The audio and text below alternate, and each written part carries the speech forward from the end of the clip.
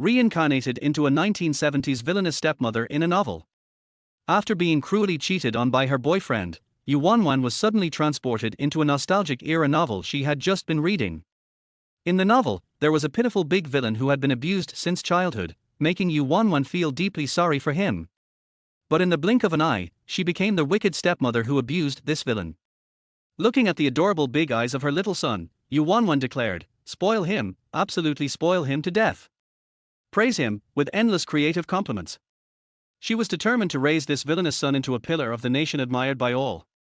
But unexpectedly, her son's biological father wanted a divorce from her. Yu Wanwan said, "Divorce is fine, the house and the son stay with me, the rest is yours." Son said, "I'm staying with mom." Son's dad. Turns out, the real clown was him all along. Chapter 1, Reincarnated as the wicked stepmother. Yu Wanwan, go to hell. Yu Wanwan suddenly woke up on her bed, eyes wide open. Then she let out a sigh of relief. So it was just a nightmare. Good thing it was just a nightmare, or else she would have been pissed off to death. Breaking up and refusing to get back together only to be stabbed. What kind of nonsense was that? It must have been all those recent social news stories pushed to her phone: husbands and wives fighting, people throwing others into cesspools, getting divorce certificates at the civil affairs office and then getting stabbed that left such a deep impression on her and caused the nightmare. Looks like she needed to stop reading those things so much. Knock knock knock. Xiao Yang's mom, come out quick. Your Xiao Yang fell into the river. The rude knocking and deafening shouting startled Yu Wanwan again just as she was about to drift back to sleep. What kind of neighbors were these? So inconsiderate. Didn't they know this loud noise disturbed the whole neighborhood? She'd definitely complain to the property management tomorrow. Knock knock knock. Xiao Yang's mom. Get up. What time is it? Stop sleeping. If anything happens to Xiao Yang, when Yurshin comes back, he'll flip out on you. The yelling outside didn't hear Yu Wanwan's inner complaints, it only grew louder and more intense. Annoyed beyond endurance, Yu Wanwan threw off the covers and got up, ready to warn them to stop.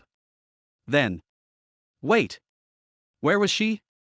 Everywhere around her were piles of bricks, no plaster, no walls or wallpaper, no floorboards. What was this place? Knock knock knock. Xiao Yang's mom. Yu Wanwan. Before Yu Wanwan could process the shock and confusion, the shouting outside started up again. Yu Wanwan decided to set those questions aside for now, frowned, and stepped out of the room heading for the front door. Miss.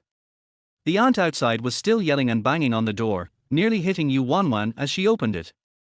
Yet she showed no sign of apology, only urgency. Xiao Yang's mom, you're finally awake. Hurry, come with me to the clinic, your Xiao Yang is still unconscious. The aunt grabbed Yu Wanwan's wrist and started pulling her outside. Caught off guard, Yu Wanwan was dragged along. By the time they finally stopped, Yu Wanwan felt like she had lost half her life. What was going on? Just a short distance, and she felt like she was about to die.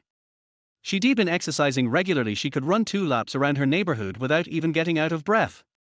Yu Wanwan lowered her head, gently patted her chest to calm down, and then. What the hell? When did she get 2 layers of love handles around her waist? When did her arms get so flabby? Her legs? Her face? Oh God. Qin Yang's mom, Qin Yang has already been given an injection and medicine. You can take him home now. Before Yu Wanwan could think any further, a middle-aged man in a white coat came out of the clinic and said to her. Yu Wanwan snapped back to reality and tried to suppress the screams inside her heart as she stared at the man in shock. If she remembered correctly, the aunt who dragged her here said that the boy named Xiao Yang fell into the river, choked on water, and was unconscious, right? Just an injection and medicine, and he was okay? No need to stay and observe. What if he gets a fever in the middle of the night? Also, the name Qin Yang felt so familiar to her, where had she heard it before? The barefoot Dr. Chiu, unaware of Yu Wanwan's thoughts, misunderstood her gaze and said with a hint of reproach, "Don't worry. I'm feeling sorry for Xiao Yang this time, so I won't charge you." After speaking, Chiu shook his head with a sigh and started to leave. Poor Xiao Yang, his real mom left him and his dad in the village to go back to the city for the college entrance exam. His dad worried since he was so young and alone. Because Yu Wanwan was so careless, Xiao Yang's dad ended up marrying her. When his dad was home, Yu Wanwan was good to him, but once his dad left to see expert doctors in the provincial hospital for his leg treatment, Yu Wanwan became the old witch the village kids often mocked. She ate well but fed Xiao Yang cat and dog portions. She never did any chores Xiao Yang could do, and she certainly never spent money on him. Before reforms, the Qin family were landlords here. After reforms, Xiao Yang's dad joined the revolution and made a name for himself. So even though this was an era when people often got criticized, the Qin family still stayed intact. Though the family's property was confiscated, their military allowance was much higher than what regular farmers earned all year. Because of this, Xiao Yang's biological mom was willing to marry his dad. She didn't have to slave away in the fields to eat. If not for the resumption of the college entrance exams and Xiao Yang's dad getting injured and discharged, and if Xiao Yang's real mom hadn't looked down on him and insisted on divorce, Yu Wanwan wouldn't have gotten off so cheap. But even for medical treatment costing only a few bucks, Yu Wanwan was miserly. If she kept going like this, she'd regretted once Xiao Yang's dad came back. Sigh. Wait. Doctor, no, Uncle Chiu, I'm not trying to avoid paying you. I want to ask if you could give me something to reduce fever or some medicinal wine. What if the kid gets a fever in the middle of the night after going home? It's not just a what if, he definitely would get a high fever. She remembered. Finally, she recalled where she'd heard the name Qin. It was the day she caught her ex cheating and broke up with him. She was feeling lazy and picked up a novel in her apartment. There was a gloomy, sickly genius villain named Qin.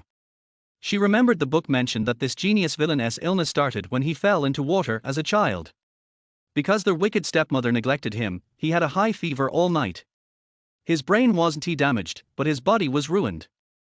Since then, he had to maintain his life with medication incurable. She even cursed the wicked stepmother back then. After all, Qin was her favorite villain in the book, bad but with a strong sense of justice.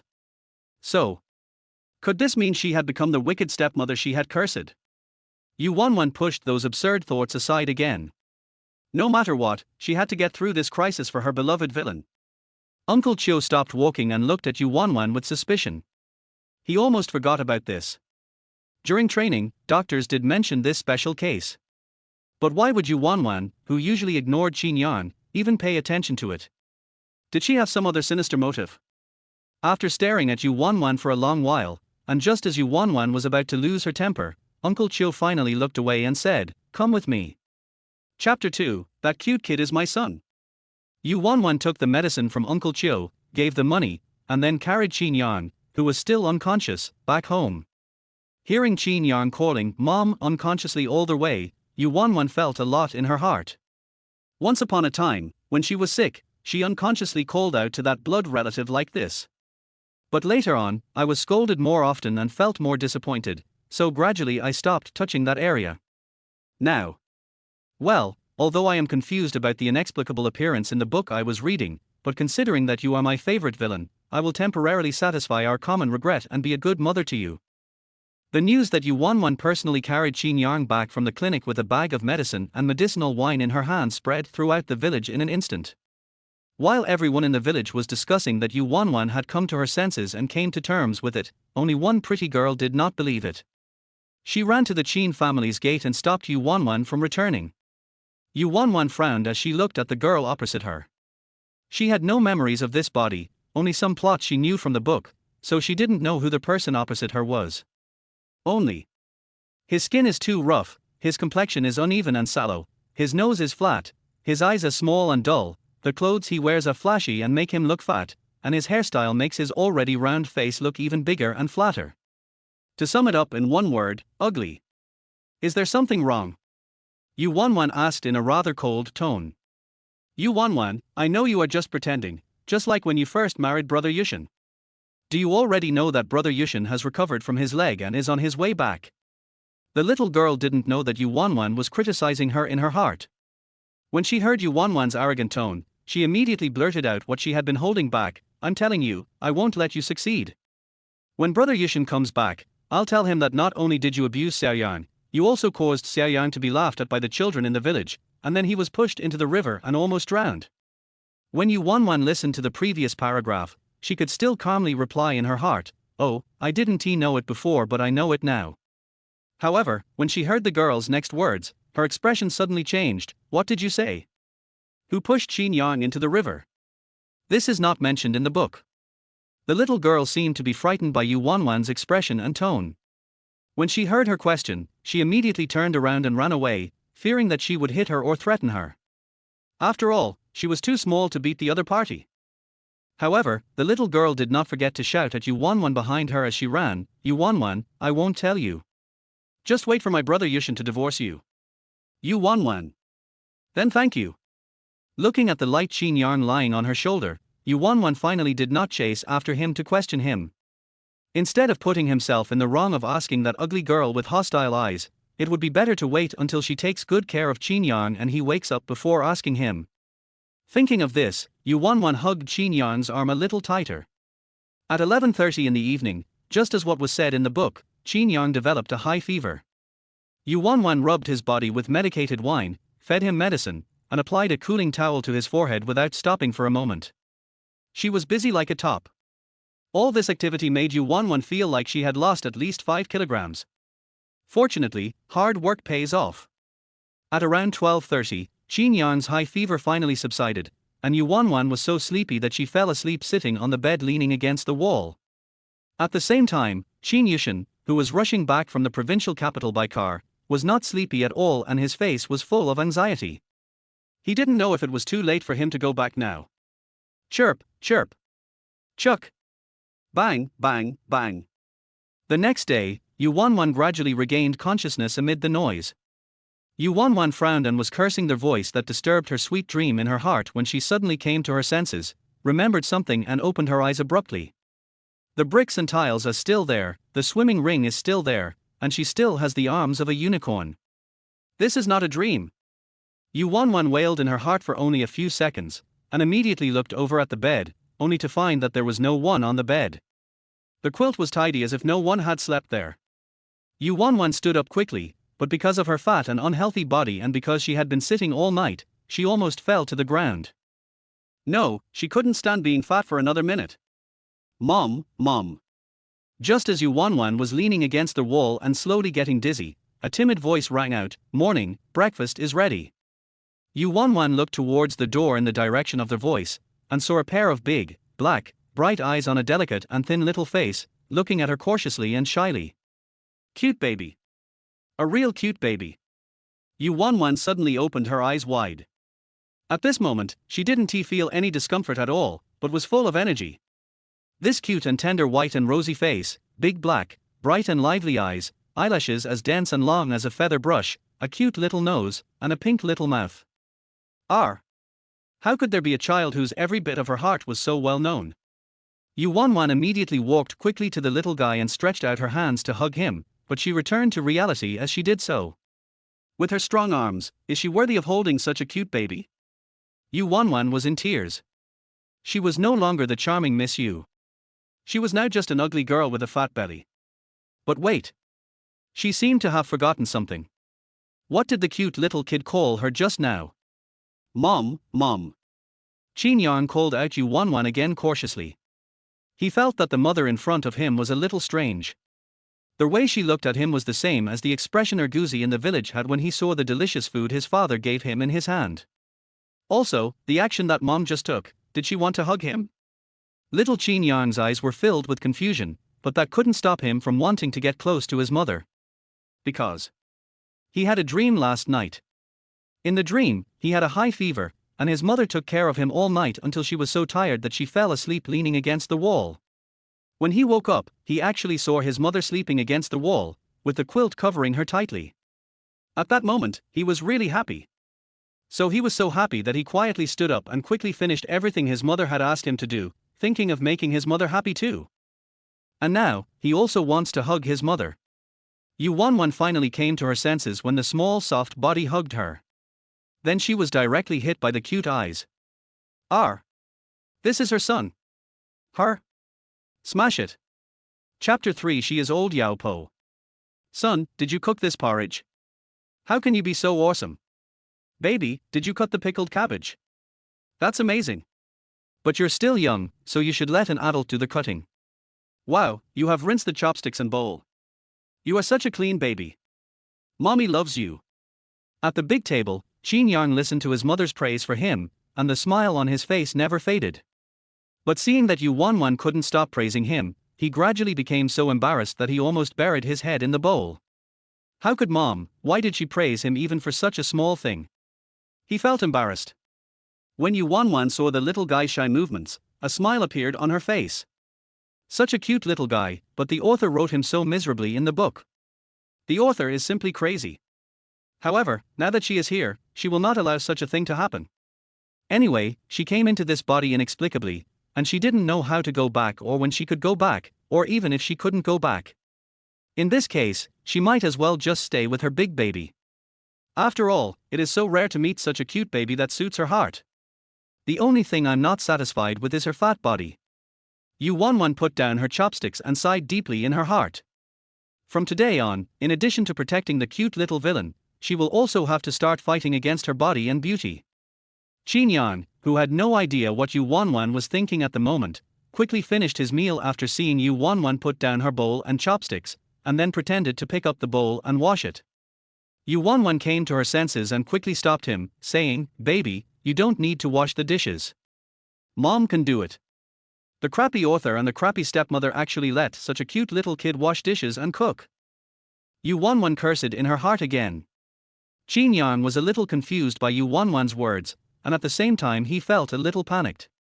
His mother always let him wash the clothes in the past, why doesn't she let him wash them now? Is it because he doesn't wash them well or does not do it well? Then, will Mom continue to like him and praise him? Little Qin Yan didn't know how to hide his emotions, so Yu Wanwan saw through his mind at a glance. She felt distressed and cursed him a few more times in her heart. "Good baby, as long as you continue to be obedient, well-behaved and cute, Mom will always like you," Yu Wanwan said as she hugged Qin Yan with her plump body. Qin Yan's eyes lit up again when he heard this, and he nodded seriously, "Mom, I'll be obedient." Yu Wanwan couldn't help but touch Qin Yan's little head. "Be good, so Mommy will wash the dishes, you go play something else. Children should run around happily and play." However, to Qin Yan, these words meant that Yu Wanwan asked him to do something else. "Okay, Mom. Then I'll go find Brother Ergu to take me to pick grass." Ergu had eaten so many delicious foods from him before, so he should not take him with him, right? After saying that, Qin Yan turned around and was about to run out. Wait. Qin Yan had not run a few steps when Yu Wanwan suddenly called him. He turned back to look at Yu Wanwan with a confused face. "Baby, were you playing with Erguzi yesterday?" Yu Wanwan asked. "I almost forgot what that weird little girl said when she came to yell last night." Qin Yan shook his head. "No, Ergu was taken to town yesterday." Yu Wanwan frowned when she heard this. "That little girl cheated on her? Then who did you go to the river with yesterday?" Yu Wanwan asked again. Qin Yan blinked his pair of dark and bright eyes several times, and then said, "Brother Goshen didn't take me to play, so I went by myself." When Yu Wanwan heard this, she became confused again. "I was playing by myself, could it be that I fell down accidentally?" Just when Yu Wanwan was puzzled, a loud shout suddenly came from outside the door. Yu Wanwan was subconsciously startled. In this day and age, although we cannot say that we eat a lot, we are full, but we are full of energy. After all, if you don't have enough food, you won't be able to do more work, and if you can't work more, you'll starve, right? Yan, are you there? Come out quickly, I have something to ask you." Before Yu Wanwan could think any more, the shouting sounded again. When Qin Yan heard this, an expression of surprise immediately appeared on his little face. It was obvious that he knew this person. As expected. "Mom, Brother Ergu is here to see me. I'm going to go pick grass with him now." While saying this, Qin Yan was looking at Yu Wanwan with great anticipation. Yu Wanwan did not stop Qin Yan, but she followed him out. After all, although Qin Yan trusts this Brother Erguzi very much, the kid's tone is so fierce. Is he really a good person? She couldn't let her big baby suffer any injustice. Qin Yan was completely stunned when he saw Yu Wanwan actually followed him out. After all, Yu Wanwan had never been like this before. Not only that, she only cared about whether he had finished his work and then ignored him. Qin Yan felt that there was something wrong with his stepmother from last night to today. But this is not right. He likes it very much and even hopes that his stepmother will always be like this. Qin Yan felt that his thoughts were wrong, but he couldn't help it. He felt that he might have become a bad boy like Gosheng and the others. Yu Wanwan was only focused on intimidating the guy who dared to be mean to her baby, so she didn't notice the emotions of the little guy she was holding hands with at first. When I saw the little boy waiting at the door with an impatient expression, I had even less time to pay attention. Because. Old Yaopo. What do you want to do? You are not allowed to bully Yarn Yarn, otherwise, I will find someone to beat you up. Urgu's name is Zhang Erju. He is the nephew of the village team leader, so many children in the village like to follow him, and some are even 1 or 2 years older than him. As far as Yu Wanwan could remember, the original owner had been threatened by Urguzi once. But the original owner was so strong that he still didn't dare to ignore Urgu's threat. It's just very ridiculous. How old are you, kid? You're threatening me. Look at my weight, and then look at your own tiny arms and legs. Do you believe that I can make you bleed with just one slap? Urguzi. He was frightened by Yu Wanwan's sudden seriousness. But he soon came to his senses. You dare. If you dare to hit me, just try it. My parents and my uncle will beat you to death. Urguzi said harshly. Although he said harsh words, Urguzi was actually on guard towards Yu Wanwan. Seeing this, Yu Wanwan almost couldn't help laughing out loud. Naughty child, do you think she can't be cured? And just at this moment. Mom, don't hit Brother Urgu is good, don't hit Brother Urgu. Qin Yarn hugged Yu Wanwan's legs, raised his head and spoke to her pitifully. Yu Wanwan, who the hell can stand this? Unfortunately, before Yu Wanwan could speak, Urguzi plucked up the courage to pull Qin Yarn to his side. Don't beg old lady Yao, I'm not afraid of being beaten. Chapter for teaching your son. This naughty kid really deserves a beating.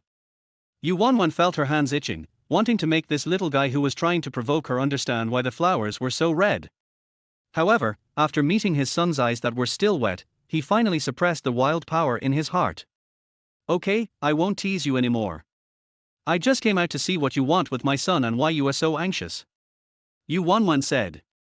Unfortunately, even though Yu Wanwan confessed, Urguzi did not believe it and still looked at Yu Wanwan with suspicion for a long time.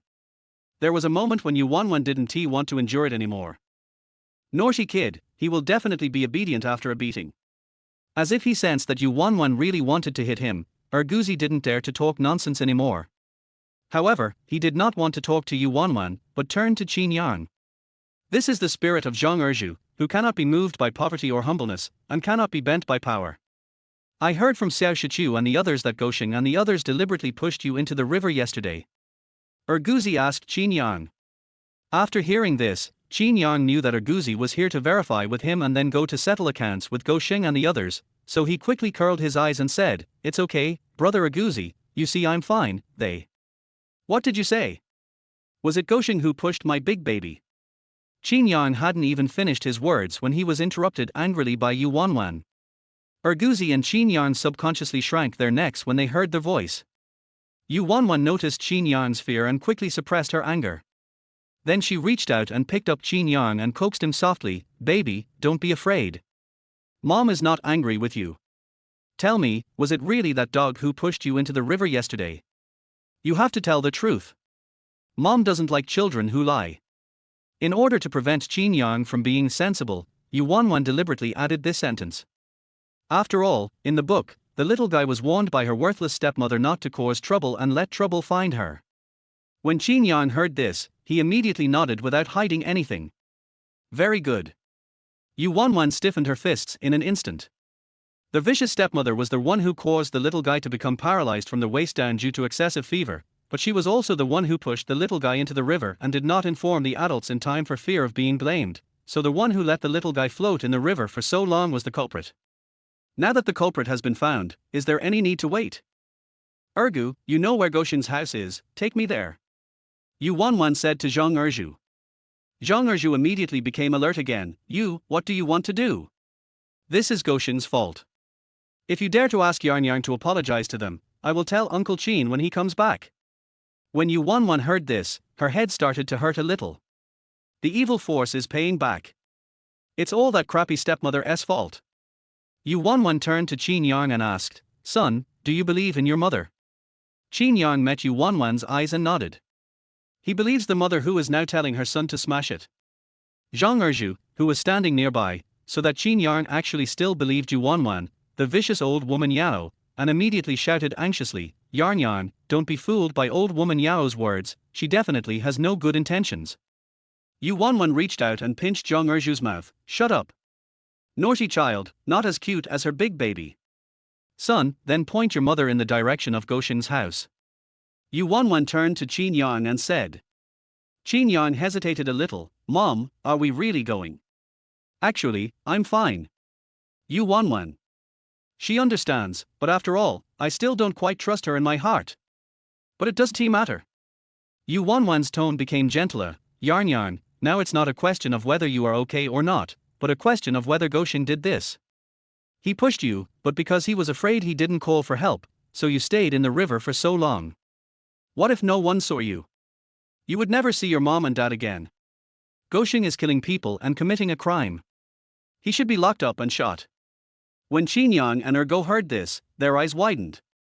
Seeing this, Yu Wanwan immediately gave Qin Yang a kiss and took the opportunity to instill in him the concept of safety. So my big baby must not do bad things, otherwise mom will be very sad. Qin Yang's face turned red after being kissed by Yu Wanwan, and his voice was as soft as a mosquito. Don't worry, Mom, I will never do anything bad.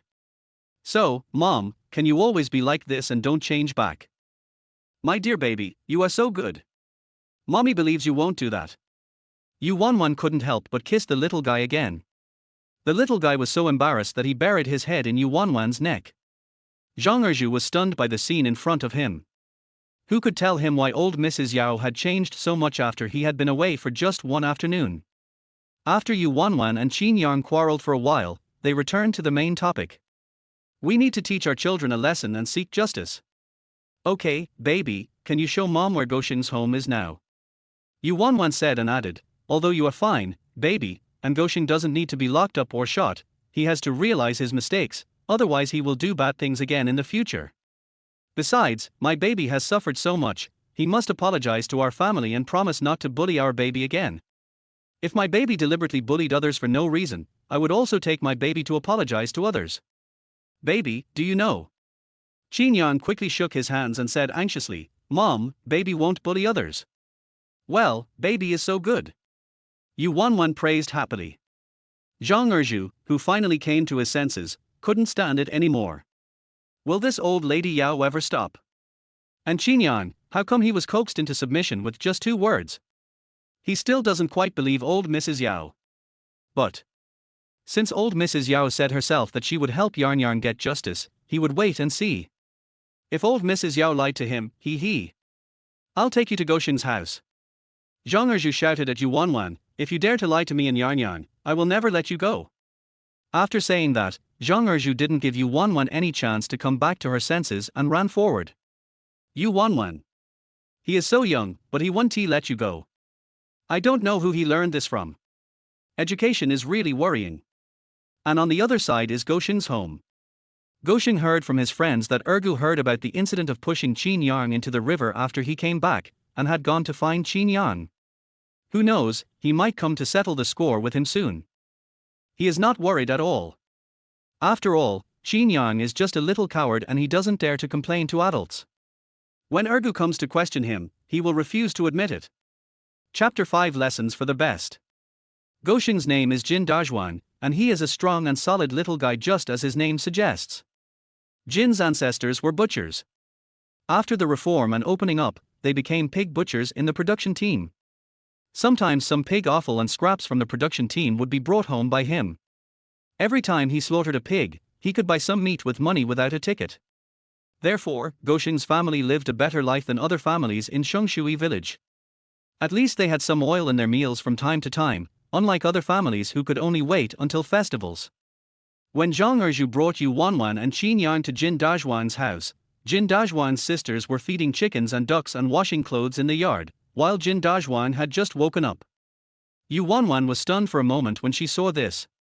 She forgot that in that era, every household had to go to the fields to work early in the morning, and the only ones left at home were the elderly who could not work and the children. Jin Goshen, come out. Seeing Yu Wanwan standing at the door without saying anything, Zhang Erju thought she might go back on her word, so he immediately shouted into their house.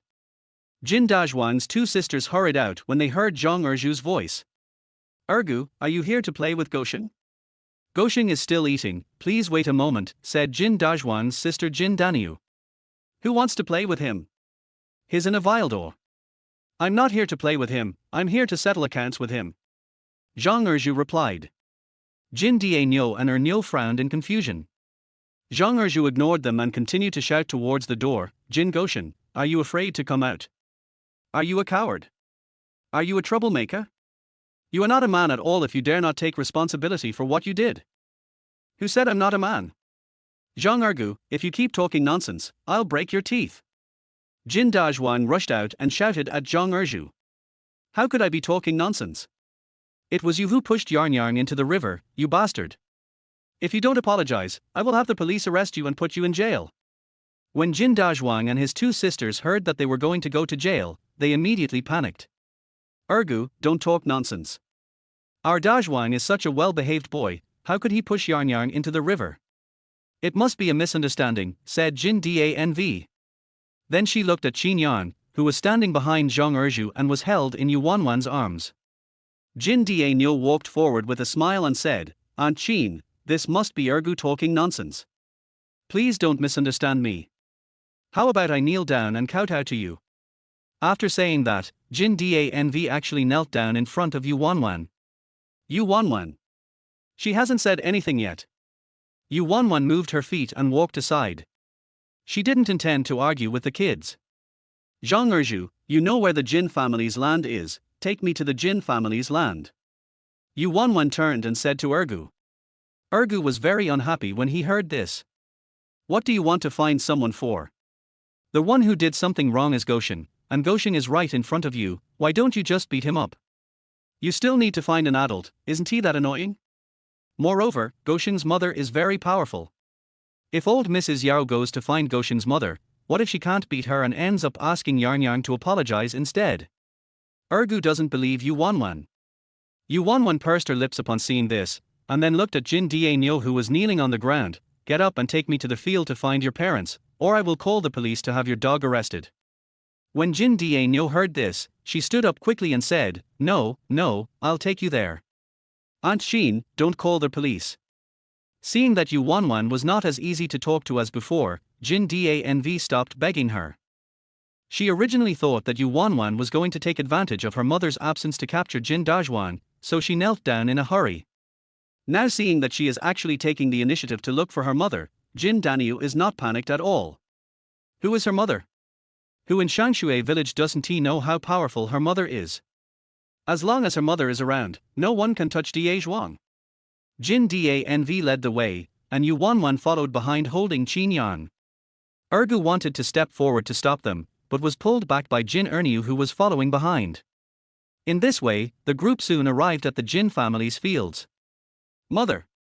Mother!" Jin Danv saw her mother in the field from afar and immediately shouted loudly. Aunt Jin frowned when she heard her daughter's voice. Normally, her daughter should be at home doing housework at this time, so why was she running to the fields? When she stood up and looked up, she saw Yu Wanwan holding Qin Yan behind her daughter. She became even more confused. The Qin family agreed not to do farm work, so why is Yu Wanwan here? "Mom, Aunt Qin said she would ask the police to arrest our Goshen." Jin Daenyo quickly ran to Aunt Jin to complain. When Aunt Jin heard this, she immediately became furious. How dare she? What a lazy woman she is. After saying that, without waiting for Jin to say anything else, she came up from the field angrily, walked up to Yu Wanwan and cursed, "Yu Wanwan, you fat, lazy, black-hearted woman, why did you let the police arrest my dog Shin? I tell you, if you don't apologize to me today and compensate me something, I will never let you go." Yu Wanwan put Qin Yang on the ground, patted his head, and motioned him to go find Zhang Erju. Ergu also broke free from Jin Ernyu's grip at this time, and stepped forward to drag Qin Yang far away from Yu Wanwan. Qin Yang looked in Yu Wanwan's direction with a worried look on his face. Ergu twitched his lips when he saw this. "If you are worried about old lady Yao getting hurt, let's go find my uncle right away." Qin Yang hesitated for a moment, then nodded and trotted towards the village captain's residence. After Yu Wanwan caught a glimpse of Qin Yan's leaving figure, she turned to the cursing Aunt Jin with a smile. Are you not done with me? Yu Wanwan sneered. I'm not done with you. Yu Wanwan pushed Aunt Jin to the ground. When the people in the surrounding fields saw this scene, their eyes widened with disbelief. However, Yu Wanwan was not finished yet. Will you teach your son? Yu Wanwan squatted down and sat on Aunt Jin's body, then grabbed her collar and slapped her twice, asking loudly.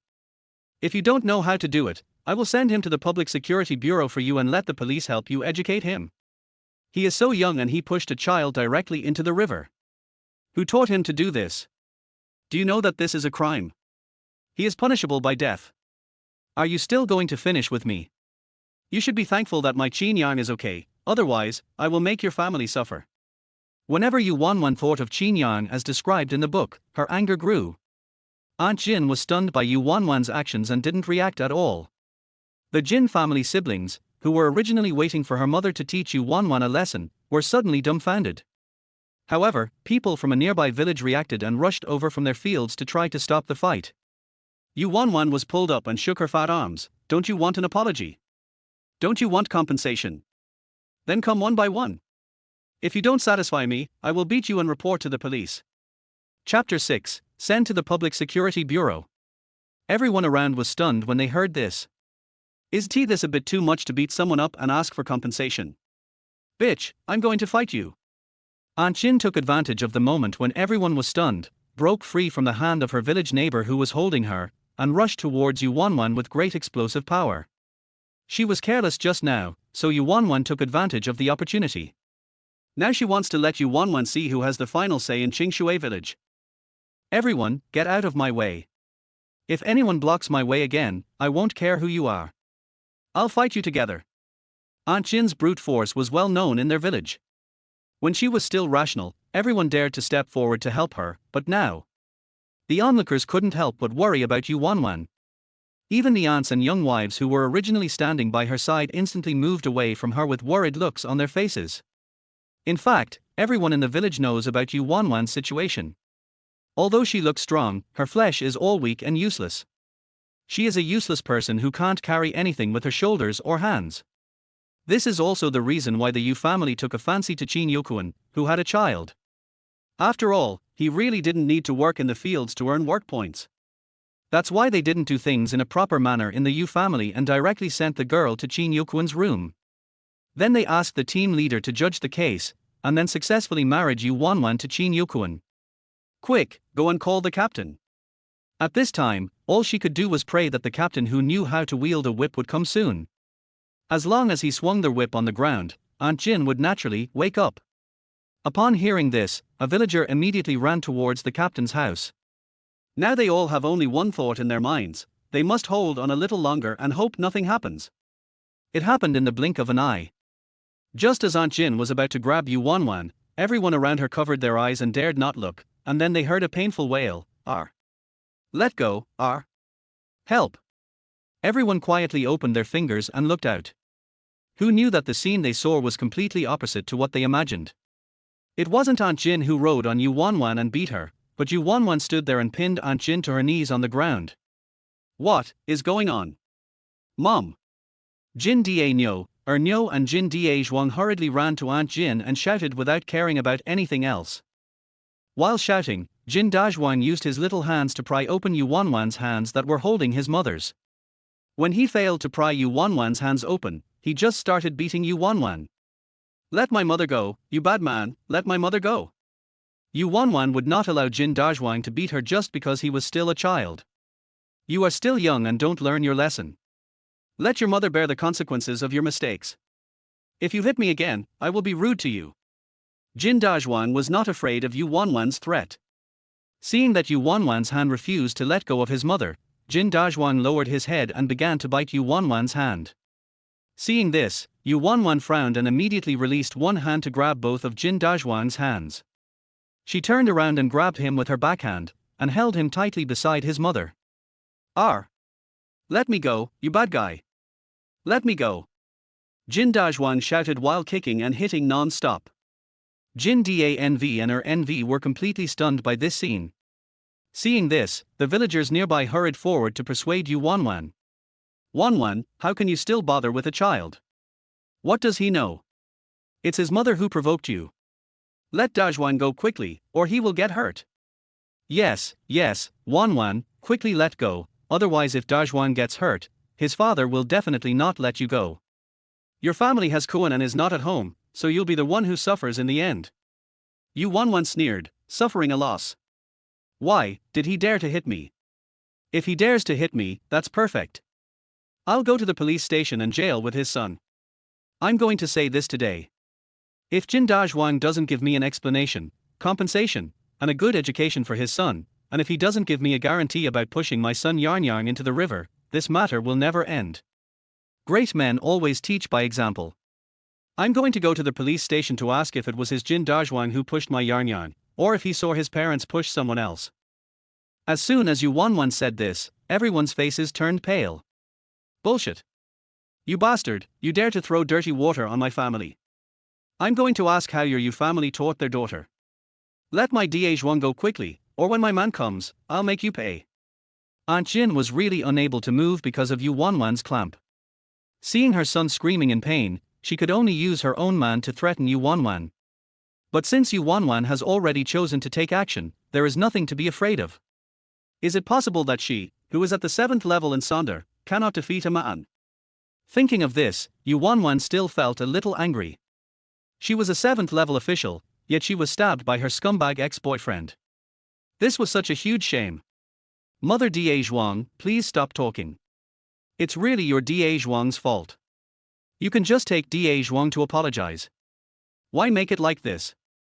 The aunts and sisters-in-law around didn't dare to step forward to pull Yu Wanwan away, but they didn't want Yu Wanwan and Aunt Jin to continue making trouble, so they began to persuade both sides. Wanwan, we are all from the same village. We have seen each other every day. There is really no need to make such a fuss. Why don't you release Dajwan first? When Aunt Jin heard what the aunt next to her said, she immediately climbed up the pole and said, Yu Wanwan, let me go quickly, and I won't care about you hitting me, otherwise I will definitely not let this matter go in a while. Well, seeing you guys like this, I know that you have no chance of realizing your mistakes. In that case, let's go to the Public Security Bureau together. Yu Wanwan no longer felt conflicted.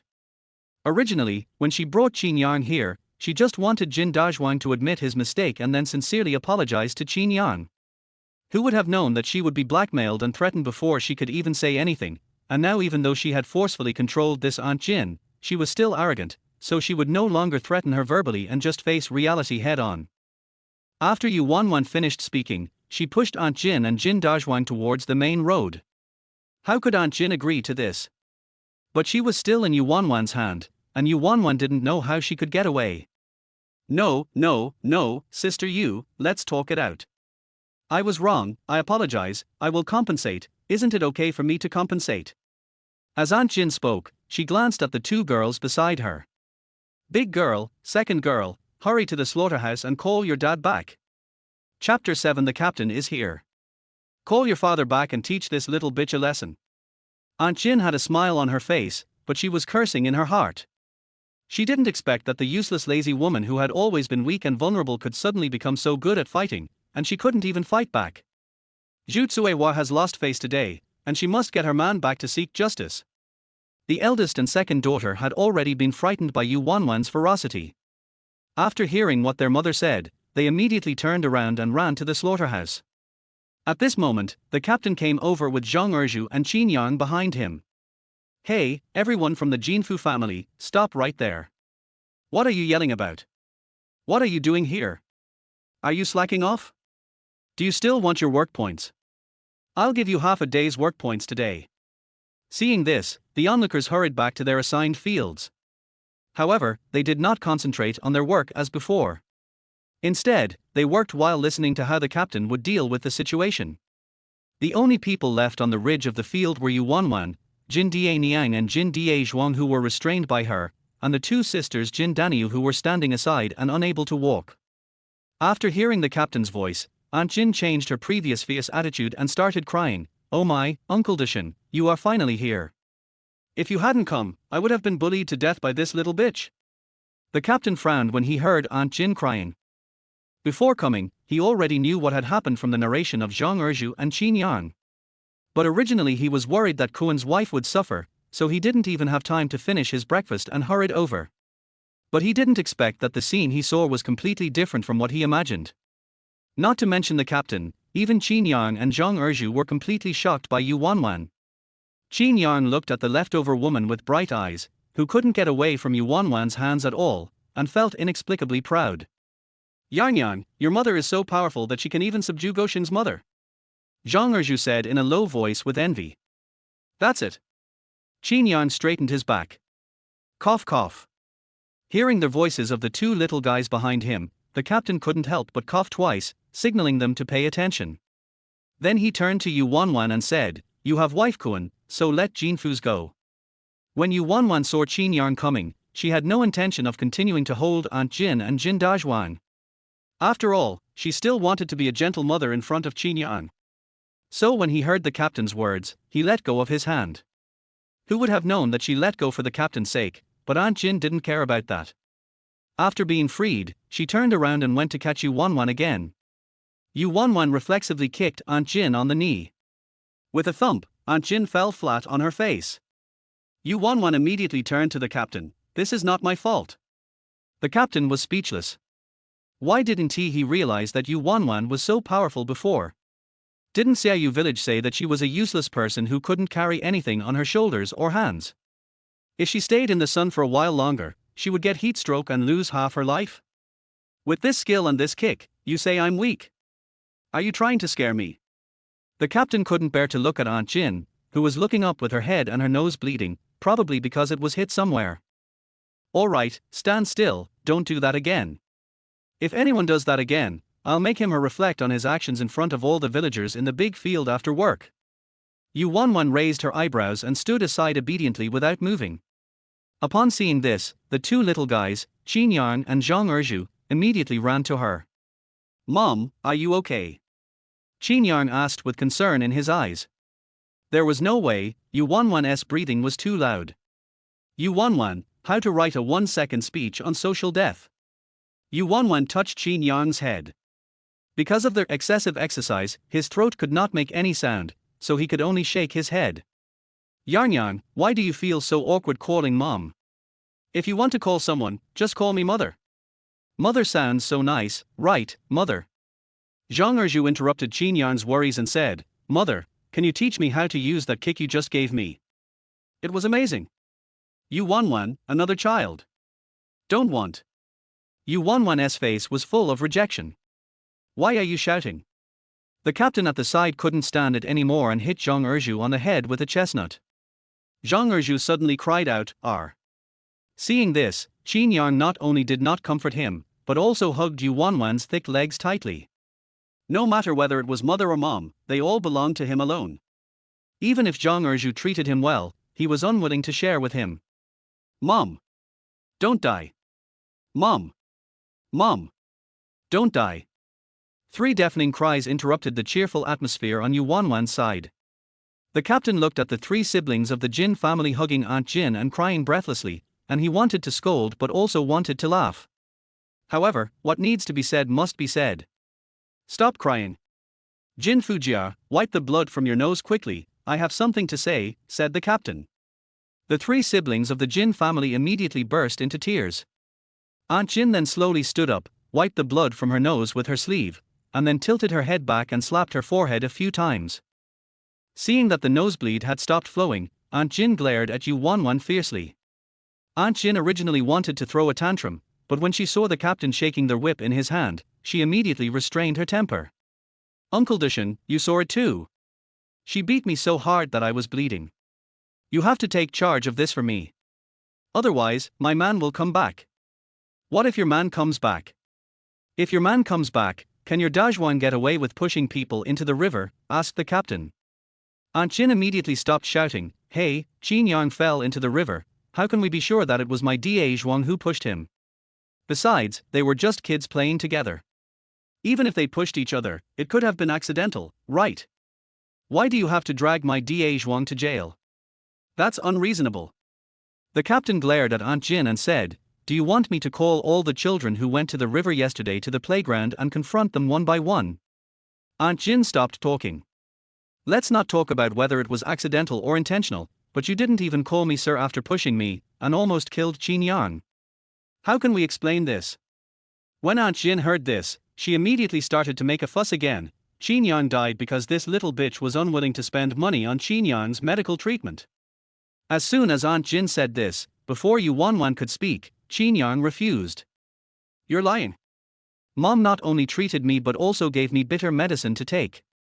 She also stayed with me all night when I had a fever. You're lying. As soon as Qin Yan finished speaking, not only Aunt Jin, but even the team leader looked at Yu Wanwan with disbelief. Yu Wanwan, it's all that vicious woman's fault. Chapter 8 Sincere Apology and Compensation. He. Yu Wanwan smiled awkwardly. Uncle Captain, I know what I did before was wrong, so I will definitely change now. As Yu Wanwan spoke, she clasped her hands together and smiled ingratiatingly at the captain. The captain looked at Yu Wanwan with sharp eyes for a long time, and then retracted his gaze. It's good that you know you are wrong. Although Xiaoyang is already 4 years old, he is a sensible and grateful child.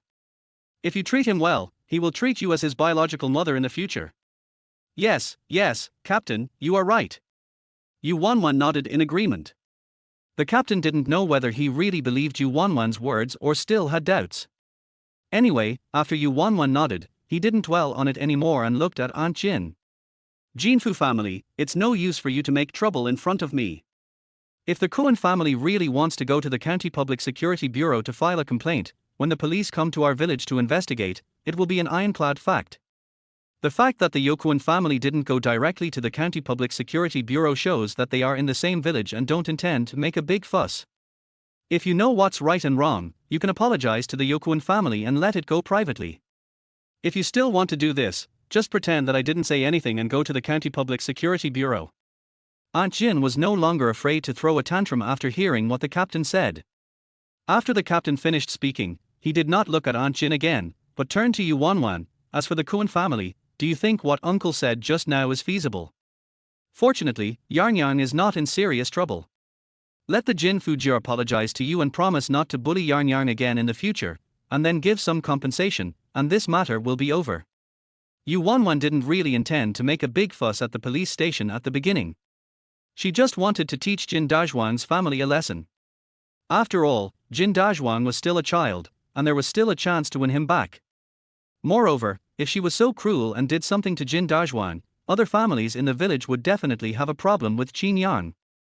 This is definitely not conducive to Qin Yan's psychological growth, so what the captain said is also the best way of dealing with it in rural villages. Who made her unable to take Qin Yan to live in the county? But, Uncle Captain, since you said so, I will definitely give you this face, but I still have conditions. Yu Wanwan said seriously. The captain frowned, but finally nodded. First, I want this apology to be a sincere one made after Jin Dazhuang and Aunt Jin's family fully understand the harmfulness of this incident.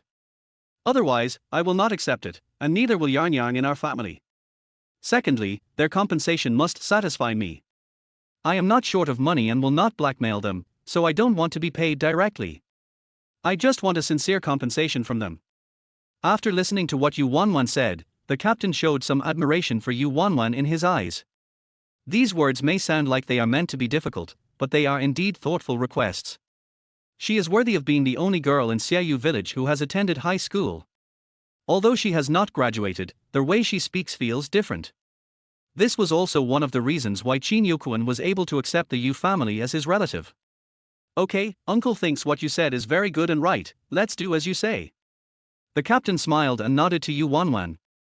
Aunt Jin, who was standing by, wanted to say something immediately upon seeing this, but finally shut up after the captain glared at her and swung the whip in his hand. Jinfu family, when your Jinfu returns home, you should discuss this matter carefully and give Yokuan family an answer tonight. If Jinfu has any dissatisfaction with this matter after he returns home, you can ask him to come to me directly. If your family dares to cause trouble for Yokuan's family again, I will go directly to the Public Security Bureau in the district or county on behalf of Yokuan's family. When Aunt Jin heard the captain's serious words, she no longer dared to have any other thoughts and just nodded in agreement. But the look he gave Yu Wanwan still contained a hint of viciousness. Yu Wanwan saw the dissatisfaction of Aunt Jin and the 3 siblings of the Jin family, but so what? She didn't care at all. At this time, she had rested well and recovered her strength, so she bent down and picked up Qin Yang, and then said to the captain, "Uncle Captain, since this matter has been confirmed, I will not delay everyone's work here. I will take my Yang back first." The captain nodded. Upon seeing this, Yu Wanwan thanked him and turned to leave with Qin Yang in her arms. Naturally, Zhang Erju, who wanted her to teach him how to kick people, followed behind her. After walking away, the captain and others could still vaguely hear Yu Wanwan praising Qin Yang. "Son, you were so great and smart today. You were afraid that Mom would get hurt and called the captain over. Mom must reward you. Son, tell me, what do you want? Food, drinks, toys, and daily necessities. Everything is fine. Aunt, there's me and there's me. I was the one who brought Yang to find my uncle." In the evening, when Yu Wanwan was preparing steamed cakes for the two little ones at home, Jinfu's family knocked on the Qin family's door. Looking at Jinfu, who was also tall and strong, with Aunt Jin and Jin Dazhuang following behind him, Qin Yang subconsciously felt a little scared and worried, so he winked at Zhang Erju. Zhang Erju immediately took advantage of the Jin family's inattention and jumped out of the door and ran towards the captain's house. Jin Fujia saw Zhang Erju leaving but didn't care. He asked gently, "Yang, where is your mother? Ask her to come out for a moment." "Are you kidding? The captain has already spoken, so even if they feel aggrieved, they have to hold it in. What era is it now? Do they dare not listen to the captain? Believe it or not, I will let you be criticized in public in front of your fellow villagers." Besides, Yu Wanwan did not go to their police station to report the case immediately.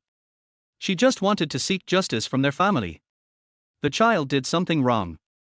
Don't say that Yu Wanwan didn't report the case in order to extort money. Don't even look at how the Qin family lives and how their own family lives. There's really no need to extort money from them. Although Jinfu had not read many books, he had worked in a slaughterhouse and had heard some of the leaders' words and ideas. As long as it was not a matter of beating or killing, it would be resolved peacefully. Brute force can only give temporary relief, but it cannot solve the problem. Qin Yang looked at the face in front of him, which was smiling but uglier than crying, and was a little scared for a moment. Fortunately, Yu Wanwan heard the noise outside and quickly came out of the kitchen. When Qin Yang saw Yu Wanwan, he immediately seemed to be unsealed and ran to Yu Wanwan in a flash. "Hey, big sister, I, Jinfu, brought my child and mother to apologize to you. This is 4 pounds of pork belly. I bought it specially for you and also for Yang to nourish his body." Chapter 9: The reason for pushing into the river. Yu Wanwan looked at Jin Fu's threatening smile, then looked at the two Aunt Jin and her daughter who looked like quails behind him, and nodded. "Come in and sit for a while," Yu Wanwan said. Seeing that Yu Wanwan's attitude was quite good and not at all unreasonable as his own wife said, Jin Fu couldn't help but glare at Aunt Jin. Aunt Jin felt a little aggrieved. Yu Wanwan doesn't dare to be rude because she sees that you are tall and strong. In the field before, with so many people watching, she was particularly splashy. Even splashier than her? But even though Aunt Jin had a lot of thoughts in her mind, she still didn't dare to speak nonsense at this time. It was just because, when her husband came home, he went to see the team leader first, and immediately scolded her for a long time after he came back, and even said that if she couldn't teach her son well, he would not live with her.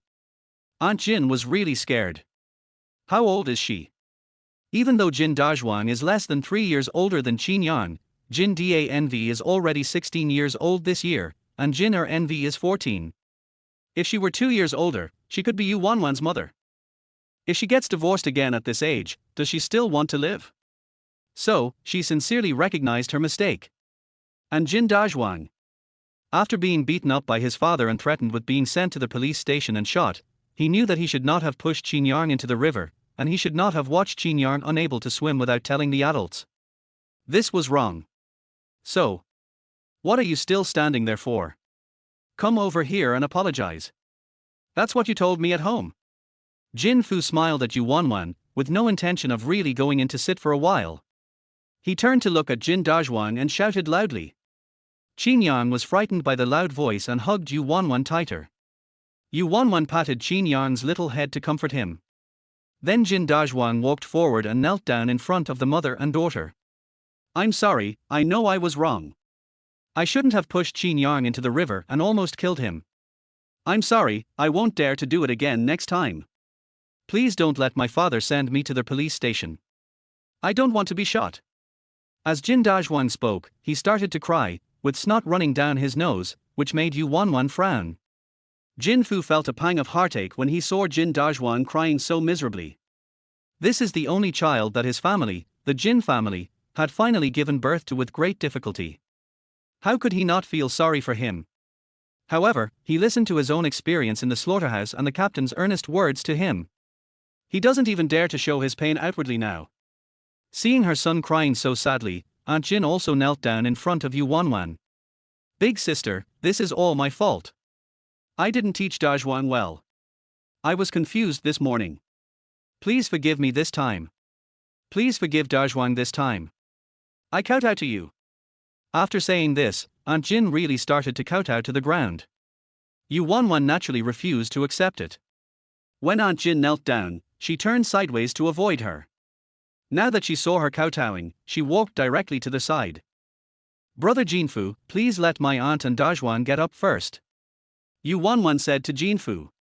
As soon as Jinfu heard it, he knew that Yu Wanwan had not forgiven him. However, seeing that she was frowning and showing her disapproval of this apology, he did not dare to say anything more, so he asked Aunt Jin and Jin Dajwang to stand up. Sister, have you forgiven your sister-in-law? Thank you so much. Aunt Jin said to Yu Wanwan after she stood up. Yu Wanwan pursed her lips and spoke after a while, help Dajwang wipe his tears and snot first. Aunt Jin sighed immediately, then wiped Jin Dajwang's tears with her sleeves, pinched Jin Dajwang's nose with her hands to break off the snot and threw it on the ground, then crushed it with her feet. Yu Wanwan, she was a little unable to adapt. Fortunately, her son is Qin Yang, the big baby who has loved cleanliness since he was young. Although Yu Wanwan frowned at Aunt Jin's actions, she also knew that everyone was like this in this era, so when she saw that Jin Dajwang's face was a little cleaner, she waved at him. Seeing this, Jin Dajwang first looked at his father and then at his mother. Finally, after Jin Fu put the 4 pounds of meat in his hands and nodded to him, he walked to Yu Wanwan with the meat. Yu Wanwan was not polite. She took the 4 pounds of pork belly and thanked Jin Fu. Then she squatted down and looked at Jin Fu and asked, Da Zhuang, I want to ask you, why did you push my yarn? Seeing Jin Dajwang was frightened for a moment, Yu Wanwan continued, don't be afraid, I just want to know the reason. Her eldest baby is handsome and clean. Logically speaking, it is impossible for any child not to like playing with him. Therefore, she must know the root cause and want to solve it. It was agreed that her big baby would live under the care of love, and this love is not just the love of their family. Jin Dajwang hesitated for a moment, looked at his mother, and then said timidly in a low voice, I heard my mother tell other aunts that Qin Yang was an unwanted child. His father was not at home, and his stepmother was too lazy to be a bad person. If he had known that he would suffer so much after being born, he would have been thrown away and strangled to death when he was born. When Aunt Jin heard this, her face turned pale. Jin Dajwang. Subconsciously, she shouted loudly. But before Yu Wanwan could say anything, Jin Fu yelled back. Shut the fuck up. It turns out that it was you, a bitch, who was talking nonsense behind my back. You caused Da Zhuang to do something wrong. I'm telling you, if you keep talking nonsense behind my back, I'll make you go back to where you are. Okay, if you want to teach your wife a lesson, go back home and teach her. Don't yell at me in my house. Although Yu Wanwan didn't like Aunt Jin, she also didn't like Jin Fu, who blamed everything about Jin Dajwang on Aunt Jin. Jin Fu was furious when Yu Wanwan shouted at him, but he didn't dare to rush back, so he could only glare at Aunt Jin. Yu Wanwan ignored the quarrel between Jin Fu and his wife. After seeing Jin Fu stop yelling, she patted Qin Yang's head and looked at Jin Dajwang again. Besides this, is there no other reason? Jin Dajwang hesitated for a while before speaking again. He is so handsome, Xiao Kao and the others like him but not me, and Ergu is only willing to play with him and not with me, so. Yu Wanwan. Jin Fu and his wife. At this time, Zhang Erju, who was mentioned by Jin Dajwang, just walked in with the captain. Hearing this, he immediately retorted, you like to play house with Xiao Kao and the others, but I don't like playing house. What I like is to fight the Japanese. Why should I play with you? Yu Wanwan and others were stunned. It turns out that this little kid, who is less than 10 years old, already knows how to like girls. Just awesome. Chapter 10 I am a good kid. This apology ended with Jin Fu beating up Jin Dajwan. Seeing Jin Dajwan looking so pitiful, Yu Wanwan didn't feel anything, but Qin Yang felt a little bit reluctant. Then, with Yu Wanwan's consent, he ran into their house, cut a small piece of Yu Wanwan's steamed cake and handed it to the crying Jin Dajwan. Jin Dajwan finally stopped crying when he saw the fragrant cake in front of him. What is this? It smells so good. Just eat it when you're given it. Why are you asking so many nonsense questions? Zhang Erju, who was standing by, felt jealous when he saw Qin Yang cut the cake and gave only the portion to Jin Dajwan. He said something to Jin Dajwan in a bad mood, then directly took his hand and stuffed the cake into Jin Dajwan's mouth. Jin Dajwan chewed twice subconsciously, then his eyes lit up, and he turned to Qin Yang and asked, "Qin Yang, what is this? It's delicious. Do you have any more?" I want to eat more."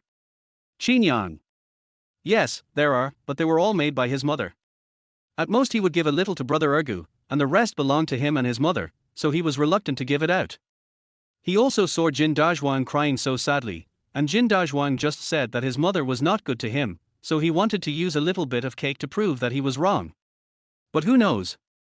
Qin Yang is not a child who would lie, and his mother doesn't like children who lie, so when faced with a problem and at a loss, Qin Yang can only turn his attention to his mother. Yu Wanwan looked at Qin Yang's aggrieved eyes and couldn't help laughing out loud. "It's okay, Mom will make it for you tomorrow." After Yu Wanwan finished speaking, she turned around and walked into the house and brought out all the remaining cakes. As soon as Zhang Erju saw the cake, he rushed over. Jin Dajwan stopped crying at this time, and looked at the cake in Yu Wanwan's hand with anticipation. When the team leader and the Jin Fujian couple in the yard saw the plate of delicious cake, which was obviously made with good ingredients such as sugar and eggs, they were all surprised. Yu Wanwan really knows how to eat. The three captains thought. After Yu Wanwan gave a piece to Jin Dajwan and Zhang Erju, she cut a large piece for Qin Yang, and then walked over to the team leader and the other two and gave each of them a piece. Aunt Jin reached out and took it immediately, but the captain and Jin Fu waved their hands again and again. "This is good stuff, just give it to the children, what else can we eat?" For a moment, Aunt Jin didn't know whether to eat the cake in her hand or not. Logically speaking, since her family gave Yu Wanwan such a big piece of pork belly, it wouldn't be a big deal for her to eat a piece of cake. But her husband and the captain were too embarrassed to eat it. If she ate it, wouldn't her husband scold her to death? Fortunately, before Aunt Jin could hesitate for long, Yu Wanwan spoke up to help her out. "Things are made to be eaten, so why can't they be eaten? If Yarnyang wants to eat it, I can make it again, right, Yarnyang?" Yu Wanwan said as she turned around and asked Qin Yang, who was eating the cake contentedly. When Qin Yang heard Yu Wanwan's question, he immediately nodded heavily. "Mom will make it for me." After saying that, Qin Yang took another big bite of the cake with a happy look on his face. "Tasty." The captain wanted to refuse and was even prepared to let Yu Wanwan give the piece to Zhang Erju. Who knew that Yu Wanwan shook her head and didn't agree. "Uncle, I know you love your children and want them to eat well. It's okay to save a little and eat less, but things shouldn't be done this way. If you want your children to be well, you have to work hard to make money to support the family. You have to worry about chores and work. How can you have the energy and strength if you don't eat well? Besides, feelings are mutual. If you just give blindly, when you are old and your children grow up, they will subconsciously ignore you, thinking that you have given them the best for so many years, so they will feel at ease and just enjoy without giving anything in return." The captain and the Jinfu couple were stunned when they heard this. Aunt Jin didn't fully understand what Yu Wanwan meant, but the captain and Jinfu were deeply touched. "Har har, you from the Kuan family are worthy of being high school students. It's really pleasant to hear what they said. Okay, I'll eat it." The captain took the cake in his hand and took a bite with a smile. Then he praised with a look of surprise, "It's really delicious, the cooking skills are good. What is this?" "This is a cake." Yu Wanwan took the last piece and smiled, answering the captain while eating.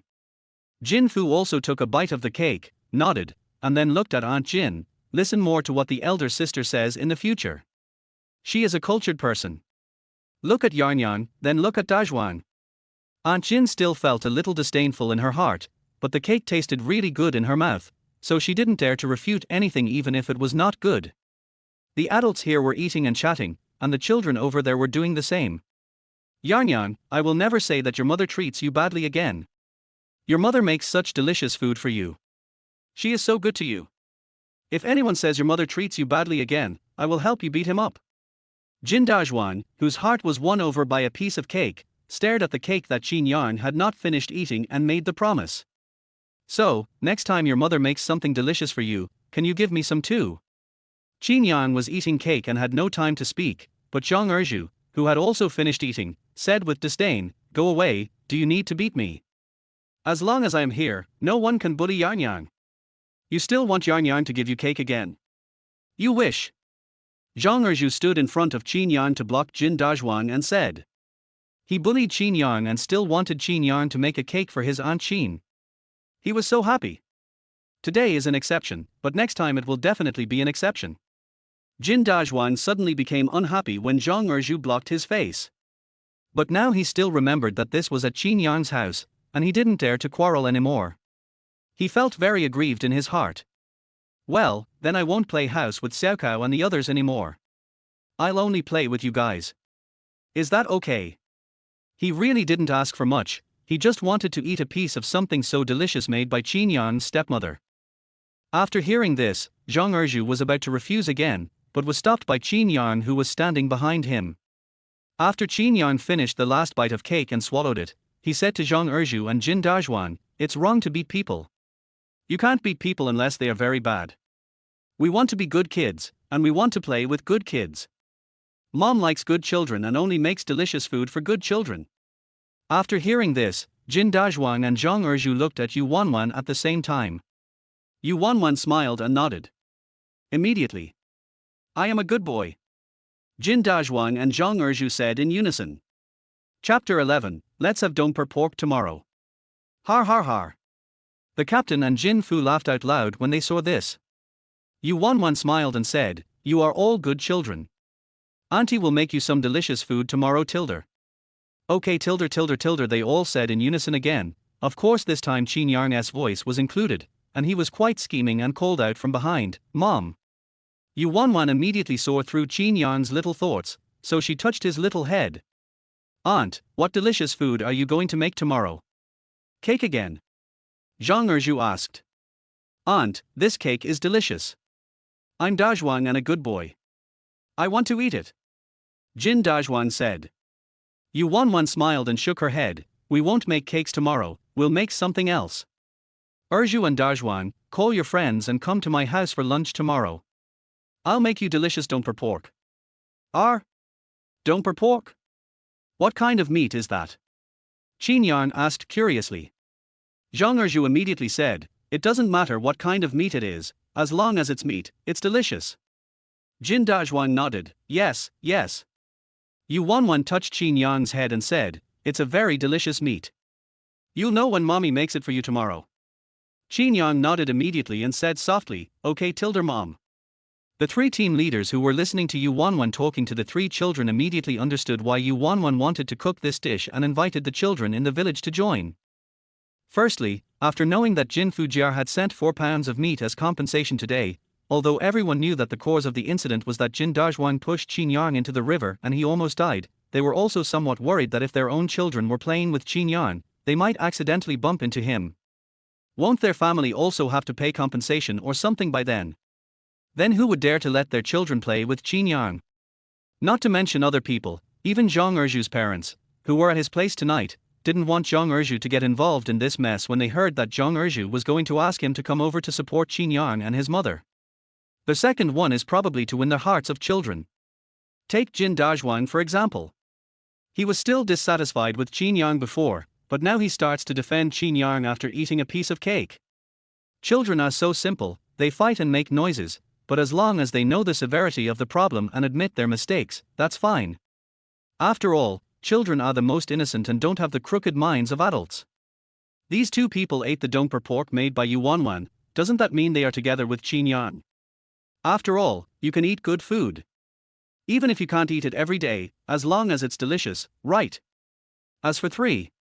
Although Yu Wanwan demanded compensation in a tough manner, she did not do so just for the sake of compensation.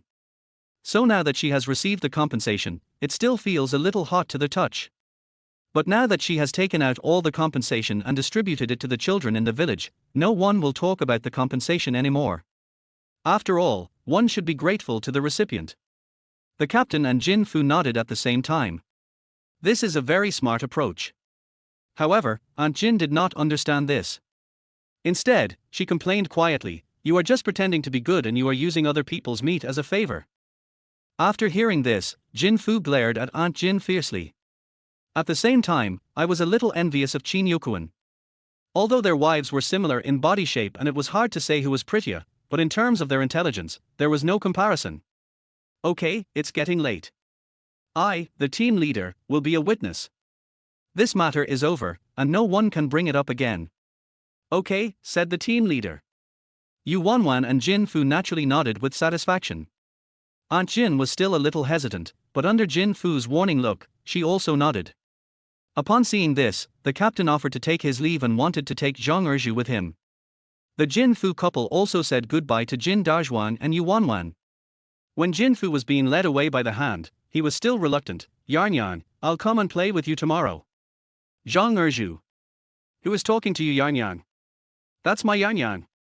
Yarn, let's not go out tomorrow, let's just play at home.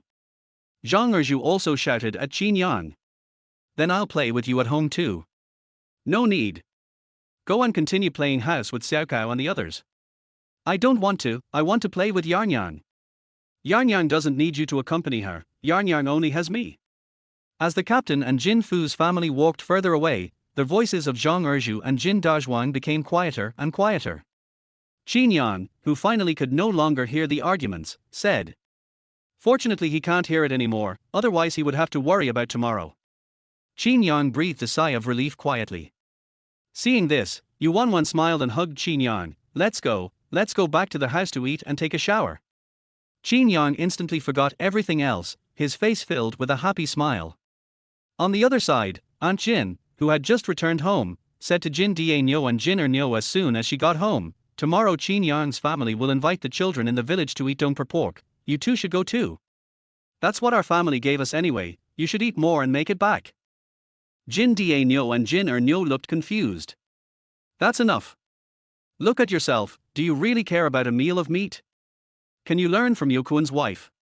In today's matter, you only care about the meat. Don't you see any tricks at all? Jin Fu asked Aunt Jin impatiently while smoking a cigarette. Aunt Jin, isn't it just pretending to be generous? What kind of reputation can it have?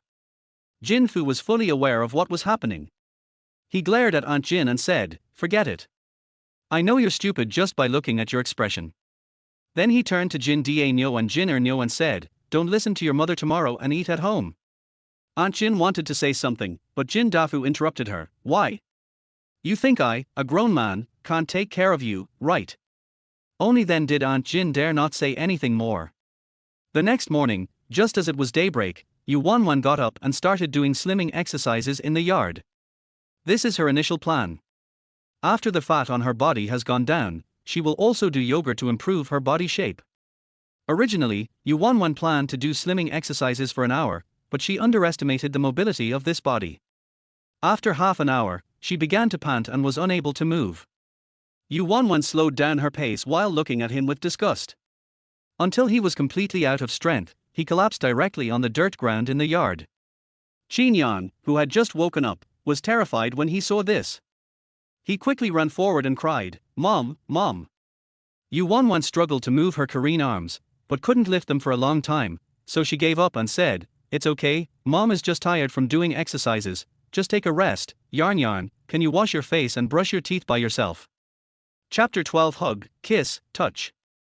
Qin Yan nodded obediently, but seeing his small body looking back every few steps and his worried eyes, Yu Wanwan was almost melted. No. She can't be defeated by this little exercise. How could she let her smart and lovely son worry? So, Yu Wanwan began to struggle hard to sit up. At this time, there was a knock on the gate. Yarn, here I come. Yarn, I'm here to play with you too. I was here first. Yarn only needs me. He doesn't need you. No, I pushed Yarn. I want to play with Yarn. I want to make amends. I want, yes, atonement. Yu Wanwan listened to the sounds outside, then looked at the sky where the sun had just risen, and twitched her lips. Is this too early? Don't kids sleep in nowadays? Oh, kids of this age really don't sleep in, they all follow the schedule of adults. Yu Wanwan didn't want to be seen by the children lying on the ground in such a humiliating state, so she stood up in one go. The momentum of standing up suddenly made her almost fall down with blackout. Fortunately, she stabilized and calmed down. Mom, how are you? Qin Yang heard the voice of his friends outside, quickly brushed his teeth and washed his face, then walked out. However, seeing that Yu Wanwan was obviously uncomfortable, he did not rush to open the door for his friends, but asked with concern. Yu Wanwan originally wanted to touch Qin Yang's head like before, but when she saw the dirt on her hands, she gave up. Mom, it's okay. I'm going to go into the house to wash up first. Yang Yang's friends are outside. Can Yang Yang entertain them himself? Yu Wanwan asked slowly. Qin Yang saw that his mother had entrusted him with an important task, so he immediately nodded carefully. Don't worry, Mom, I can do it. Okay, then Mom will go into the house first and come out later. What does Yang Yang want to eat in the morning? Yu Wanwan asked. Qin Yang smiled and said, Yang Yang loves everything Mom makes. After saying that, Qin Yang glanced at his mother again, then pursed his lips and said hesitantly, Mom, how about Yang Yang come to cook porridge today tilde? If Yu Wanwan's hands and bodies weren't covered in dirt, she would really want to rub her son's little head. How could she have such an obedient, sensible and warm-hearted little baby? But no need, Mommy's fine. Don't worry, baby. Just take good care of your little friends tilde, Yu Wanwan said. Qin Yang nodded upon seeing this, and then continued to look back at his mother every few steps. Mom, why didn't you come to hug and kiss him today? Or touch his head? Yu Wanwan didn't know what Qin Yang was thinking, so she frowned and said, Watch the road carefully, be careful not to fall. Qin Yang had no choice but to look away and walk towards the door. Yu Wanwan also quickened her pace as she entered the house. After this rest, she has recovered a lot. After relaxing your muscles for a while, you can make breakfast. But what to eat in the morning? Zhang Erju and Jin Dazhuan came here so early, they probably haven't had breakfast yet. We can't ask them to go home to eat, right? Yu Wanwan was thinking while cleaning, and finally decided to make some lean meat porridge. There was basically no meat porridge in this era, and people would only have some when they were sick. Moreover, the meat porridge they cook is mostly made by cutting the meat into cubes and cooking it directly with rice. Not to mention the nutritional value of this kind of porridge, the taste is probably just average. As a health expert, she has studied the method of cooking porridge carefully, so she is confident that the little one's eyes will light up after eating it. When Yu Wanwan thought of her lovely son looking at her with shining eyes, she felt full of energy. On the other side, Qin Yang had already opened the door and led in Zhang Erju and Jin Dazhuan, who were arguing at the door. Zhang Erju and Jin Dazhuan were originally arguing about who should come and who should not, but soon after they noticed that their friend Qin Yang seemed a little unhappy, they immediately stopped arguing. What's wrong with Yang Yang? Who bullied you? Zhang Erju asked. Yang Yang, don't be afraid. Tell me who bullies you and I will help you beat him, said Jin Dazhuan. Qin Yang hurriedly shook his head when he heard this. No, we can't just fight casually. If someone bullies us, we have to ask adults for help. We are good children. Yes, Yang Yang and I are good kids, but Jin Goshin who loves to fight is not a good kid. Zhang Erju immediately embraced Qin Yang and said proudly to Jin Dazhuan. When Jin Dazhuan heard this, he immediately became anxious. I'm a good boy. I don't want to fight. I'm just talking tilde, Jin Dazhuan said. A child who talks nonsense is not a good child either. Zhang Erju said again. Jin Dazhuan. How come he is not a good boy? I am a good boy. Yang Yang, look at me, I am a good boy. Jin Dazhuan felt aggrieved and anxious because of what Zhang Erju said. If it had happened before yesterday, he would have definitely taken action against Zhang Erju immediately, but after yesterday, he grew up. Qin Yang was so distracted by the quarrel between the two friends that he could not think about his own affairs at all. He quickly acted as a peacemaker. Yes, Goshin brother apologized yesterday and is a good boy now. Ergu brother, please don't bully Goshin brother. We all ate the cake my mother made yesterday, so we are all good boys. Well, since Yarn Yarn said so, then you're a good kid, Zhang Erju said unwillingly. When Jin Dazhuang heard Qin Yarn speaking up for him, he no longer felt aggrieved. He looked at Zhang Erju and straightened his chest. Just after a while, Yu Wanwan walked out of the house. Qin Yang immediately abandoned his friends and ran to Yu Wanwan. Hello, aunt. Zhang Erju and Jin Dazhuang shouted in unison. Yu Wanwan touched Qin Yarn's little head, and then asked the two little guys, "Thank you for coming to play with our Yarn Yarn. Haven't you had breakfast yet? Auntie has cooked some lean meat porridge, it will be ready soon." Zhang Erju and Jin Dazhuang originally planned to refuse. Because when they went out before, their family asked them to come back for breakfast, and of course they agreed. But when I heard Yu Wanwan mention meat porridge, they were moved. Okay tilde. Thank you, auntie. Zhang Erju and Jin Dazhuang said in unison again. Yu Wanwan smiled, then touched Qin Yang's head and asked him to play with Zhang Erju and Jin Dazhuang for a while.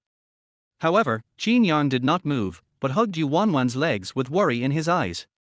Seeing this, Yu Wanwan picked up Qin Yang and said, "Look, mommy is fine. I can easily pick you up. Don't worry, baby. Have fun." After saying that, Yu Wanwan kissed Qin Yang. Qin Yang was immediately satisfied. After hugging, kissing and touching were all accomplished, Qin Yang obediently got off Yu Wanwan and returned to his little friend. Yu Wanwan turned and went into their house. After she left, Zhang Erju and Jin Dazhuang immediately surrounded her and said with envy, "Yarn Yarn, your stepmother actually hugged you, kissed you, and made delicious food for you. She's better than my mother." Chapter 13 Amusing Son. Qin Yan's face turned red with embarrassment, but he felt extremely proud in his heart. After a while, Yu Wanwan's lean meat porridge was ready. She served it to the three little ones and placed it on the table, then steamed a few buns with malted milk. Then he went out and called the three little ones to come in for dinner. "The porridge is still a little hot. Use your spoon to cool it down and eat slowly. There are steaming white flour buns in the pot," Yu Wanwan said. The three little guys sat obediently on the bench and leaned over the table. They started to scoop up the porridge with a spoon, blew on it lightly and then put it into their mouths. At this time, it became clear that the three little guys had different personalities. Although everyone was obedient and blew on the food one spoonful at a time before putting it into their mouths, Qin Yang's manners were the best, neither hurried nor slow. Next was Zhang Erju, who still looked a little anxious, but he became obedient after being scolded twice. The same goes for Jin Dazhuang. Looking at the three little guys eating porridge at the pit, Yu Wanwan felt an inexplicable sense of satisfaction.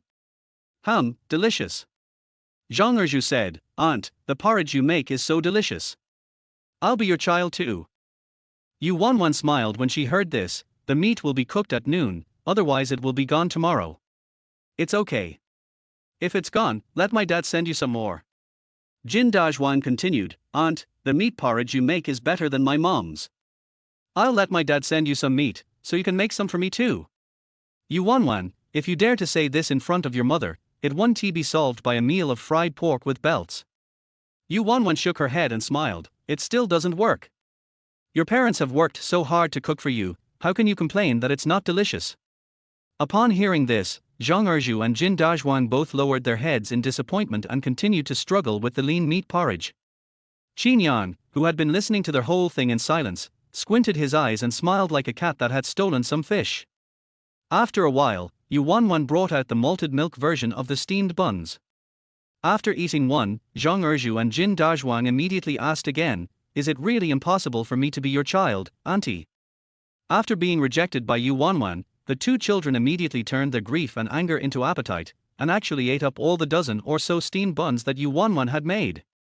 This also led to the situation that when it was close to noon and the smell of meat filled the room, they wanted to eat, but their stomachs would not allow it, so they could only watch Qin Yang help Yu Wanwan try the dongper pork. "No, this meat smells much better than the one I cook at home, I must eat more." After Zhang Erju finished speaking, he ran out, "Yarn Yarn, I'm going to run for a while to make my stomach go down. I'll be back soon." Seeing this, Jin Dazhuang nodded and ran out with him. Seeing the two little guys running so fast, Yu Wanwan quickly shouted, "Run slower." Zhang Erju and Jin Dazhuang, "Got it." Noon.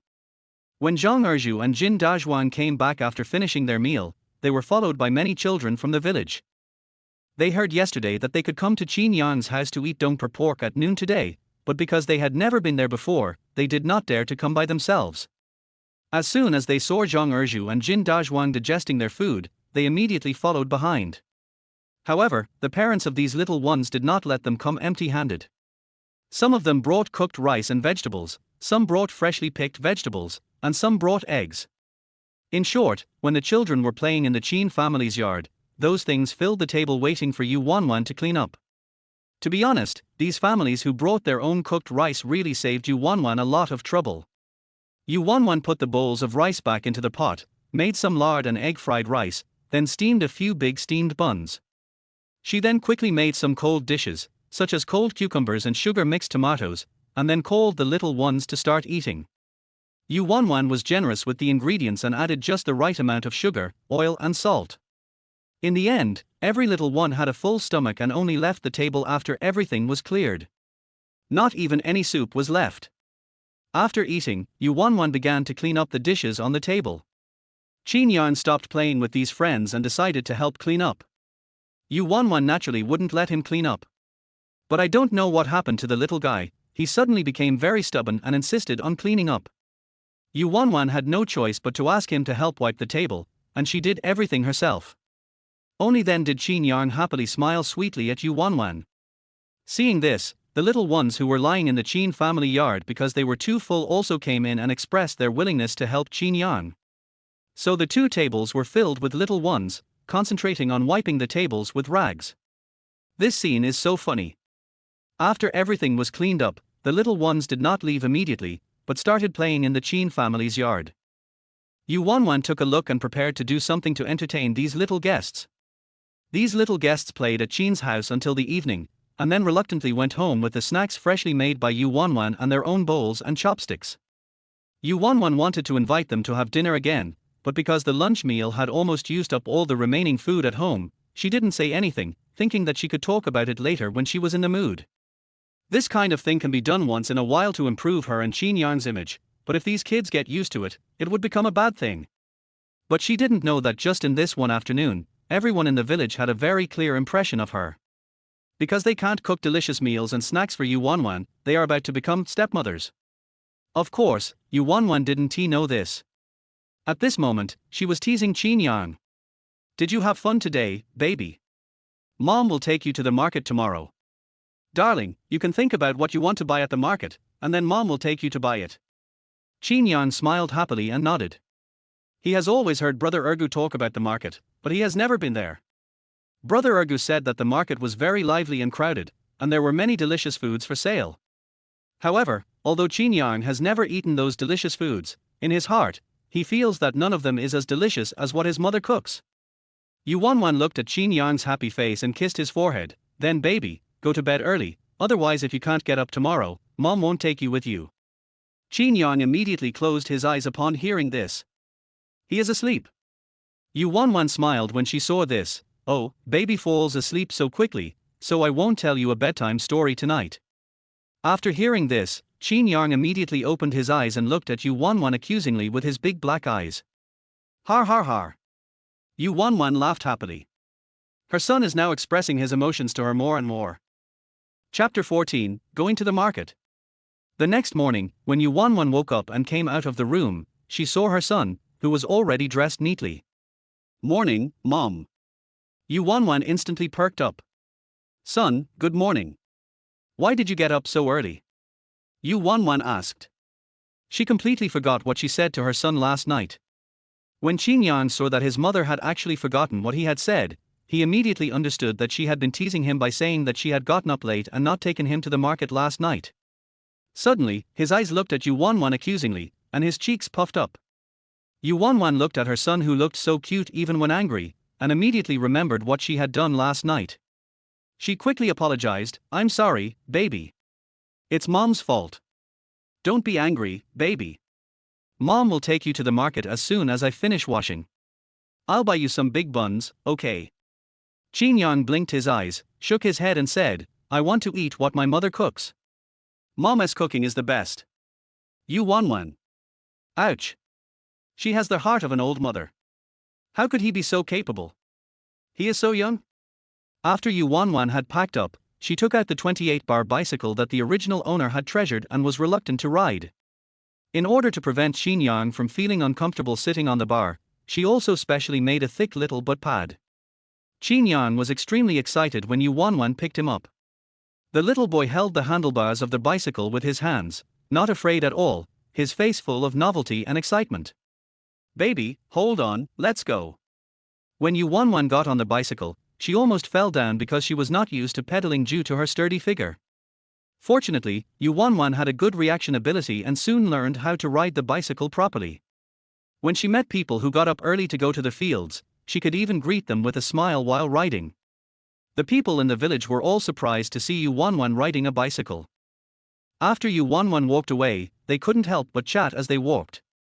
I really didn't realize that this guy from the Cohen family can ride a 28-bar. Who said it wasn't true?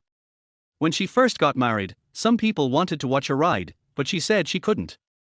But, this is what you call not being able to ride.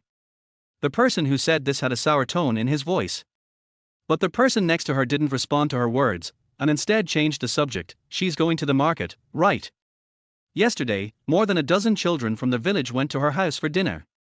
I heard that she came back praising her a lot, and even made a scene with her own mother, saying that their mother is a stepmother and that the Cohen family is the real mother. I guess the Cohen family must have cooked a good and plentiful lunch, and the children were all satisfied. So she ran out of food at home and went to the market to buy some. It seems that, apart from his poor health, the Yu Cohen family is a pretty good person. That's right. Did you see that? The person sitting on the 28-meter-long bicycle is Qin Yang, and what's underneath it? I didn't pay much attention to it. It's a thick butt pad.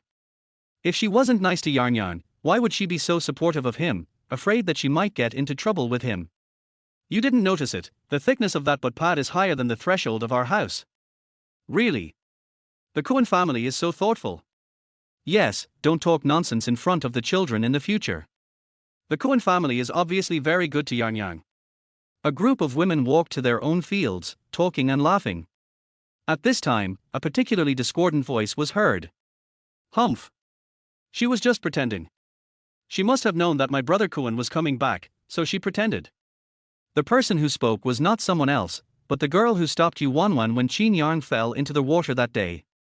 Xielan, you can't talk nonsense. Yu Cohen went to the big city to treat his leg. How could it be that fast? The aunt next to her retorted.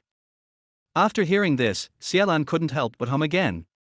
However, he did not elaborate on the details, but just said vaguely, anyway, when you see Brother Cohen in a few days, you will know that I am not lying. Everyone. But after Xielan finished speaking, she buried her head in her work and ignored the aunts who wanted to ask more questions.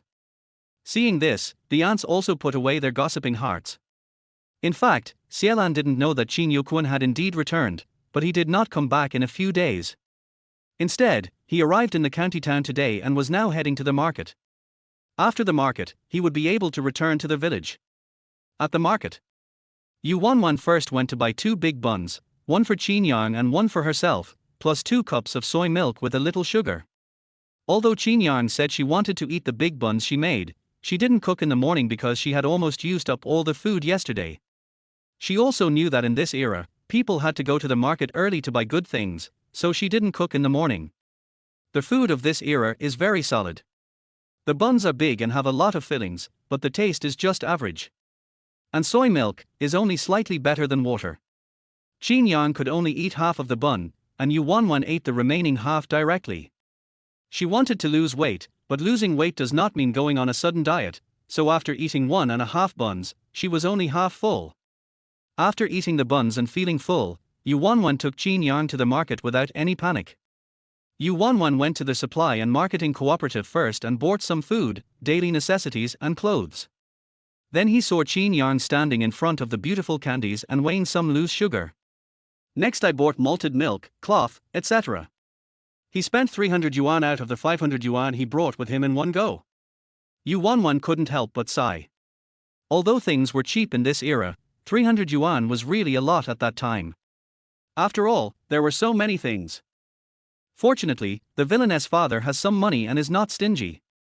But then again, there was such a huge pile of stuff, almost as large as two large quilts. She was alone and had to hold Qin Yang with her all the time. After all, there were still some particularly rampant human traffickers in this era. So, how does this leave her? There is no home delivery service now. Miscalculated. Yu Wanwan frowned and looked at Qin Yang, who was playing with beautiful candies wrapped in sugar wrappers.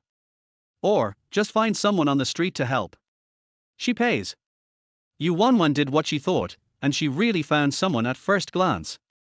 This guy looked straight and tall, he must have been a soldier. Most of the soldiers in this era have a strong sense of responsibility. Thinking of this, Yu Wanwan hugged Qin Yang and shouted to the figure, "Comrade, can you help me? My mother and I are from Qingshui village. We bought a lot of things and now we can't get them back. Can you help me get them to my house? I won't let you make a wasted trip. I'll pay you." Yu Wanwan said sincerely and eagerly. Then, she saw the man she called turned around, frowned, and looked at her with complicated eyes. Chapter 15. Come here yourself. Yu Wanwan. What's that look in your eyes, man? However, the man just glanced at her and then walked over as normal. To be honest, the serious man made Yu Wanwan feel threatened. Yu Wanwan subconsciously hugged Qin Yang tightly, ready to scream out molestation at the top of her lungs if anything went wrong, and then quickly run away. If something is sold out, you can buy it again. Safety is the most important thing. Next time she will definitely control herself to buy less, or come with her neighbors in the village. Yu Wanwan looked at the man with vigilant eyes, so she didn't notice that Qin Yang, whom she was holding, was looking carefully at the man who was walking towards her. The man frowned. Just when he was about to say something, Yu Wanwan had already prepared to run away if something went wrong. "Dad!" Qin Yang shouted to the man.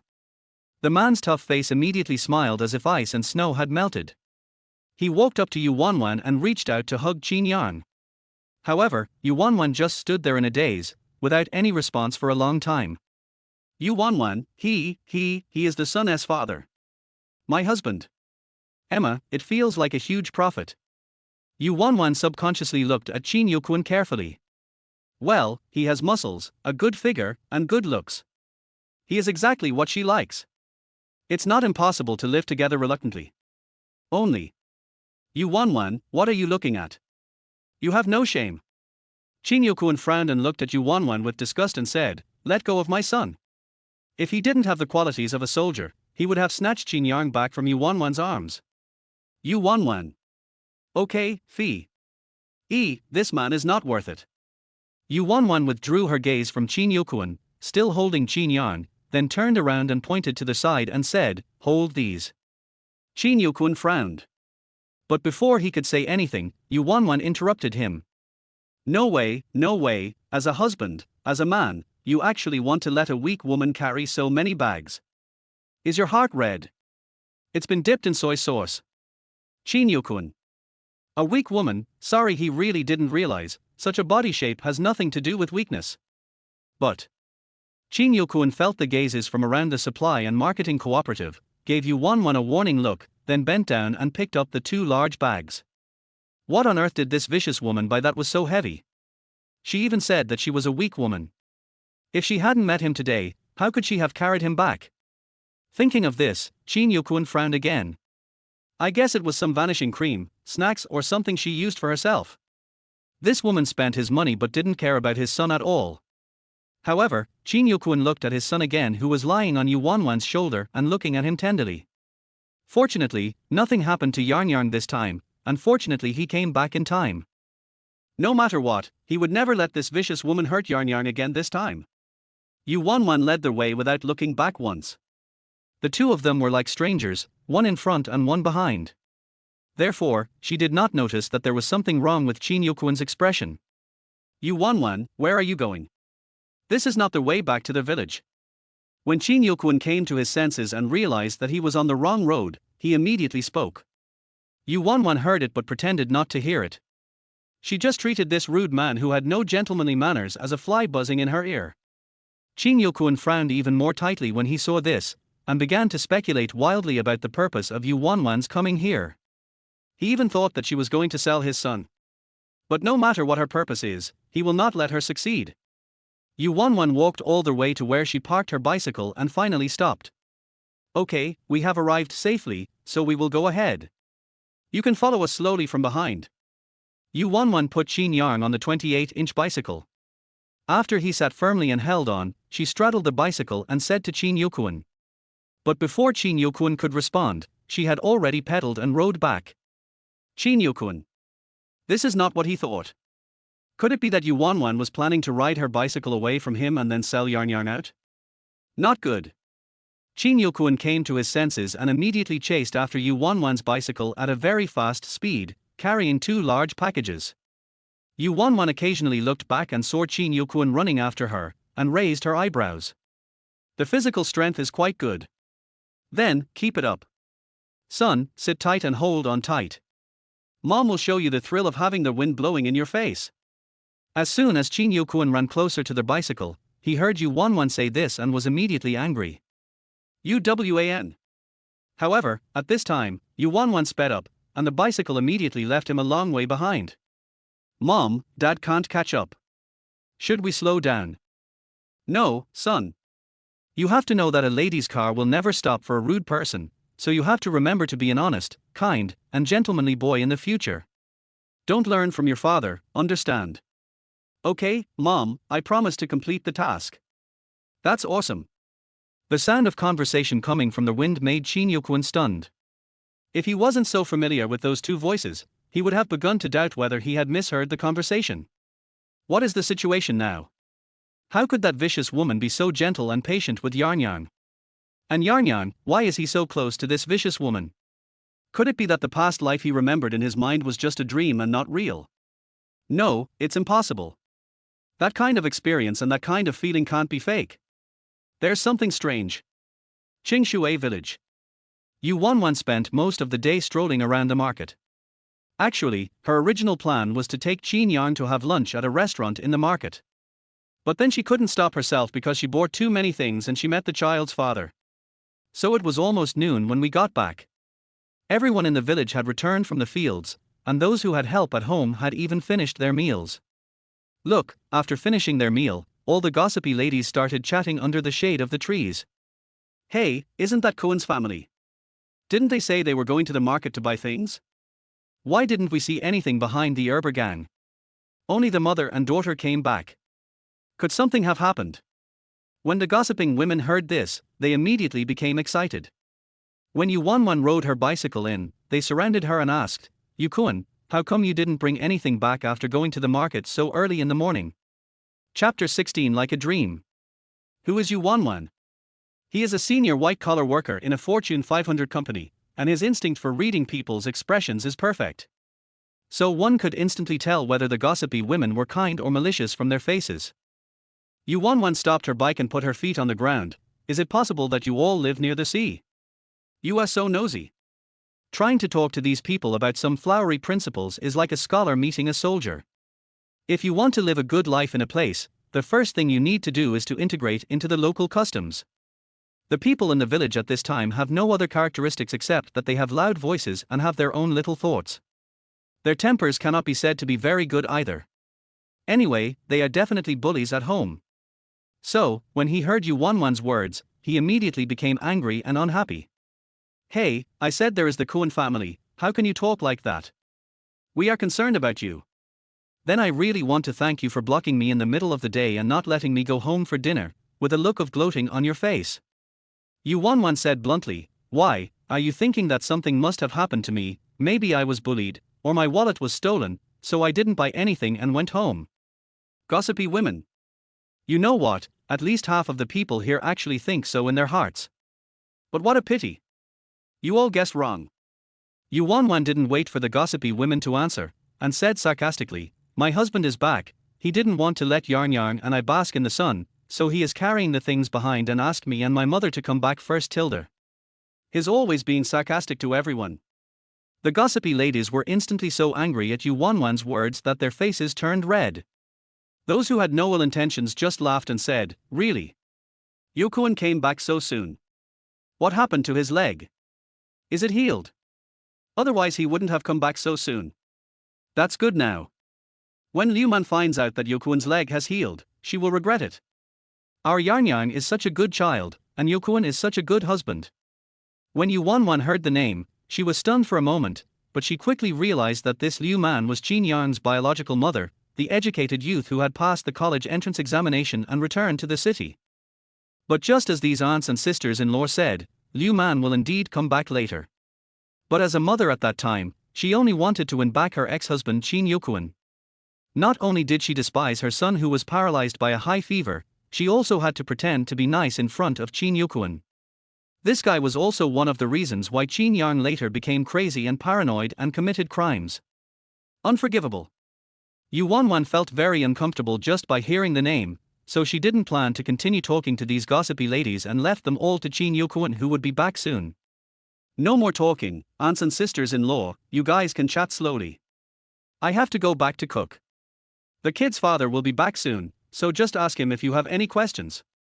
The gossiping women suddenly stopped talking, and seeing Yu Wanwan finish her words and walk away without looking back, they actually saw her running away in despair. You guys are such a fool. How can you mention the one before Yokuan like that in front of Yokuan's family? No wonder she's unhappy. What I said is not a lie, it's all the truth. Why can't we speak the truth? Alright, stop talking. HMPH, so petty. I knew she was just pretending yesterday. Yu Wanwan didn't know that she was too lazy to talk to the gossips and was mistakenly thought to be running away. But even if I knew, it wouldn't matter. Although she didn't run away, she was indeed a little unhappy. Yu Wanwan arrived home and picked Qin Yang up. When she was about to push the 28-bar bicycle into the shed, she found that her clothes were being pulled. When he turned around, he saw Qin Yang looking at him with cute but uneasy eyes. For some reason, Yu Wanwan sensed a hint of begging. Yu Wanwan. What's going on? What's the matter, baby? Yu Wanwan set up the 28-bar bicycle, then squatted down and looked Qin Yang in the eye. Qin Yang pursed his lips, and spoke after a long while, his voice as soft as a mosquito. Mom, don't be angry, I only like you to be my mother. Hearing this, Yu Wanwan was stunned for a moment, then she thought of what was written in the book. Qin Yang's biological mother was not very good to Qin Yang before he took the college entrance examination. She only cared about herself all day long and was happy as long as the child was not starving to death. In modern terms, the typical dad takes care of the kids is a very selfish person. Otherwise, Qin Yokuan would not have asked for a divorce as soon as the college entrance examination was resumed and his leg injury had not yet been diagnosed as incurable. Qin Yang has been able to cook since he was a child, but it was not something the original owner learned through practice. At most, the original owner just knew that he could cook, so they just let him do it. The original owner had been married to Qin Yokuan for less than a year. After she got married, Qin Yokuan had been at home all the time and naturally would not do anything to Qin Yang.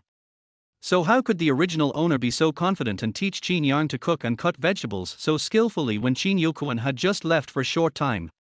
So, taste it carefully. Well, that's why Yu Wanwan feels so sorry for Qin Yang. Yu Wanwan rubbed Qin Yang's head and said cheerfully, "Oh, that's great. I like Tabeobe too, and I only like Tabeobe to be my son." After saying that, Yu Wanwan couldn't help but pinch Qin Yang's little face. "Okay, mommy will go park the car, and then I'll cook for you. You can play in the yard by yourself first, okay?" When Qin Yang heard this, he immediately nodded with a red face. At the same time, under the old locust tree at the entrance of the village, Qin Yokuan, who was carrying 2 large bags of things, was blocked under the sun by gossipy women. "Wow, it's really Yokuan. Your leg. Is it all healed? So quickly. Yokuan, these 2 big bags were not bought by your wife, were they? Yokuan, I'm not saying anything bad about you, but your wife doesn't know how to live. Look at what she bought. Oh, fine noodles, oh, fine salt. Isn't this dress expensive? This cloth looks expensive. And malted milk. So many candies and milk candies. This is incredible, my wife, this is the new year. Yokuan. Even if you have some money, you can't let your wife do this. You don't know, your wife yesterday." Qin Yokuan was hot, tired, and his legs were shaking because they were not fully healed. The villagers are still as enthusiastic as ever. Why is it that the information I got from these aunts and sisters-in-law is different from what I heard in my previous life? Yu Wanwan actually dared to go to the Jin family alone to settle the score. And even beat up the other family's wife? Just her? Could it be that he is still in a dream and hasn't woken up yet? Chapter 17 Gossip Girls and Cielan. No. That's all fake. Suddenly, a voice came from behind the gossips. Everyone looked back and saw Cielan jogging towards them with a smile on her face as if she was just beginning to fall in love. Brother Yukuan, you're back. Cielan shouted. Chin Yukuan. You are. Chin Yukuan frowned and thought for a long time, Aunt Xie's daughter. Yes, Brother Yukuan, I'm Lanlan. Cielan was very happy that Chin Yukuan still remembered her and didn't care that he didn't remember her name at all. Chin Yukuan felt extremely uncomfortable with Cielan's inexplicable enthusiasm and frowned tightly. But. Sister Xie, you just said you. Why did you say that my wife was pretending? Do you know something? Chin Yukuan asked. The Yu Wanwan mentioned by the gossips really puzzled him, so, did Yu Wanwan encounter something before he came back? The smile on Cielan's face disappeared completely when Chin Yukuan called Yu Wanwan wife. Brother Yukuan. Cielan said coquettishly, Yu Wanwan is not worthy of being your wife. She has always lied to you. She is not good to Yarn Yarn at all. She often asks Yarn Yarn, a child, to do a lot of things. She is too lazy and does nothing. You damn girl, what nonsense are you talking about? Before Cielan could finish her words, she was interrupted by an aunt who came rushing over. This person was none other than Cielan's mother. She was originally having dinner at home when she heard a young wife from the village come to tell her that her daughter had the audacity to stop Chin Yukuan, who had just returned, and was saying bad things about his wife. Aunt Xie was almost furious. She knew that her troublesome little girl was still obsessed with Chin Yukuan. That won't work. There are no secrets in the village.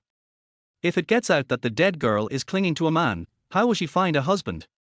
So Aunt Xie didn't even eat her meal and ran over immediately, just in time to hear what her daughter said.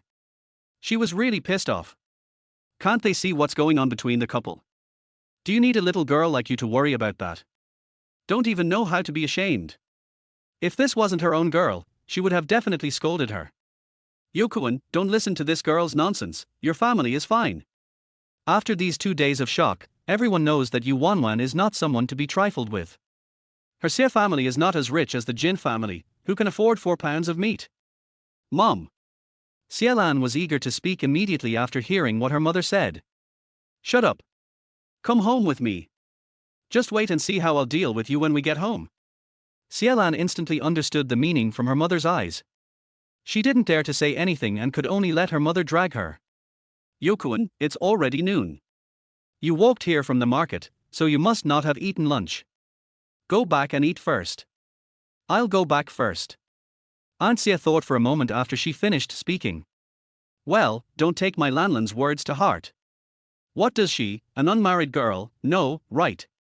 Chin Yukuan, he reasonably suspected that Aunt Xie was afraid of something. But before he could think more, another voice came from behind. Uncle, have you finished chatting? Auntie is waiting for your dishes to be cooked, hurry up. Zhang Erju rushed over and said. Chin Yukuan, second pillar. The auntie is referring to as Yu Wanwan, right? When did he start to listen to Yu Wanwan so much?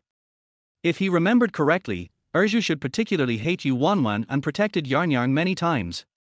Later, he even. Zhang Erju responded, and then when he saw that Chin Yukuan had no intention of leaving, he frowned on his little face. Okay, uncle, then give me the bag of vegetables and I'll carry it back to you first. You continue chatting with the aunts and grandmothers in the back. Zhang Erju sounded helpless. Chin Yukuan finally couldn't control his expression and his mouth twitched. No, I'll go back now. No matter what the situation is now, let us wait for him to go back and figure it out. In this life, no matter what he says, he will never be deceived by Yu Wanwan again. After hearing this, Zhang Erju immediately led the way, urging, hurry up, uncle. Chin Yukuan. Okay, Yukuan, go back quickly. I think your family has finished eating the food from yesterday. Wanwan is waiting for this dish to be put into the pot. Let's talk again when we have time. Yes, Yukuan, go back quickly. If they don't go back now, if their children know that Ergu went to Chin's house for dinner again, they will make a fuss again, right? Go back quickly, Yukuan. Chin Yukuan smiled and nodded to the gossipy ladies, then followed Zhang Erju in front of him. Along the way, "Ergo, are you going to the Qin family to eat again? Is your mother's cooking so bad? Ergu, come here, help me bring this evening to your Aunt Qin, and tell her thank you for taking care of Serchang and the others yesterday. Ergo. Qin Yokuan, it's just, very magical." What's even more magical is that when he entered the house, he saw Jin Dazhuang, who was avenged by his son and Zhang Erju in the previous life, sitting at a small table in his yard picking vegetables. "Dad." Qin Yan heard footsteps, looked up and saw Qin Yokuan and immediately shouted. Qin Yokuan was about to respond. "Mom, what do you want to cook? Yan Yan will help you find it." Qin Yan shouted into their house. "Qin Yokuan." Then 3 children ran up to him very actively, took the 2 big bags from his hands and opened them. "Oh, you're finally back. I thought you didn't need to eat and could be full just by chatting." Yu Wanwan rolled her eyes at Qin Yokuan and then walked to the 3 children. "Today I'll make you some fish-flavored eggplant, salad with tomatoes, and the vegetables you just picked. That's enough." Yu Wanwan watched the 3 children take out the necessary ingredients, and then led them to the kitchen, while not forgetting to instruct Qin Yokuan, take the other bag back to their house, and then bring the remaining vegetables and seasonings over. "Hurry up. It's already so late, and you're still not in a hurry. Even an iron stomach can be starved." Qin Yokuan, very good, this vicious woman actually dared to teach him a lesson. This is really taking advantage of you. After dinner, he will teach her a lesson. After a delicious meal, the 2 adults and 3 children at the Qin family table were all very satisfied. After finishing the meal, the 3 little guys very consciously started to clean up the dishes, which made Qin Yokuan's eyes widen in shock. But before he could be shocked enough, he heard the vicious woman's voice again, "Don't clean up yet. Yarnyang, Erju, and Dazhuang have all worked hard today and participated in the preparation of lunch, so let the person who didn't participate in the preparation of lunch wash the dishes at noon today." Chapter 18 Qin Yokuan, you can't. When the children heard this, they all looked at Qin Yokuan. "Qin Yokuan? Didn't he bring the vegetables back? Then what about the seasonings? Wasn't he carried over and arranged by him? Why didn't he participate? This woman did it on purpose." "Wrong. How could he be led astray by this vicious woman?" Qin Yokuan frowned. "Why, Comrade Qin doesn't want to?" Yu Wanwan asked Qin Yokuan, who was sitting motionless on the stool. "Well," Yu Wanwan admitted that she did it on purpose. Who made this guy offend her when they first met? Although Yu Wanwan knew that Qin Yokuan was not to blame, why should she put herself in a difficult position to understand others? Virgin Mary? Qin Yokuan met Yu Wanwan's provocative gaze, stood up and began to clean up the dishes. Zhang Erju and Jin Dazhuang were fine. They were happy to see that they were no longer needed to wash the dishes. Qin Yan, on the other hand, has been the most sensitive to emotions since he was a child. Although he didn't understand what happened between his father and mother, he felt that something was wrong with this emotion, so his face was full of worry. "Mom, Dad's leg has just healed. He has walked such a long way since we came back, so let Dad rest for a while. Yarnyan won't be tired, and Yarnyan can wash the dishes." Qin Yan's eyes moved, and he spoke quickly as he thought of something. Yu Wanwan was stunned for a moment after hearing this, and she liked every aspect of Qin Yan. How can there be such a sensible and cute child? But Yu Wanwan touched Qin Yan's little head, then looked up at Qin Yokuan, who had stopped moving, and said, "What do you think, Dad?" Qin Yokuan. He didn't know why, but when he heard these words, he felt his ears burning and his mind uneasy. Dad doesn't answer. Is it really not possible? Qin Yokuan. "I can." After saying that, he also lowered his eyes to look at Qin Yang and smiled gently. "Dad, thanks Yarn Yarn for your concern, but Dad is fine, Yarn Yarn and Erjuo and Dazhuang can go play." Even now, he still couldn't believe that his son could get along so well with Jin Dazhuang. He had just confirmed that Qin Yang was pushed into the river by Jin Dazhuang a few days ago, but he was fine now. Therefore, the root cause of all this change is Yu Wanwan.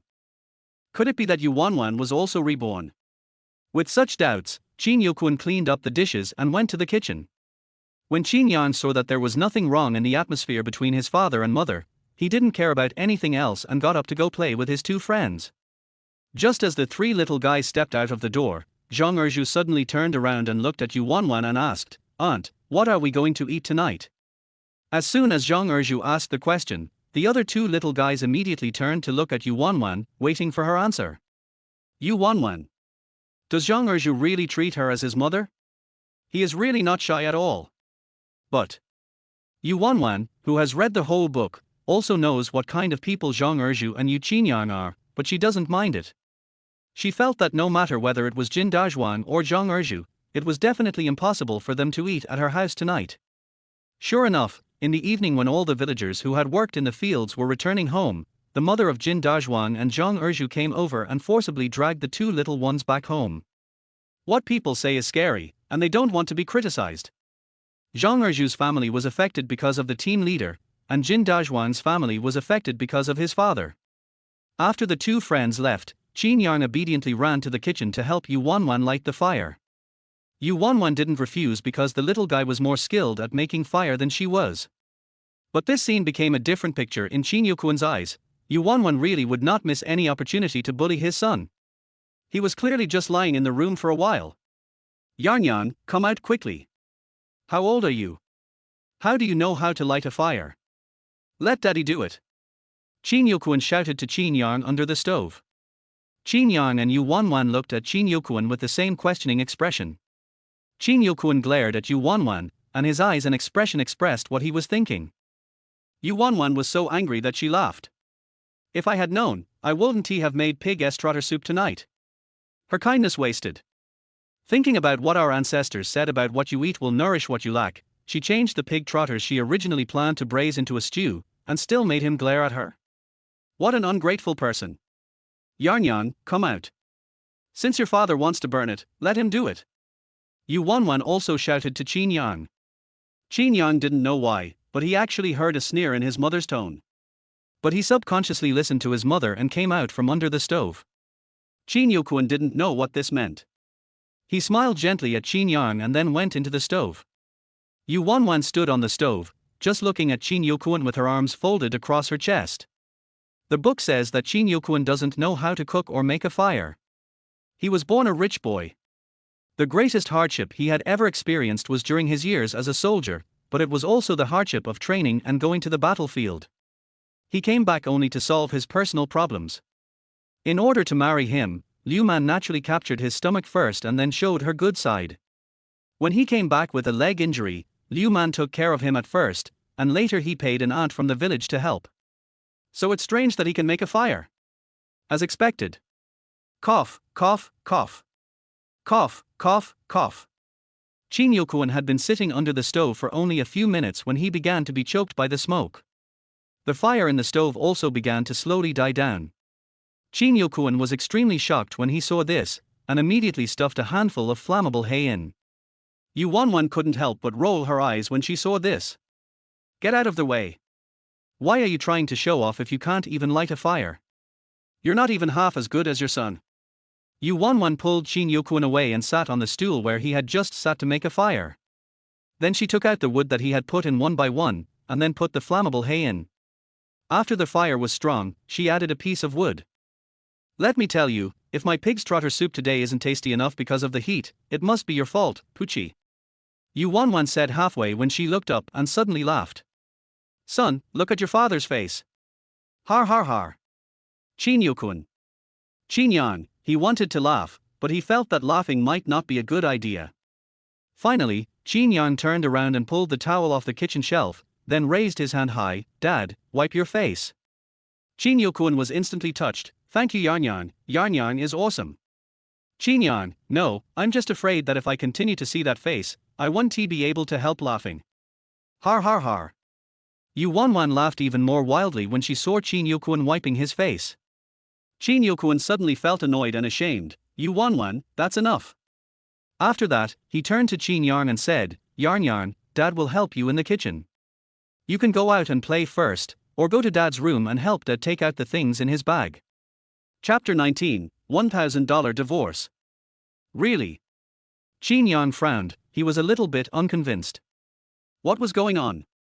Qin Yang subconsciously glanced at his mother, and only after seeing her nod did he turn around and leave the kitchen.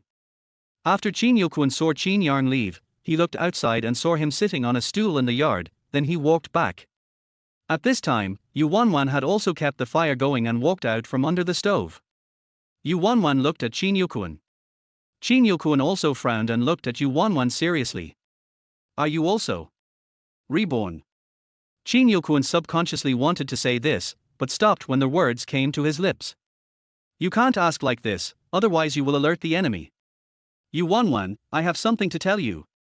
Qin Yukuan said. Yu Wanwan raised her eyebrows, and the look in her eyes clearly showed a question. Didn't you just ask half of the question? Why are you starting from the beginning again? Qin Yukuan understood the meaning of Yu Wanwan's look and felt a little embarrassed for no reason. Actually, the hospital didn't agree with my coming back this time, but in order to come back earlier, I didn't care about anything else, so my legs may have some sequelae. Qin Yukuan said while carefully observing Yu Wanwan's expression. Yu Wanwan almost laughed when she heard this. What does it mean? What's the point of telling her if you don't take your own body seriously and don't follow the doctor's advice? What, she is a doctor? Yu Wanwan couldn't help but roll her eyes. You are already an adult. Please be responsible for your own decision. After saying that, Yu Wanwan turned around to see how the pig's trotter soup she had made was. Qin Yukuan. This is not at all what he imagined. Qin Yukuan pursed his lips tightly, thinking that Yu Wanwan was really good at pretending. Since he had already made up his mind to come back, there was no need to beat around the bush with her. The reason why I'm in a hurry to come back is because I think there's something wrong with our marriage. I want to divorce you. Qin Yukuan said. It is now 1979, and it has been 2 years since the resumption of the college entrance examination. Although there are not many divorces now, there are some, not to mention those who get married but just hold a wedding banquet without getting a marriage certificate. There are also many cases of people breaking up directly. However, because Qin Yukuan was a wounded soldier returning home, he actively responded to the country's call. Both Liu Man and the original owner had obtained a marriage certificate, so if they wanted to divorce, they had to apply for a divorce certificate. Yu Wanwan paused for a moment as she lifted the lid of the pot, then she closed the lid again and turned around to look at Qin Yukuan with a scrutinizing look. Qin Yukuan felt scared for a moment when he saw this look. Even though Yu Wanwan was so vicious and hateful in her previous life, she was still a virgin who married a second married man. Now he has taken the initiative to file for divorce. To Yu Wanwan, he has fallen into the wrong trap. Qin Yukuan thought about it, and before Yu Wanwan could speak, he added, I still have about 1,000 yuan on me now, plus the household allowance I gave you before. I'll consider it as compensation to you. As for money, he can earn more. It is impossible that he cannot support himself and his son. As long as I can divorce Yu Wanwan smoothly, everything will be fine. When Yu Wanwan heard Qin Yukuan's words, her eyes immediately lit up. You are so generous. You gave me all the money, he. Yu Wanwan said. Qin Yukuan said nothing. I don't want money, change it to something else. Qin Yukuan suddenly raised his head. You agree to divorce. Could it be that Yu Wanwan was not reborn? Otherwise, how could she agree to divorce so easily when she had been pretending to be nice to Qin Yang these days? Or, her other requests are traps. What are your requirements? Qin Yukuan asked. Then he thought of something and added, you should know that with more than $1,000, you can buy a very good house in the town now. Yu Wanwan snorted coldly and walked closer to Qin Yukuan. Qin Yukuan didn't know why, but as Yu Wanwan approached step by step, he subconsciously stepped back. I don't want the $1,000 you have. If you want a divorce, you can use the $1,000 to buy a nice house in town. As for me, I just want your house and your son. How about it? As long as you agree, we can get a divorce now. Qin Yukuan, what? What nonsense are you talking about? Qin Yang is my son, how could I possibly give it to you? Sure enough, this woman is very cunning. She said this on purpose just to avoid divorce.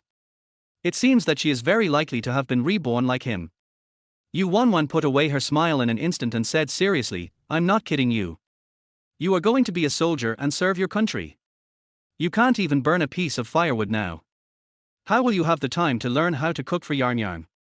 Even if you are very smart and can learn to cook in a short time, a child's growth is not just about being able to cook. You have to accompany him, learn to understand him, keep up with his thinking, interact with him, give him love, encouragement and support, and help him establish the right values and guide him. Well, when it comes to following his thinking, Yu Wanwan actually felt a little guilty when she said that, but it doesn't matter. As long as I can convince the man opposite me. She did not forget what was said in the book, how he took care of Qin Yang and how he ignored Qin Yang's psychology after he divorced the original owner. Qin Yukun. How come he never noticed that this woman actually had a lot of logic in her words?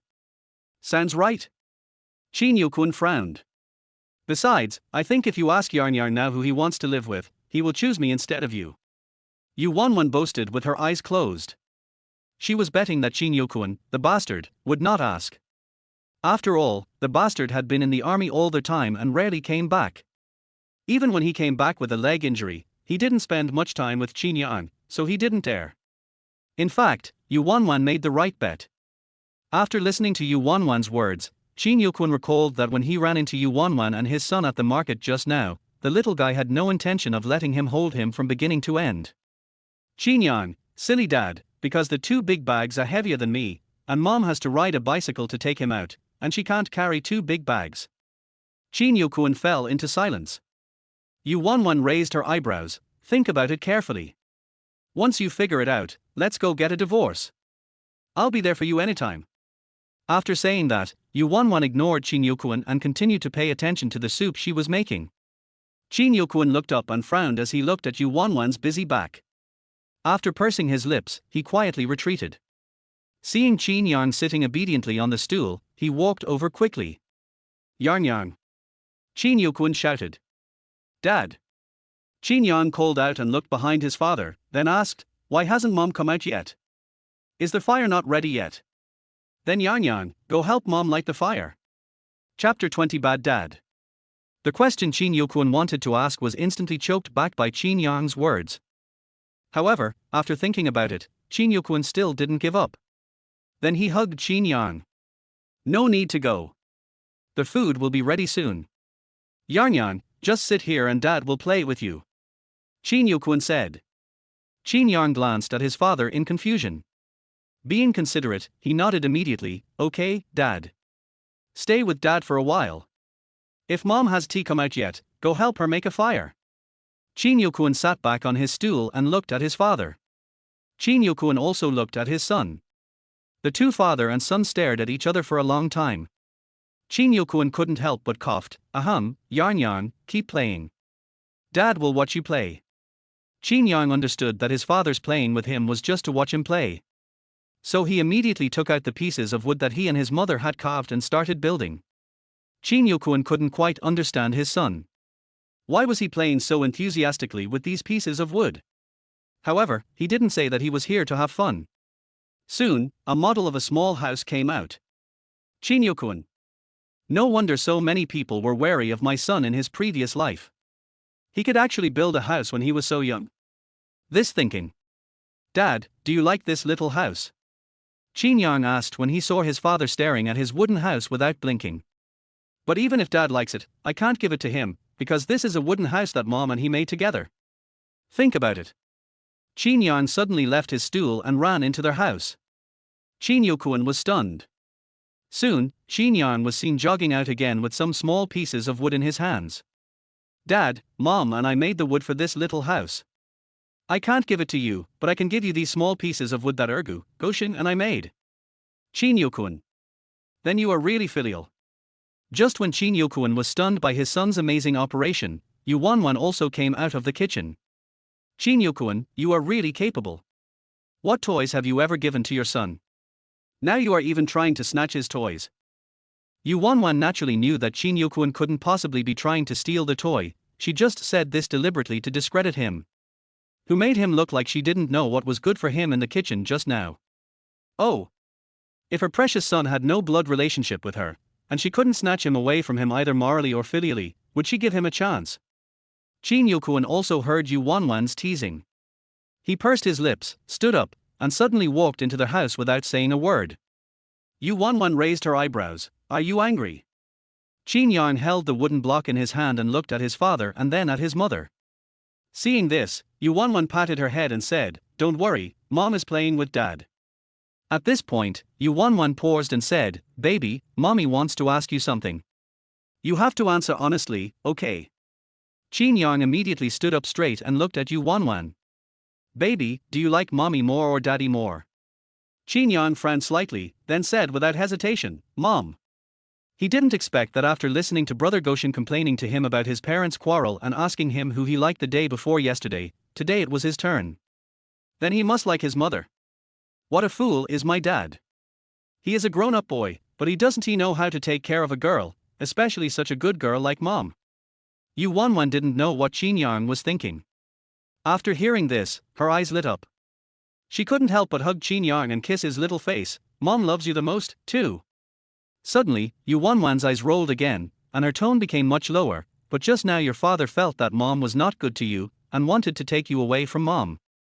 Qin Yokuan, who had just come out of the house holding a gun model he had made out of a bullet shell, happened to hear Yu Wanwan say this. No, no. Daddy is bad. Yang Yang doesn't want to leave with Mommy, Yang Yang wants to be with Mommy. Qin Yang immediately threw away the block of wood in his hand, no longer caring about being shy, and quickly hugged his mother and shouted. Qin Yokuan. It turned out that I had been holding back for a long time without asking, but Yu Wanwan got there first. Qin Yokuan approached the mother and daughter with a frown on his face. Yu Wanwan looked at Qin Yokuan with a guilty and evasive look. Qin Yang glared at his father angrily, then turned his head to the side and hugged Yu Wanwan tightly. Yu Wanwan, you are really great. Qin Yokuan was so angry that he mouthed something to Yu Wanwan. Yu Wanwan pretended not to notice. Anyway, she didn't lie, she just said it in a different way. Qin Yokuan took a deep breath and said, Yarn Yarn, what's wrong? Look what Daddy brought you. This is a gun model that Dad made using scrap bullet shells when he was in the army. Do you want to play with it? However, Qin Yang ignored Qin Yokuan. Qin Yokuan. Seeing Qin Yokuan being humiliated, Yu Wanwan pursed her lips and tried not to smile. But Yu Wanwan patted Qin Yang on the back to signal him to let go of her. Yarn Yarn, play with the gun model that Dad gave you for a while. Mom will bring out the dishes and we can eat now. It's not that Yu Wanwan wanted to help Qin Yokuan out, but because when Qin Yokuan mentioned the gun model just now, Qin Yang's little body moved involuntarily, but with his strong self-control, he controlled his curiosity. She couldn't bear to see Qin Yokuan embarrassed and at a loss. But she couldn't bear to hold back her big baby. Sure enough, when Qin Yang heard what his mother said, he let go of her. But when he turned around and faced Qin Yokuan, he said, Dad, go serve the dishes and rice, and Mom, play with me. Qin Yokuan, you are really my eldest son. Okay, Dad will go. Qin Yokuan handed the gun model to Qin Yang, couldn't help but pinched his son's face, then got up and walked towards the kitchen. At this moment, he deeply felt the good relationship between his son and Yu Wanwan. It seems that I have to reconsider the divorce. If Yu Wanwan was really reborn, then she would definitely have to wait until his leg healed and he was recalled to the army and promoted so that his family could accompany him. Har har, he wouldn't let her do as she wished. He wanted to see who could outlast the other between the two of them. After thinking it all through, Qin Yokuan felt relaxed all over and he could eat 2 more bowls of rice. Speaking of which, Yu Wanwan's cooking skills have improved quite a bit. Just the simple meal at noon made him feel that the cooking was even better than that in state-owned restaurants. Thinking about it this way, it seems that he has not lost out at all, as he can enjoy his appetite while recuperating his legs at home. And Yu Wanwan. Mom, I've avenged you, so don't be mad at Dad anymore. Chapter 21 Sleeping. After Yu Wanwan was stunned for a moment, she immediately understood what Qin Yang meant, and felt a little amused. How could there be such a cute and sensible baby in this world? She is really jealous of Qin Yokuan. Yu Wanwan hugged Qin Yang and kissed him fiercely. I will listen to you, baby. Qin Yang immediately smiled. Let's go inside and wait for Dad to bring the food over. During the meal, Qin Yokuan kept paying attention to his son, always showing his care and concern as a father, which made Qin Yang both annoyed and happy. In the evening, she personally bathed her son and told him stories to put him to sleep. But after his son fell asleep, Qin Yokuan began to feel embarrassed again. After coming back today, he forgot to clean up another room. Now, should he go back to his room and sleep with that vicious woman? Qin Yokuan was unwilling. This is not a mission, so I can just bear with it. While Qin Yokuan was struggling, Yu Wanwan had not gone to bed yet and was waiting for him to come back. After all, Yu Wanwan doesn't want anything to happen between her and a man who despises her. Although it has to be said that Qin Yokuan does have a nice figure, is he the only one in the world with a nice figure? So, she was waiting for Chin Yokwon to come over and talk about how they were going to sleep before he decided whether to divorce or not.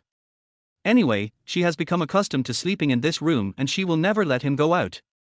If Chin Yokwon wants to sleep on the bed, then he can find another room and clean it up himself. Yu Wanwan opened her mouth and yawned for the nth time. Although this time point is the beginning of the nightlife of contemporary young people in modern times, in this era, there are no mobile phones or televisions, and every household eats and sleeps, so it is easy to feel sleepy. Yu Wanwan frowned after yawning. Her son is so well behaved, is it that hard to coax him? He hasn't come back yet. Yu Wanwan couldn't sit still anymore, so she stood up and walked towards the door. She happened to bump into Chin Yokwon, who was struggling in his heart. Chin Yokwon. Yu Wanwan. It's late at night. After you coax your son back, tell him how to sleep. Why are you standing at the door? Are you being a door god? Yu Wanwan said. But you know what, with your face, you'd be a good door god. Chin Yokwon heard the sarcasm in Yu Wanwan's words and frowned. Yu Wanwan. Speak softly, our son just fell asleep, do you want to wake him up? Yu Wanwan interrupted Chin Yokwon immediately. Chin Yokwon, who of us has a louder voice? Tell me, how are you going to sleep at night? Yu Wanwan couldn't stand Chin Yokwon, a man who was always dawdling, and of course it was because she was really a little sleepy. Let me make it clear first, I'm used to sleeping on this bed in this room, there's no way I'll give it up. Chin Yokwon, wouldn't it be fine if you just told him to find another place to sleep? Why did you take such a big deity? This woman is not only vicious but also domineering. Don't criticize me in your heart. There are not many people as easy to talk to as me now. Yu Wanwan raised her eyebrows and looked at Chin Yokwon. Chin Yokwon. Absolutely. How big is her face? What makes her so confident? Chin Yokwon experienced living for another year and always thought that nothing could make him emotional except his son. Unexpectedly, he just returned home today and said a few words to Yu Wanwan. Oh no, it should be that he felt unwell after hearing a few words. Chin Yokwon kept reminding himself to take a deep breath. I'll go in and get some things first, then go to another room to sleep. Chin Yokwon said. There was no way, the wedding was held in a hurry, and all the things were placed in the bridal room, including the bag he brought back today. Yu Wanwan did not stop him and made way for Chin Yokwon at the door. After Chin Yokwon went in, she leaned against the door and watched him clean up. Then, when he was almost done, she said, don't forget to come up with a reason to tell the outside world. I don't want to be told that I abused you. Chin Yokwon paused. But before he could say anything, Yu Wanwan continued, of course, if you don't mind your son being hostile to you, you can also let such rumors spread. Chin Yokwon. He will be angered to death by this vicious woman sooner or later. My legs haven't fully healed yet, so it's inconvenient for me to get up at night and it's also inconvenient for me to sleep together. Chin Yokwon said viciously. Yu Wanwan nodded after hearing this. Chin Yokwon immediately quickened the pace of packing his things upon seeing this, for he was afraid that if he stayed any longer, Yu Wanwan would say something shocking again. The book says that only women and villains are difficult to raise, and it's really true. After watching Chin Yokwon leave, Yu Wanwan finally lay down on the big bed with her whole body relaxed and soon fell asleep. Chin Yokwon simply tidied up the room, spread out the quilt, and quickly lay down to sleep. He had a very tiring day. It's even more tiring than when I first joined the army. The next day, Yu Wanwan still got up early and started exercising. Because something unexpected happened during the first day of exercise, Chin Yang also got up early to exercise with Yu Wanwan. Yu Wanwan did not refuse this, but taught Chin Yang another exercise. Chin Yokwon, who had long been accustomed to the life and schedule in the army, had just gotten up and tidied up his little room. When he came out with his toothbrush and tooth mug to wash up, he saw the mother and son with strange movements. For a moment, Chin Yokwon stood there without reacting. If he remembered correctly, the Yu family told him that their daughter had been weak since childhood and could not exercise or train, so she had to be raised with great care. The person who is about to bend his legs over his head is said to be too weak to exercise. And Chin Yang is standing next to him. What is he practicing? The movements are as slow as those of an old man and an old woman, and they cover both sides. If you really want to exercise, you might as well run around the village with him. It must be Yu Wanwan who messed around. However, this also gave Chin Yokwon another opportunity to develop a relationship with his son. Hey. Yarn, now you know that you need to exercise well? Not bad, not bad, you are worthy of being my son, Shin Yukuan. Do you want your dad to take you to exercise? Dad is a professional in this area. Shin Yukuan said very confidently. After all, as far as he knows, when it comes to physical exercise, no one is better than him. Many of the new recruits in the army were as thin as monkeys, but after more than a month under his care, all of them had muscular muscles. Qin Yang glanced at his father but did not stop what he was doing. Thank you, Dad. Yang doesn't need it. Yang wants to accompany Mom. Dad, you go by yourself. Qin Yukuan, what kind of love potion did Yu Wanwan give his son? Chapter 22. Qin Yang is angry. Qin Yukuan was a bit at a loss, and twitched his mouth. Well, okay, then Dad will go by himself. If you want to go with Dad in the future, we can practice again. After saying that, Qin Yukuan really ran out the door. He needs to calm down. Mom, didn't you say that it takes 100 days to heal a broken bone? Then why did Dad keep running even though his leg was injured? Will it make him unable to recover? Qin Yang asked doubtfully. Well, maybe your father is not an ordinary person. Yu Wanwan frowned and said. After all, he is a person who appears in the novel, so he is indeed not ordinary. Listening to the conversation between mother and son coming from behind, Qin Yukuan felt an inexplicable pain in his legs. He forgot about it. Brother Kuan is here. Qin Yukuan ran for a while and didn't dare to show off anymore, but he was too embarrassed to go back directly, so he could only walk around the village slowly and then find a place to sit for a while. At this moment, a familiar voice came from not far away. Qin Yukuan looked up and saw the girl from the Xie family who had told him yesterday not to be fooled by Yu Wanwan. Sister Xie, so early. Qin Yukuan smiled at Xielan. Yesterday, Xielan was interrupted by her mother and she didn't explain clearly afterwards, so maybe I can learn something from her today. Good morning, Brother Yukuan, you can just call me Lan Lan. Xielan was a little shy. Well, okay, Miss Lan, I have something I want to ask you. You said yesterday. Xielan's embarrassment was destined to be seen by a blind man. Qin Yukuan didn't care at all and only wanted to know something about Yu Wanwan. Xielan didn't even notice this. When she heard Qin Yukuan's words, she immediately told him about Yu Wanwan's affairs, adding fuel to the fire. On the other side, the mother and daughter who were being talked about by the two men had already finished their practice and were making breakfast together. Yu Wanwan looked at the little guy who said he wanted to help her, but his eyes kept drifting outside the kitchen and she shook her head with amusement. After all, they are father and son, the little guy must be worried. Okay, baby, breakfast is almost ready. Mommy will take care of the rest. You can go outside and call Daddy to come back for dinner. Although Qin Yang was already very skilled at making fire, she didn't dare let him keep making fire when he was distracted like this. After hearing what his mother said, Qin Yang's eyes suddenly lit up and he quickly walked out from under the stove. Okay, Mom. Yang will go call Dad right away. After saying that, without waiting for Yu Wanwan to answer, the little guy ran away very quickly. Looking at the lively Qin Yang, Yu Wanwan felt both proud and sad. Qin Yukuan has just returned. Is she going to lose the most important position in her baby's heart? Qin Yang, who had no idea what Yu Wanwan was thinking, soon saw his father sitting on a stone pia to rest.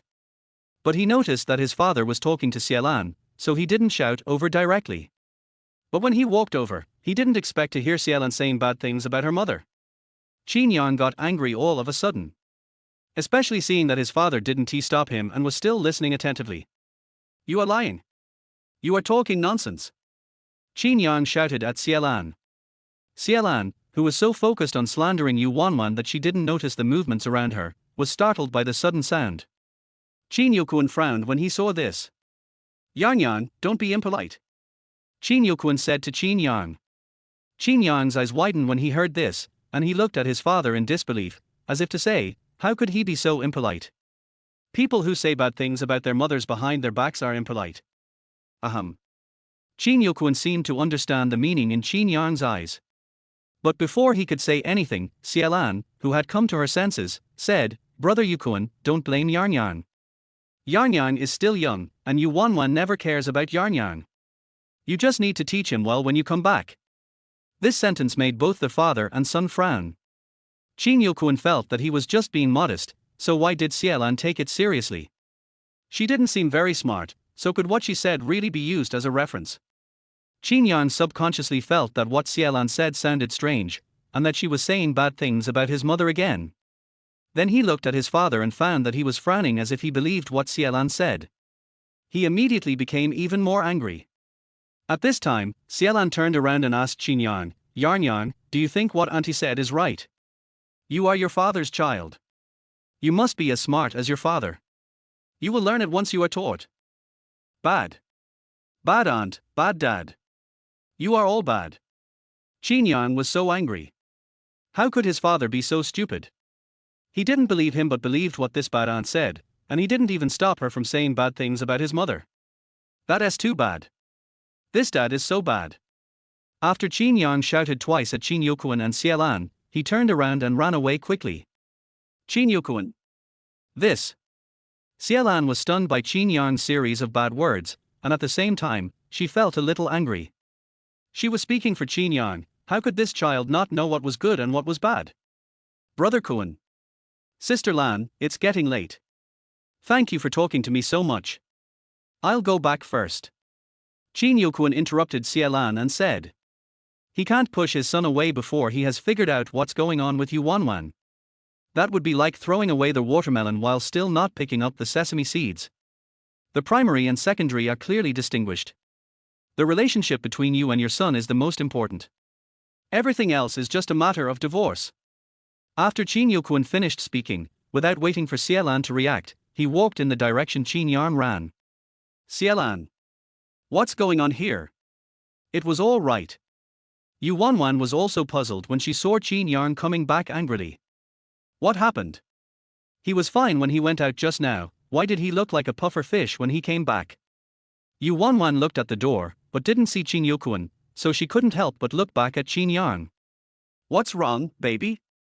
Did daddy make you angry? Yu Wanwan asked as she picked up Qin Yang. Qin Yang buried his head in Yu Wanwan's neck and said nothing.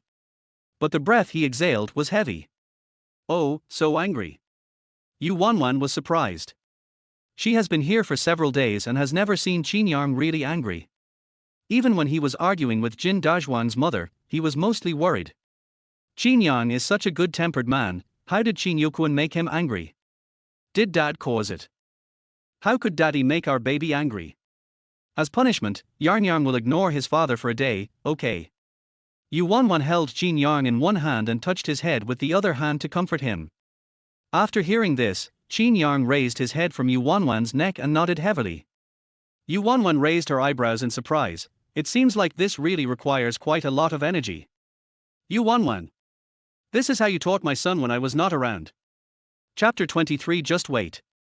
Yu Wanwan and Qin Yang looked at Qin Yuquan at the door for a moment. Yu Wanwan. I had originally planned to coax the child into not being angry, and then find a reason and excuse to cover it up. After all, sometimes when children are angry, they just get emotional like adults. They can be comforted and the subject changed and the matter will pass. As long as it is not a matter of principle, there is no need to make a big deal about it. But now, Yu Wanwan felt that Qin Yuquan was not worthy. Yu Wanwan ignored Qin Yuquan.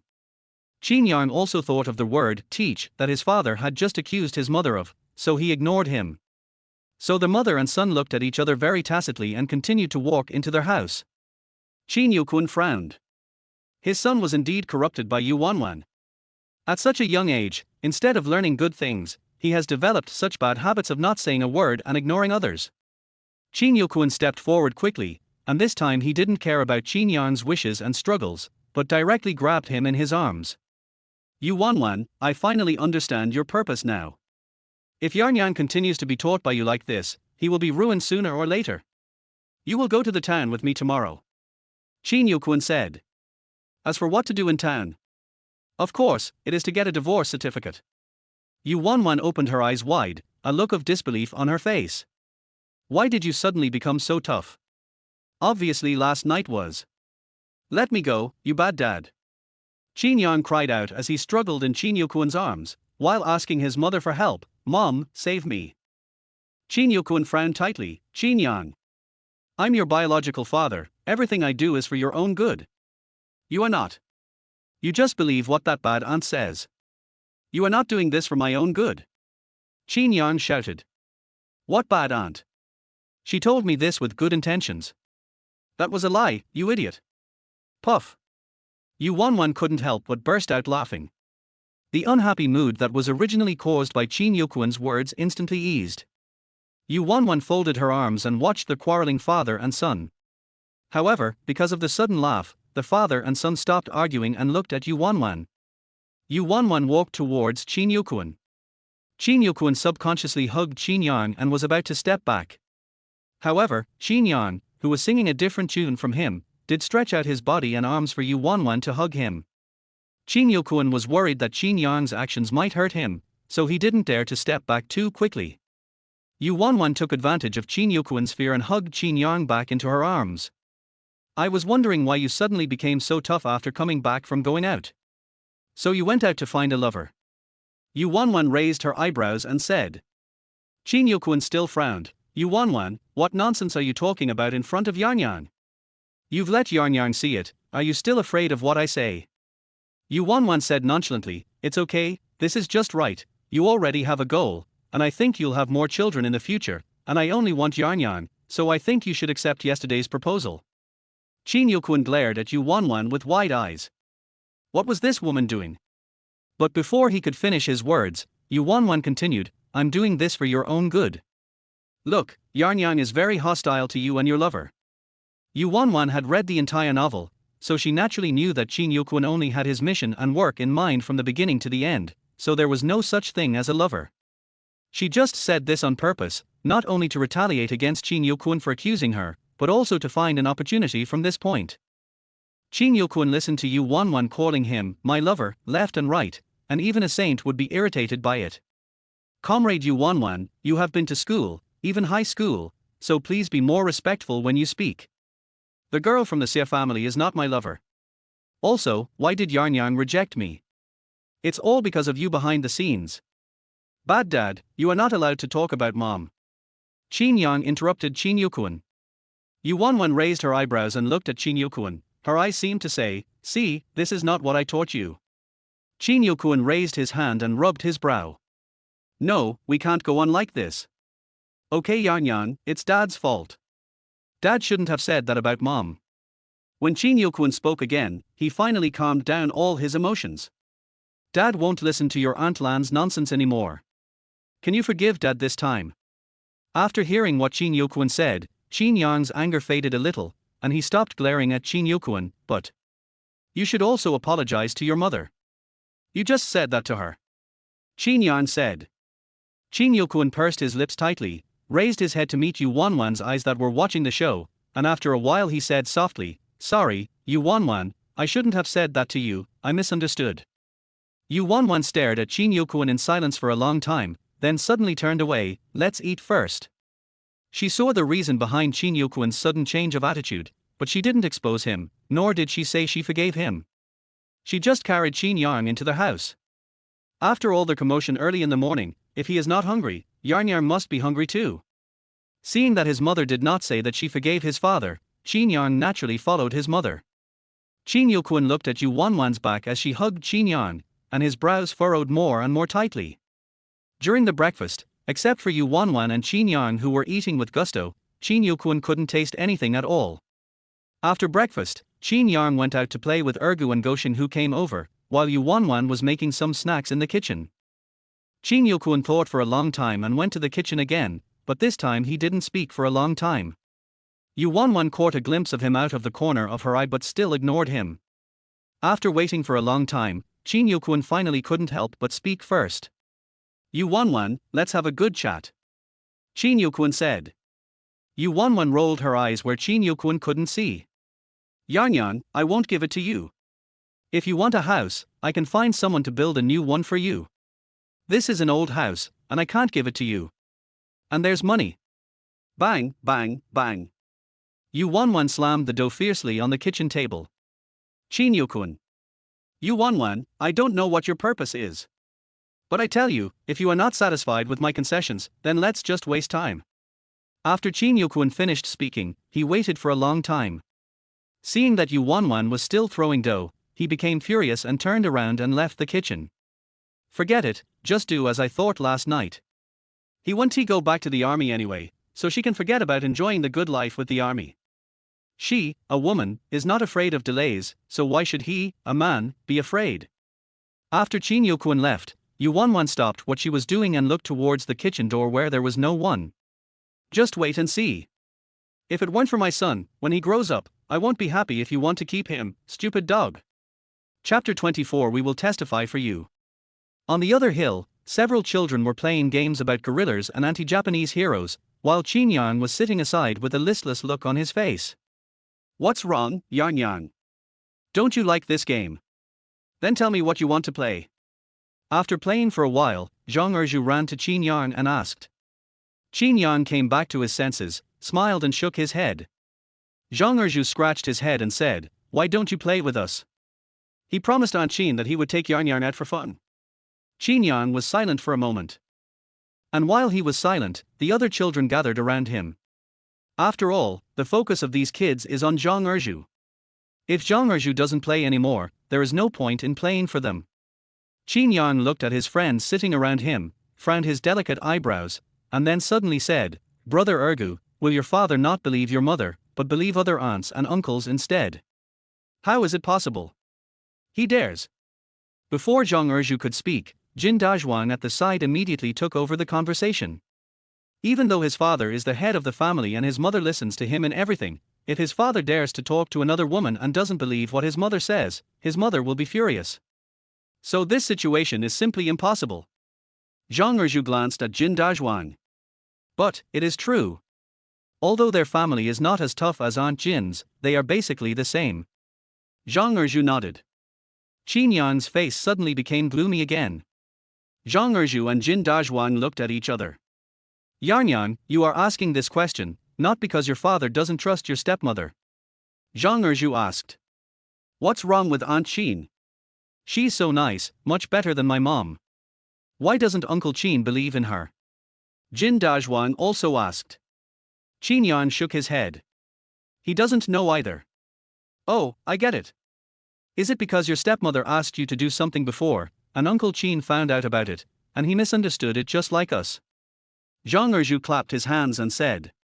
Chin Yan thought about it and it seemed to be like this. When Zhang Erju saw that Chin Yan didn't say anything, he immediately thought that he was right, then he stood up from the ground and reached out to pull Chin Yan. Come on, we'll go with you to find Uncle Chin. We'll help you explain to Uncle Chin that Aunt Chin is a very nice person. Zhang Erju said. Yes, I'll help you too, what's that called, testify. Jin Dazhuang shouted from behind. After hearing this, the other friends came over and wanted to go together. After all, it's the friendship that we all had because we had eaten such delicious Dongper pork together. Chin Yan's eyes lit up after hearing this and he nodded immediately. So a group of children came down the hill in a mighty procession and headed straight towards the Chin family. When they passed by the fields at the foot of the hill, the adults working in the fields frowned when they saw them. Are we going to Yokwon's house to eat again? What a waste! Why don't you mind them? Anyway, the Kwon family didn't refuse. But this isn't a good idea. She's a new bride, and she's shy anyway. It's all her own fault. Who made her start this? Don't blame the children for going to eat on their own initiative. It wasn't us adults who asked them to go anyway. What you said is not very kind. I will not let my children go to other people's houses for dinner. It's like my family is too poor to afford the food. Yu Wanwan, who had no idea that there were many arguments in the village about the Chin family, steamed some cakes that Chin Yan liked to eat today. In addition, she also made some steamed cakes with brown sugar. After all the snacks were out of the pot, Yu Wanwan prepared to take them out to cool outside so that she could eat them directly when Chin Yan came back. She was filled with joy when she thought of the cute look on the children's eyes when they saw their favorite cakes. Who knew, when she turned around, she saw Chin Yokwon coming to the kitchen again. Yu Wanwan immediately suppressed the smile on her face. This bastard still hasn't given up? What is he going to say next? Or? Yu Wanwan noticed that Chin Yokwon's eyes were fixed on the plate of cake and steamed cake in her hands, and frowned. Ahem. When Chin Yokwon noticed Yu Wanwan's gaze, he immediately came to his senses and coughed twice to ease the embarrassment. Well, I'm here to get money from you. Qin Yokuan said a little embarrassedly. After saying that, he handed the money in his hand to Yu Wanwan. After the breakdown of the talk with Yu Wanwan just now, he went back to his little house and lay down for a while. After thinking everything through, he directly took out the money and gave it to Yu Wanwan. After all, whether he divorces Yu Wanwan or not, the money is for her household expenses. She doesn't go to work, so it's impossible for him to feel at ease and be taken care of by her while he is recuperating, right? And who knows? After he gives her all the money and she spends it all, maybe she will come to her senses and agree to divorce him. So, taking all the above into consideration, he took out all the 1,000 yuan he had left. Yu Wanwan raised her eyebrows and looked at Qin Yokuan. Is this the salary submission? Yu Wanwan narrowed her eyes, put the plate in her hand back on the table, and then naturally took the thick roll of money. Most of the money in this roll are 10 yuan big unity notes, and there are two 100 yuan notes with the largest denomination. The rest are few dollars and a few cents. Yu Wanwan glanced at it casually and put it in her pocket. Although the man is a bit of a slave, he is still quite good in handing over his salary. Yu Wanwan raised the corners of her lips slightly. Since you are so conscious of handing in your salary, I will help you take good care of your legs and ensure that you get enough nutrition. Qin Yokuan was stunned when he heard this.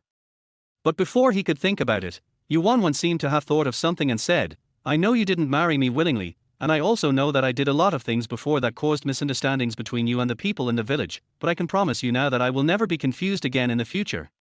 In the future, when we live together, I hope we can live in peace, communicate more and argue less, and create a good family environment for Yarnyan. Experts say that a child's growth is also closely related to the family environment. Originally, she planned to leave Qin Yokuan alone for a while before having a good talk with him. But now, since he is so self-aware, she doesn't mind taking a step back. After hearing what Yu Wanwan said, Qin Yokuan was filled with surprise. Suddenly, I felt an indescribable emotion in my heart.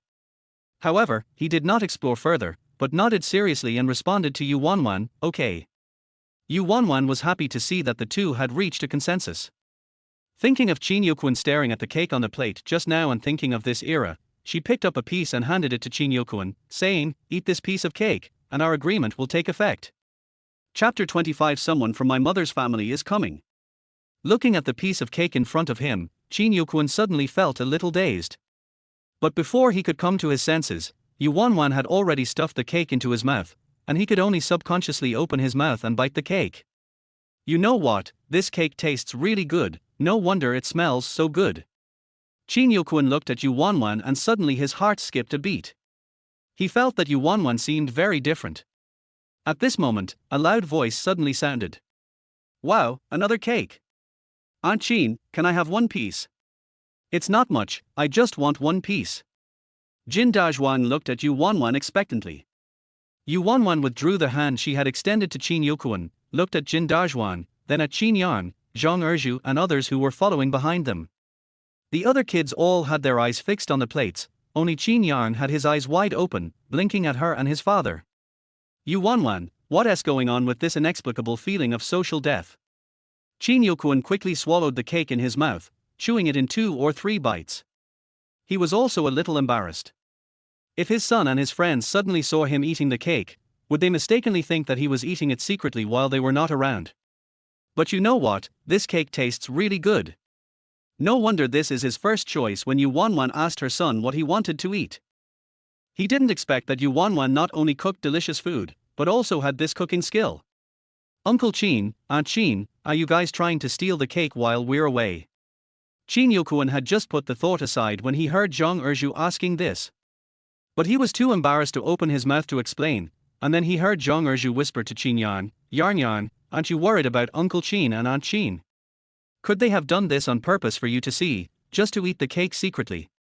After all, when he was at home, his parents often liked to hide in the room to eat delicious food, with their mouths greasy, but they would not let them eat. If he caught them, he would beat them, which was quite too much. Qin Yan. Is this really the case? Why does he always feel like something is wrong? Qin Yan had also heard Zhang Erju complain about family matters to him, but he still felt that his mom and dad were not like Uncle Zhang and Aunt Zhang. But if you ask him to point out the difference, he can't explain it clearly. Qin Yan looked at Zhang Erju in confusion and scratched his head. Although Zhang Erju spoke softly, he was still a child after all. How could he really control the volume of his voice? Not to mention that it was said in front of Qin Yuquan and Yu Wanwan, so Qin Yuquan and Yu Wanwan heard it clearly. For a moment, the corners of their mouths twitched in tacit understanding. What the hell is going on? Yu Wanwan bent her fingers and knocked on Qin Yang and Zhang Erju with chestnuts each. You little brat, what are you talking about? Do you want to eat the cake or not? If not, I'll let Da Zhuang take all of it. Yu Wanwan said. Zhang Erju immediately stopped whispering to Qin Yang and quickly ran to the table, reaching out to protect the cake. Yarn Yarn, come here quickly. After hearing this, Qin Yang looked at his father and then at his mother. Then, at Yu Wanwan's nod, the little boy finally showed a happy smile on his face and ran over. Don't worry, this is the cake Aunt Qin made. It's delicious. Let Yarn Yarn share it with us. Let's go outside and divide it. Let us go, let us go. After the noisy children left, Yu Wanwan and Qin Yuquan were the only ones left in the kitchen. The atmosphere suddenly felt a little strange in an inexplicable way. Of course, this is how Qin Yuquan feels. You see, you have to always correct your attitude. Otherwise it will affect Yang Yan's mood. Yu Wanwan took the opportunity to educate Qin Yuquan. Qin Yuquan. That inexplicable strange feeling was instantly shattered, leaving only speechlessness. Feelings, this is all his fault. It is true that only women and villains are difficult to raise. The confrontation between Qin Yuquan and Yu Wanwan came to a temporary halt, and they both tacitly agreed to show the respect and love that parents should have only in front of Qin Yang. As for Qin Yuquan's understanding, Yu Wanwan fulfilled her promise and provided him with good food and drink to replenish his nutrition. If Qin Yuquan had not consciously started to increase his exercise little by little, his leg would probably have become unrecognizable by the time he was completely healed. On this day, Yu Wanwan was still busy studying the food, and Qin Yuquan was still exercising on a small scale. Just then, a loud voice suddenly came from outside the door. Wanwan. Wan girl, come out quickly, your mother and your brother and sister-in-law are here to see you. When Yu Wanwan heard the scream, she was so frightened that she almost dropped the rolling pin, and then she hurried out of the kitchen. Of course, Qin Yuquan in the house also heard the shouting, but he was not in a hurry to come out. Mom, why are you here? Yu Wanwan shouted to the woman who had walked in. Come to think of it, she almost forgot that there was indeed such a passage in the book. After Qin Yang fell into the water and had a high fever, it was the original owner's mother who heard the news from Xiaoyu village and rushed over. She then forcefully forced the original owner to pay money to send Qin Yang to the hospital in town, and that's how Qin Yang was prevented from being burned to death. But, Qin Yang is fine now, why would the original owner's mother come here? Why, can't your mother come over and rest for a while? Does she annoy you? When Yu Wanwan's mother heard that Qin Yuquan had returned in a rage, she was worried about her daughter and specially brought her son and daughter-in-law to see her. But this is the result. Yu Wanwan's mother glared at Yu Wanwan unhappily. Yu Wanwan immediately smiled awkwardly. No way. I didn't expect this. Come in quickly, I'll make you some sugar water. Yu Wanwan said as she stepped forward, took Aunt Yu's arm and led her in, not forgetting to call her brother and sister-in-law to come along. Only when Aunt Yu saw this did a smile appear on her face. That's enough. It's a waste to drink the sugar water. Just have some cold water. Aunt Yu said, save the sugar water for Yuquan, Yarn Yarn and yourself. Yu Wanwan smiled and didn't respond, and the food she served was still sugar water. Aunt Yu had to frown and glare at her daughter, but she couldn't suppress the curve on the corner of her mouth. Of course, my brother and sister-in-law had the same expression. At this time, Qin Yuquan also came out. Mom, brother, sister-in-law. Qin Yuquan called everyone one by one. Seeing this, Yu Wanwan's elder brother immediately stood up and tried to help him, but Qin Yuquan waved his hand and refused. Don't be so pretentious, it's almost done. After hearing this, brother Yu Wanwan quickly nodded, that's good, that's good. After saying that, he asked sister Yu to take the basket she was carrying and said, I heard that you were back, so I brought you some eggs. I'll ask Wanwan to stew one for you every day. Chapter 26 Cuteness is a sweet burden. Qin Yuquan was stunned. Following brother Yu's words, I looked at the basket full of eggs. To be honest, Qin Yuquan was a little shocked. Eggs are not a rare thing for him, but for every household today, they are still an important asset. Even a pregnant daughter-in-law may not be able to eat an egg every day, let alone he is just a son-in-law. If it were someone else, Chin Yokwon would still suspect whether the Yu family wanted his help. But the Yu family, the old couple and their daughter-in-law take care of the land at home, while their son is a truck driver in a factory in town. Their life is not rich but comfortable, otherwise they would not have been able to support Yu Wanwan to go to high school and have such a big body. Not to mention, he is not in the high position that he will be in the future. He is just a man who has just returned from the army with a leg injury. Therefore, he could feel the sincerity of the Yu family. But thinking about it, he later heard that in his previous life, the reason his son survived was because the Yu family heard about this and forced Yu Wanwan to send his son to the hospital, which saved him. Thinking of this, Chin Yokwon couldn't help but think of Yu Wanwan's viciousness again. But soon all emotions calmed down. I should have brought you an old hen, but a few days ago, a wife in the village got pregnant, and the signs of pregnancy were not very good, so I bought the old hens in my house. The rest just started laying eggs this year, so I didn't bring them to you. Seeing that Chin Yokwon didn't say anything, Aunt Yu was afraid that he would misunderstand, so she took over and explained. Chin Yokwon, that's not what he meant. Yu Wanwan. Mom. What are you talking about? Yokwon has money to buy old hens or other nourishing foods, but these eggs came at the right time. I was just worrying about going out to find someone to buy them. Yu Wanwan said as she carried the basket. Chin Yokwon immediately followed up after hearing what Yu Wanwan said. Yes, Mom, we've been using up eggs quickly lately, and I was planning to go to the market to buy some tomorrow. You've saved me a trip today. Regardless of whether what Chin Yokwon and Yu Wanwan said was true or false, Aunt Yu and Brother Yu and his wife felt comfortable after hearing it. Then, Chin Yokwon immediately continued, Mom, brother and sister-in-law, let's just eat something casually at noon. After eating, I'll go buy some meat and some wine, and then we'll have a good meal in the evening. When Aunt Yu and Brother Yu heard this, they looked at each other and were about to refuse, but Chin Yokwon didn't give them a chance. That's great. My legs are still not very strong. Big brother, come with me later and help me carry my things. Chin Yokwon had said this much, and Aunt Yu and Brother Yu and his wife just happened to refuse. After thinking about it, he nodded. There was just enough time, so Aunt Yu could have a good chat with Yu Wanwan. However, what made Aunt Yu a little relieved was that it seemed that Chin Yokwon and Yu Wanwan, the young couple, did not have any conflicts or disagreements as rumored in the village. As long as Yu Wanwan can be persuaded to treat Chin Yang well, I think there won't be any serious problems later. Thinking of this, Aunt Yu's worried heart finally felt a little relieved.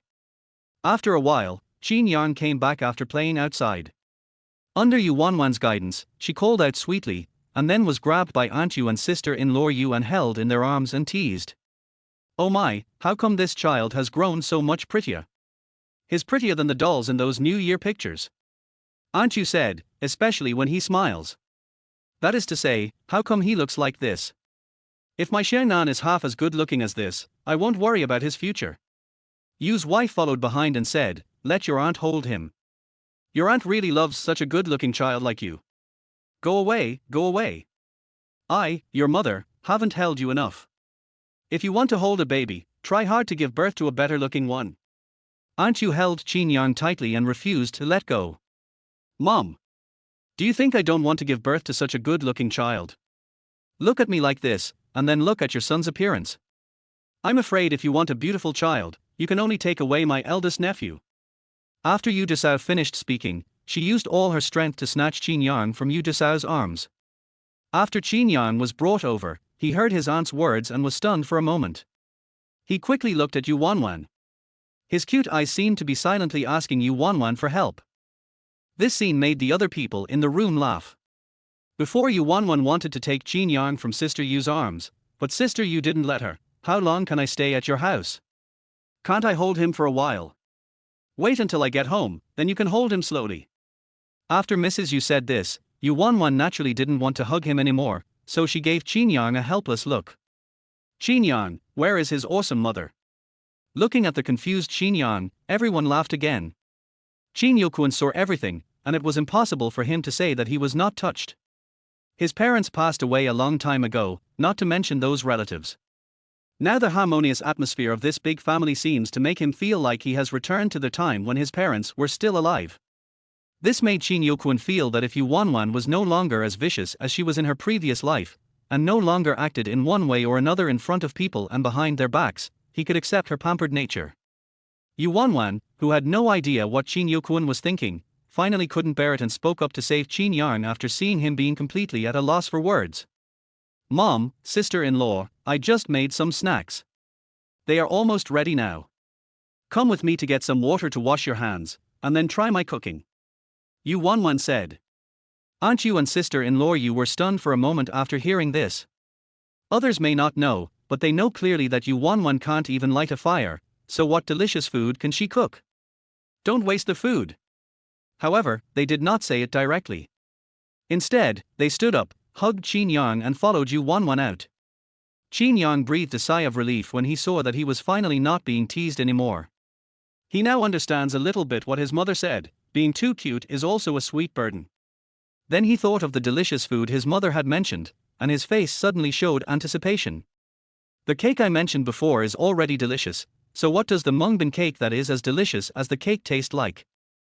The expectant expression on Qin Yang's face was so moving that Aunt Yu and sister-in-law Yu looked puzzled.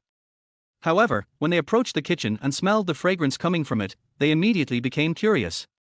"What is this? It smells like milk." Aunt Yu and sister-in-law Yu asked while washing their hands with the water fetched by Yu Wanwan. "Mom, I added a little more malted milk to the mung bean cake I made. It smells good and tastes even better." Chapter 27 Milky Green Bean Cake. When Aunt Yu and sister-in-law Yu heard this, their eyes widened immediately. "My goodness, you are just wasting money. No amount of money is enough for you to spend," said Aunt Yu. "Malted milk is a good thing. Many people want to drink even a spoonful, but she just drinks it directly. Does something like mung bean cake require such fine ingredients?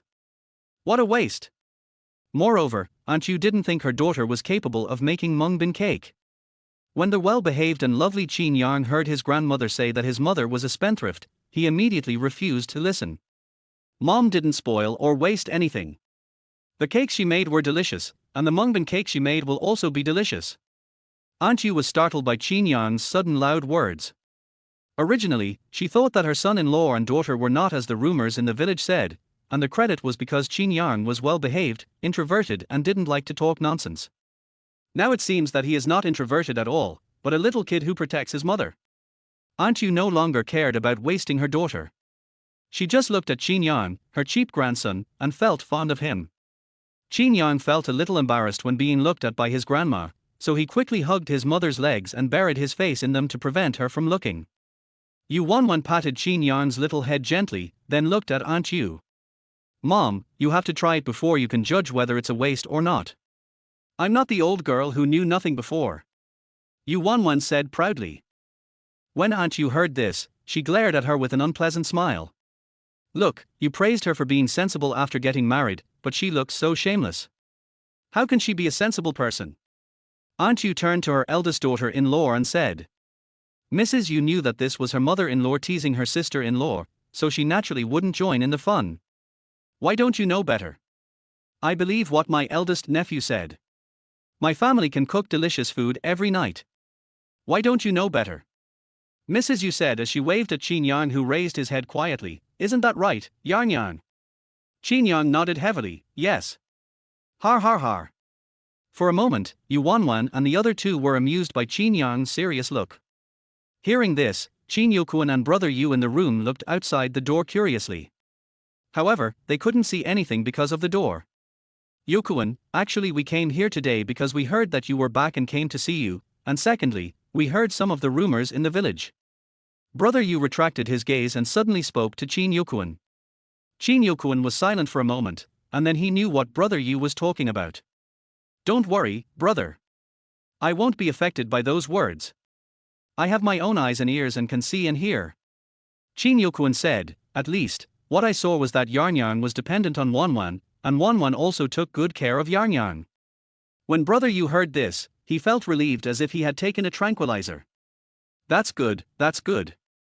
Brother Yu nodded with a smile, and then found another topic to ask. "After your leg is healed, what are you going to do? Since there will be no accidents as long as my sister's marriage does not go ahead, I should be concerned about her future life. After all, Chin Yokwon had just retired from the army. There were also soldiers in their village who had retired from the army, but they had normal ways of changing jobs after retirement. In Chin Yokwon's case, his leg was injured, and he had already received the retirement allowance compensation, so whether he could continue to maintain his current good life became an important issue. Chin Yokwon didn't expect his brother-in-law to suddenly turn the topic to work. He frowned and said after a long while, "I don't know yet. I have to wait until my leg is healed and ask if I can apply for a transfer and whether there are any vacancies here." Brother Yu nodded and said, "Okay, when you are well, if you can't transfer to another job, tell me and I will try to ask the factory if they can arrange a job for you. Or you can learn to drive while you have enough money now, which will be a technical skill." Chin Yokwon was stunned. Nowadays, factory workers have a stable job, but I didn't expect that the whole Yu family would work so hard for Yu Wanwan. Just then, Mrs. Yu came over with a plate of mung bean cakes with a strong milky flavor. "What are you all talking about here?" Mrs. Yu placed the mung bean cake on the table between Brother Yu and Chin Yokwon, without waiting for their answer. "Try it now, Wanwan made it, it's delicious." As Mrs. Yu spoke, she took a piece of mung bean cake. Brother Yu thought that sister-in-law Yu was passing it to him, and when he was about to take it, he saw sister-in-law Yu put it directly into his mouth. "Brother Yu, my wife has changed. In the past, she would always give him the best things first." Chin Yokwon, he didn't see anything, so he just concentrated on eating the mung bean cake. "What are you looking at? Try it. Do you think I can tell what it tastes like?" Mrs. Yu didn't understand the look in Brother Yu's eyes and urged him. The corners of Brother Yu's mouth twitched, and then he pinched a piece of mung bean cake and put it in his mouth. At first, he thought that Yu Dasa was exaggerating a bit. Although not every family knows how to make mung bean cake, it's not unheard of. So how delicious can it be? But when he tasted the milky aroma, he completely forgot about that thought. This mung bean cake is good, sweet but not greasy. Although it has a milky flavor, it retains the green fragrance of mung beans. Is this really made by Wanwan, and not bought from somewhere? Brother Yu was a little unconvinced. At the same time, he pinched another piece and put it in his mouth. Brother Yu looked at Chin Yokwon and said, "Yokwon, this is not something you brought back from the province." Brother Yu thought that he had traveled a lot and had seen a lot, but he had never eaten such a mung bean cake. He thought that it was so delicious that only people in the province could make it. "As for what you said about Yu Wanwan, as a brother, doesn't he know what his sister is like? How can you talk like that? It's a waste to give it to you." Mrs. Yu was unhappy when she heard this. Seeing that Brother Yu was about to make mung bean cake again, she immediately slapped his hand hard and moved the plate closer to Chin Yokwon. "Chin Yokwon. Brother, I didn't bring anything when I came back from the province. This was made by Wanwan." Chin Yokwon said. Not only did he not bring back any food, he also harbored great malice towards Yu Wanwan. Of course, he wouldn't be stupid enough to say this. When Brother Yu heard this, he was stunned. He didn't even care about the slapping of his hand by Mrs. Yu, and continued to reach out and quickly pinched a piece. "Is this really made by Wanwan? Is this snack made by Wanwan really this delicious?" After receiving a cold stare from sister-in-law Yu, Brother Yu was not annoyed but rather very happy. "Hey! Yokwon, didn't you hear any news when you went to the province to treat your leg this time?" Chapter 28, Selling Food. Chin Yokwon was stunned again. What's going on? He can't quite keep up with the Yu family's train of thought. Wasn't he still praising Yu Wanwan for the delicious mung bean cake? Why did you suddenly ask about his leg treatment? Although Chin Yokwon had doubts in his heart, he did not show them. "I'm in the provincial hospital for treatment of my leg, but I'm basically in the hospital, and I haven't been out for a walk." "Brother, what news are you talking about?" Brother Yu didn't think much about it when he heard this, but smiled and said, "Last time, someone from our factory shipped goods to the provincial capital. He heard people there say that reform and opening up allowed ordinary people to buy and sell things on their own. There was everything to eat, drink and use. Real." Before Chin Yokwon could say anything, Mrs. Yu, who was standing by and heard the news, shouted in shock, "Will he really not be caught? Wasn't there a trafficker in our village who was caught last month, and he hasn't come back yet?" Brother Yu frowned, and seemed a little unhappy about Sister Yu's questioning of him. "Of course it's true, there's nothing to lie about. Now our factory supplies goods to the provincial capital, and we have to go to the provincial capital from time to time. Last time he went, next time it will be my turn. If he is lying, won't he be exposed soon? Because of this news, a few brave guys in our factory are ready to go out and do something big. At this point, Brother Yu suddenly lowered his voice. I heard that they used to be profiteers, but because of the strict inspections, their families would not let them continue, so they bought workers' quotas, which cost several hundred yuan. They could only afford it because they had some money from profiteering for a few years.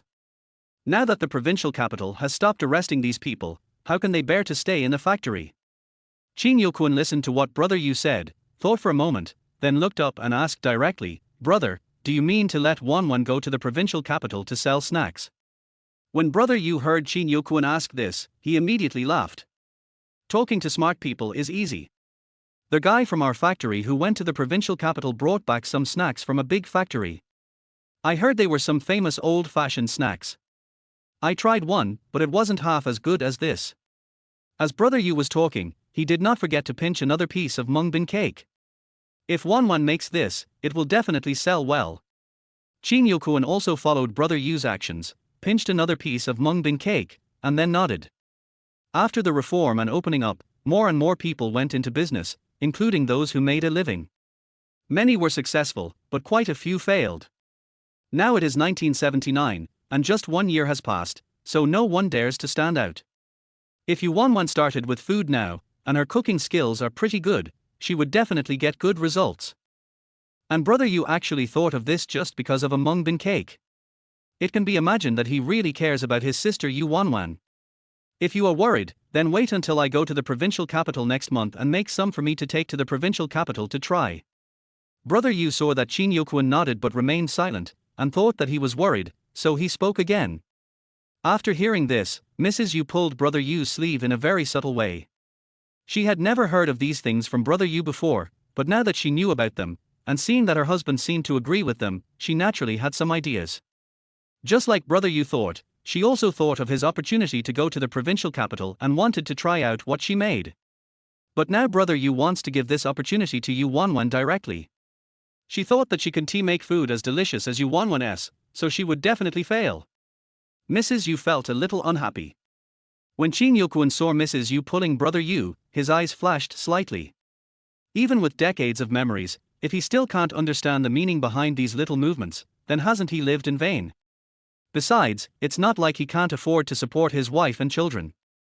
No matter whether Yu Wanwan will do evil again or not, it's impossible for him to let her support him in turn. So, har har, big brother. What are you guys talking about? You look so serious. Before Qin Yokun could say no, Yu Wanwan and Aunt Yu came in, holding Qin Yan, who was eating a mung bean cake with a satisfied look on his face. Come here quickly, sister, there is a good news. Mrs. Yu immediately stepped forward and took Yu Wanwan's hand and said. Yu Wanwan glanced at Mrs. Yu in confusion, then subconsciously looked at Qin Yokun. Qin Yokun was stunned when he met Yu Wanwan's eyes. But before he could open his mouth, Mrs. Yu had already told him what Brother Yu had said. Sister, please think about it carefully. The food you cook is so delicious, there must be no problem. If you are worried, you can try it in our county first. Mrs. Yu said with a smile. When Qin Yokun and Brother Yu heard what Sister Yu said, they immediately frowned. Brother Yu looked at sister-in-law Yu with a somewhat unhappy look. Qin Yokun looked at Yu Wanwan, waiting to see what she meant before speaking. If Yu Wanwan decided to do this, he might be able to ask her to divorce him on the grounds that no one would take care of Qin Yan. Of course, Qin Yokun felt that Yu Wanwan would not do that, at least not now. If Yu Wanwan was reborn like him, then she couldn't be unaware of what happened in the next few years.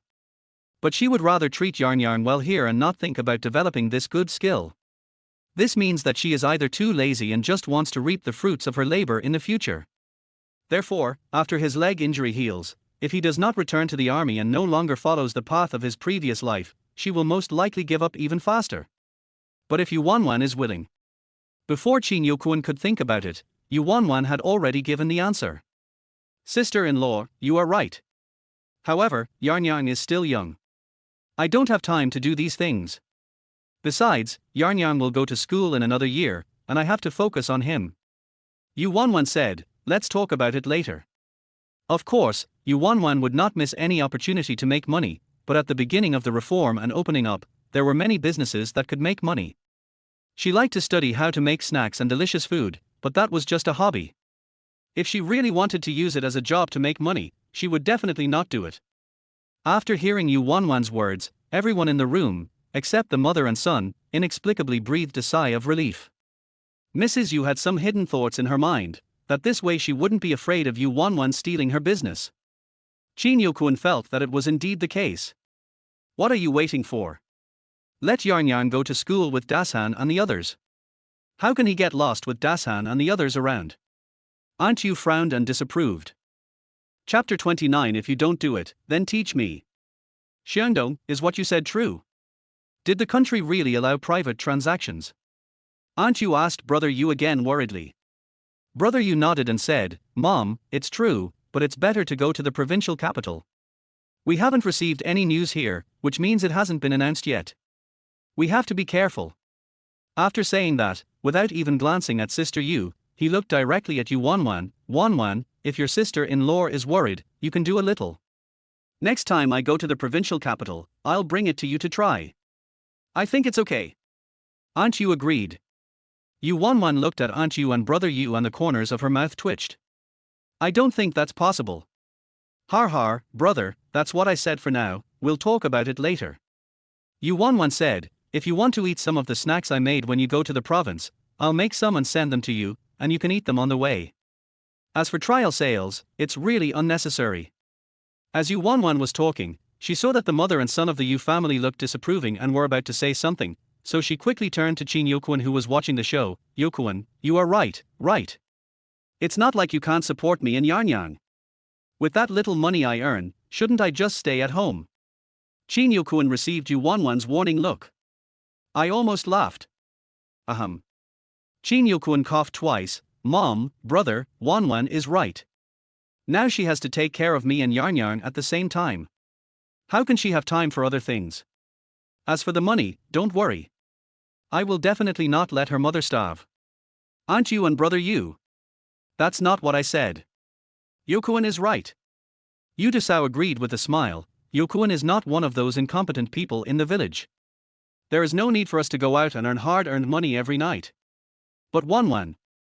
As Sister Yu was talking, she suddenly changed the subject. Since you are not going, can you teach me how to make your mungbin cake? Everyone. Hongxia. Brother Yu shouted loudly. Originally, he was very unhappy when Yu Dasao asked Yu Wanwan to go to the county town for an interview. Now she didn't expect that she actually wanted Wanwan to teach her how to make this mungbin cake. What's her plan? Mrs. Yu looked embarrassed after being yelled at by Brother Yu. He looked at Brother Yu and glared at him with some displeasure. What's so fierce about it? Isn't she planning this for the sake of his Yu family? Anyway, Yu Wanwan herself said that she didn't want to sell it, so what's wrong with letting her, the elder sister-in-law, take advantage of it? After all, it was his own fault. If she was a little more capable than Chin Yokuan, she wouldn't have thought of doing this, right? Isn't she tired if she wants to do this? The atmosphere in the room suddenly froze because of Brother Yu's roar. Chin Yang, who was originally eating his mungbin cake in small bites, sensitively sensed that something was wrong and moved closer to Yu Wanwan's arms with a little fear. Yu Wanwan reached out and patted his back. After comforting him for a few times, she smiled and said to Brother Yu and Sister Yu, Brother, why are you yelling? You scared your nephew. Mungbin cakes are not something rare. Sister-in-law wants to know how to make them, so I'll tell her. Then I can let Yarnyang be a little taster to see which one tastes better. Isn't that right, Yarnyang Tilder? When Chin Yang heard his mother calling him like that, he immediately smiled and nodded, then leaned close to his mother's ear and whispered, My mother's cooking is the most delicious. Yu Wanwan, he really is worthy of being her big baby. At this moment, Chin Yokuan also spoke. Yarnyang is so young, how can he tell whether the food is good or bad? At that time, my elder brother and I will come together. My elder brother just ate several pieces of mungbin cakes, which shows that he likes them. When the time comes, we can taste them carefully to see what is different and which one tastes better. The atmosphere in the room was restored thanks to the efforts of Yu Wanwan and her family of 3. Yu Wanwan took the opportunity to send Chin Yang to his father's arms, and then took Sister Yu and walked out. Sister-in-law, let's go, it's still early, I'll tell you how to do it, and there are some ingredients at home, you can try it first. When Aunt Yu saw this, she felt sour and bitter. My daughter has suddenly become so sensible, maybe it's because she has suffered a lot. Aunt Yu glanced at Shin Yokuan with a hidden look in her eyes, then she thought of something and followed him out. After the three women left the room again, Brother Yu sighed and said, Yokuan, I'm sorry, your sister-in-law. Shin Yokuan waved his hand and pushed the mung bean cake back to Brother Yu. Brother, what are you talking about? We are all family. Brother Yu was in no mood to continue eating the mung bean cake. He frowned and fell silent. Shin Yokuan raised his eyebrows when he saw this, but didn't say much. He just watched his son continue to eat mung bean cake in his arms quietly. On the other hand, Mrs. Yu was initially a little embarrassed by Yu Wanwan's generosity, but after listening to what Yu Wanwan said, her heart began to ache. It has sugar, eggs, malted milk, goat's milk, etc. The flour has to be fine. This is all wasted money. This meant that she had to spend a large sum of money before she even earned any money. To be honest, Mrs. Yu was a little reluctant. And when Aunt Yu came later and heard about this string of precious materials, she was even more reluctant to part with it. Not to mention the things that she had to buy for Yu Desao to make, she even felt it was a waste and couldn't bear to part with them when Yu Wanwan took out the things and laid them out for Yu Desao to learn from. You're right. You're such a spendthrift. You used so many good ingredients just for a small bite. No, Hongxiar, you better give up this idea. I absolutely don't agree with such a waste. And Wanwan, you shouldn't waste money like this. Although Yokuan did make a lot of money, he is now at home with a leg injury. If you keep spending like this, what are you going to do when you run out of money? Aunt Yu stood in front of the kitchen table and refused to let Yu Wanwan and Yu's wife touch each other. To be honest, when Yu Desao saw those materials, she began to hesitate, but since they didn't cost her any money, she still wanted to give it a try. Yu Wanwan felt a headache when she saw Aunt Yu's arrogant attitude. It seems that if I don't give a good explanation to the original owner's mother today, I will have to do something wrong. Yu Wanwan's eyes suddenly rolled. Mom, don't worry. Even if Shin Yokuan's leg can't be healed and he can't make a lot of money, I won't just sit there and eat all the money. Yu Wanwan said, Mom, have you forgotten what I learned best in school? Chapter 30 Drawing Better Than Little Red Flower. Aunt Yu was stunned for a moment when she heard this. When you were in school? That was a long time ago. She only knew that her daughter was successful and passed the exam. As for what she studied, she didn't actually know. At most, she knew that she won a certificate or a red flower. As for why she won it, she was illiterate and it had been so long, so even if her daughter told her, she wouldn't remember. Aunt Yu felt a little guilty. But Yu Wanwan didn't care. In the past few years, everyone was keen on criticism and struggle, so who still cared about those books? Those teachers and so on were all sent down to the cowshed in the countryside. Who would dare to tell others that their children are good at studying? If you are not careful, you might be arrested as a reactionary. By then, even 5 generations of poor peasants will be no longer able to maintain their status. Therefore, they kept their excellence hidden during those years, and only now, when that four-person organization is gone, do they dare to show it off. Mom, I told you when I was in school that my drawing was very beautiful. The teachers all praised me. Those little red flowers were all awards I won for my drawings. Yu Wanwan said. This is not something Yu Wanwan made up. The original owner was indeed very hardworking in sketching. After all, it does not require rote memorization or the application of various formulas, so it is relatively easy. But it is only a little easier. If you want to achieve something in this area, in addition to talent, hard work is also inevitable, so the original owner, just let it be. Aunt Yu was feeling guilty at the moment. After hearing what her daughter said, she nodded quickly, yes. When Yu Wanwan heard this answer, she almost couldn't hold back her laughter. This inexplicably reminded her of the right in the various game challenges that people like to play in modern times. Yu Wanwan quickly coughed and calmed her expression. But how can you make money from painting? Aunt Yu came to her senses and asked doubtfully. Mom, there are probably many ways to make money. Let's take the simplest example. The clothes we are wearing were first drawn by someone, and then made according to the drawing. Especially the clothes sold in the provincial capital, you see they are so beautiful, they were also first drawn, looked beautiful, and then someone was found to make them and then sold for a lot of money. Think about it, whether this can make money depends entirely on whether the clothes you draw are good looking. Aunt Yu didn't understand this, but her daughter's words seemed to make sense, so she nodded subconsciously. Since I'm so good at drawing and my paintings are so beautiful, shouldn't it be easy for me to make money? Yu Wanwan continued to deceive. When Aunt Yu heard this, she was surprised. Her daughter can get red flowers for drawing, so doesn't that mean she can just draw 2 pictures and draw better than those who have never won red flowers? When she thought of this, Aunt Yu became very happy and completely forgot about the main topic. Seeing this, Sister Yu immediately said cleverly, Wanwan, you are really amazing. When the time comes, you must make a nice dress for our mother with the beautiful clothes you draw. I don't have that much talent, so I will pay for the cloth and money.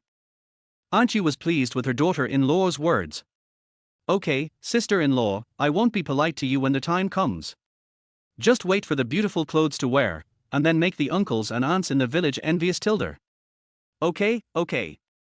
Aunt Yu's whole face lit up with smiles when she thought of the scene her daughter described. Sister Yu struck while the iron was hot, yeah, that's for sure, but the clothes you drew are so beautiful, they must be expensive to sell. You should teach your sister-in-law how to make these snacks first, so that she can learn it quickly and save more money. Then you can make a few more sets for our mother. Why do we need so many? An old woman like me cannot wear them all. 2 sets, washed and changed, will be enough. Aunt Yu said. But at this time, she no longer stopped Yu Desao and Yu Wanwan from making the mung bean cake. Just looking at those ingredients, she still felt a little distressed. Whenever she saw that Mrs. Yu did something wrong, or that Yu Wanwan used too much ingredients, she would say something. Seeing this, Yu Wanwan had no choice but to speak again. Mom, I actually want you to help me with something. When Aunt Yu heard this, she immediately became serious. What's the matter, girl? Tell me. To make clothes, besides being able to draw well, you also need someone to make them. You need to help me think about whether there is anyone in our village who can make clothes, who is good at making clothes, who is careful and reliable, and then help me persuade her to make clothes with me. Aunt Yu immediately responded after hearing this, okay, let me think about it. That daughter-in-law of the Wang family. After watching Aunt Yu sitting aside and muttering about the people making clothes, Yu Wanwan and Yu's wife could finally make mung bean cakes with peace of mind. Mrs. Yu is an old hand at housework after all. Although the mung bean cakes she made before were not very good, they got better and better after the 3rd one. However, she couldn't remember the ingredients and couldn't read, so in order to remember them, she asked Yu Wanwan to draw the steps first. Yu Wanwan.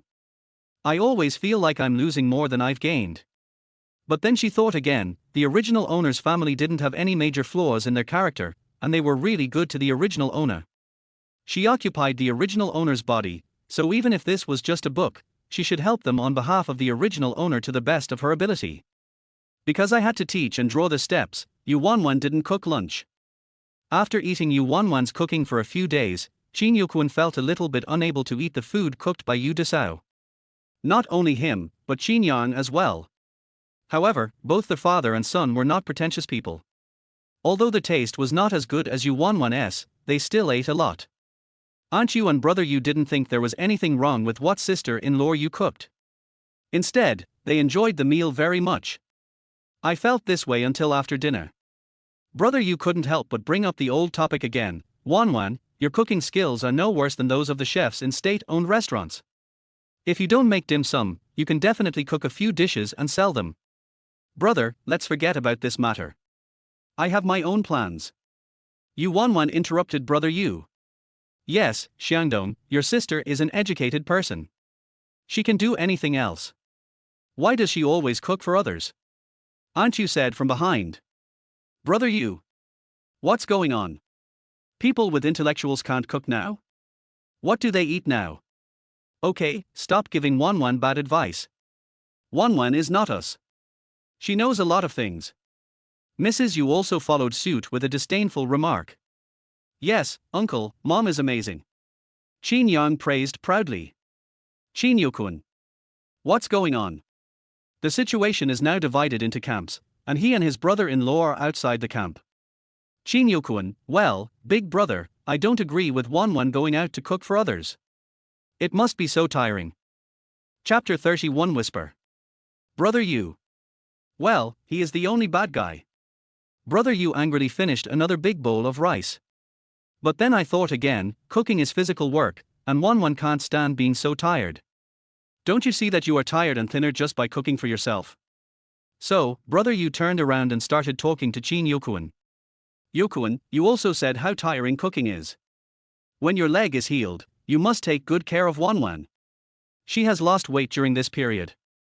They all lost weight. Lost weight. Where is it? After listening to what Brother Yu said, Yu Wanwan subconsciously looked at her arms, which were still as strong as a giant, and the swimming ring stuck around her waist. Chin Yokuan also looked at Yu Wanwan in the same way. The two fell silent. Seeing this, Brother Yu thought that Chin Yokuan was denying it, and immediately frowned and wanted to argue. Fortunately, Yu Wanwan quickly said, "Brother, I'm not thin. Not only that, I feel like I've done some work and I feel more nimble. If you don't believe me, ask our mother and sister-in-law." Aunt Yu and sister-in-law Yu thought about how skillfully Yu Wanwan cooked in the kitchen before and immediately nodded. Okay, Wanwan and Yokuan know what's going on. Yokuan is not the kind of person who would bully Wanwan. Is it necessary for you to worry about it? Didn't you say Wanwan's cooking is delicious? Even eating it can't stop you from talking. As soon as Aunt Yu spoke, Brother Yu stopped talking immediately. However, Chin Yokuan heard some reminder and warning in Aunt Yu's words. Chin Yokuan smiled without saying anything, then raised his glass to toast Brother Yu.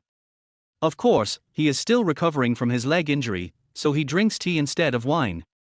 The rest of the dinner was very harmonious until they finished eating and watched the Yu family leave. After the Yu family left, Chin Yokuan stared at Yu Wanwan without blinking. Yu Wanwan felt so confused by the look Chin Yokuan gave her. "Dad, do you have something to tell Mom again?" Suddenly, Chin Yarn asked Chin Yokuan, then shook his head and said helplessly, Okay, then I'll go find my clothes first, and when you're done, come and take me to take a shower." After saying that, Chin Yang trotted off without waiting for Chin Yokuan to answer. Puff. Yu Wanwan couldn't help but laughed out loud.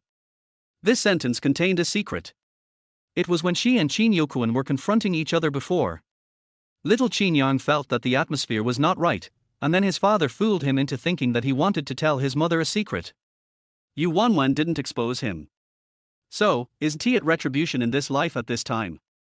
Har har har, it's so funny, especially when you see Chin Yokuan looking like he wants to say something but hesitates. Have you laughed enough? Chin Yokuan's ears were red and he said in a fierce tone. Yu Wanwan is not afraid of him. No. Chin Yokuan. I do have something to say. Chin Yokuan said. Yu Wanwan stopped laughing and nodded, but her eyes kept curved as she looked at Chin Yokuan, and it was obvious that she was laughing in her heart. Chin Yokuan naturally saw it, but he didn't care much. He just wanted to finish his words quickly and leave. I plan to transfer to the town's public security bureau after my leg heals. I will write a letter to the army about this matter in a couple of days. Chin Yokuan said, so if you want to plot his achievements in his previous life, forget it, you should leave as soon as possible. At this moment, Yu Wanwan was still trying to hold back her laughter at what Chin Yarn said, so she didn't pay much attention to what Chin Yokuan said and just nodded subconsciously.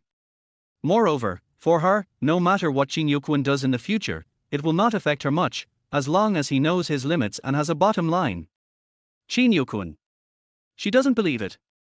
Then wait for him to send out the letter from the army, and then give it to her after he receives the letter of transfer, and let her see it clearly. But Chin Yokuan was silent for a moment.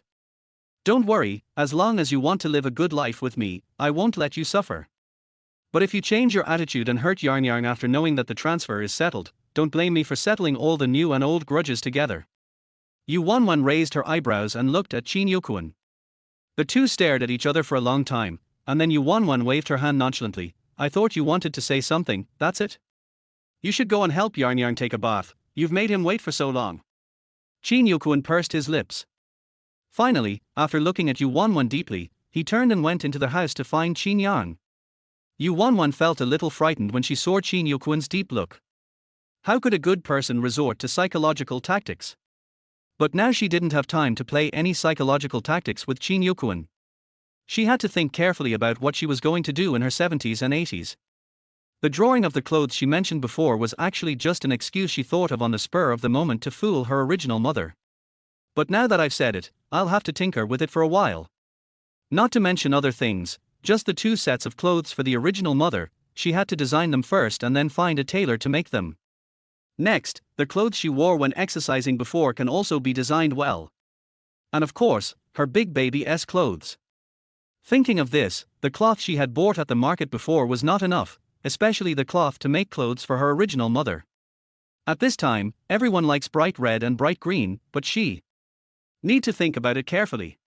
After Chin Yokwon and Chin Yang took a bath, they coaxed their son to sleep. When he came out of his son's room, he saw a faint light in Yu Wanwan's house. Chin Yokwon felt curious for a moment. He said those words at night. Although Yu Wanwan didn't show any abnormality at that time, he still didn't believe it. So now she didn't go to bed early. Could it be that? Chin Yokwon turned around, opened the door and walked to the window of Yu Wanwan's room in the yard.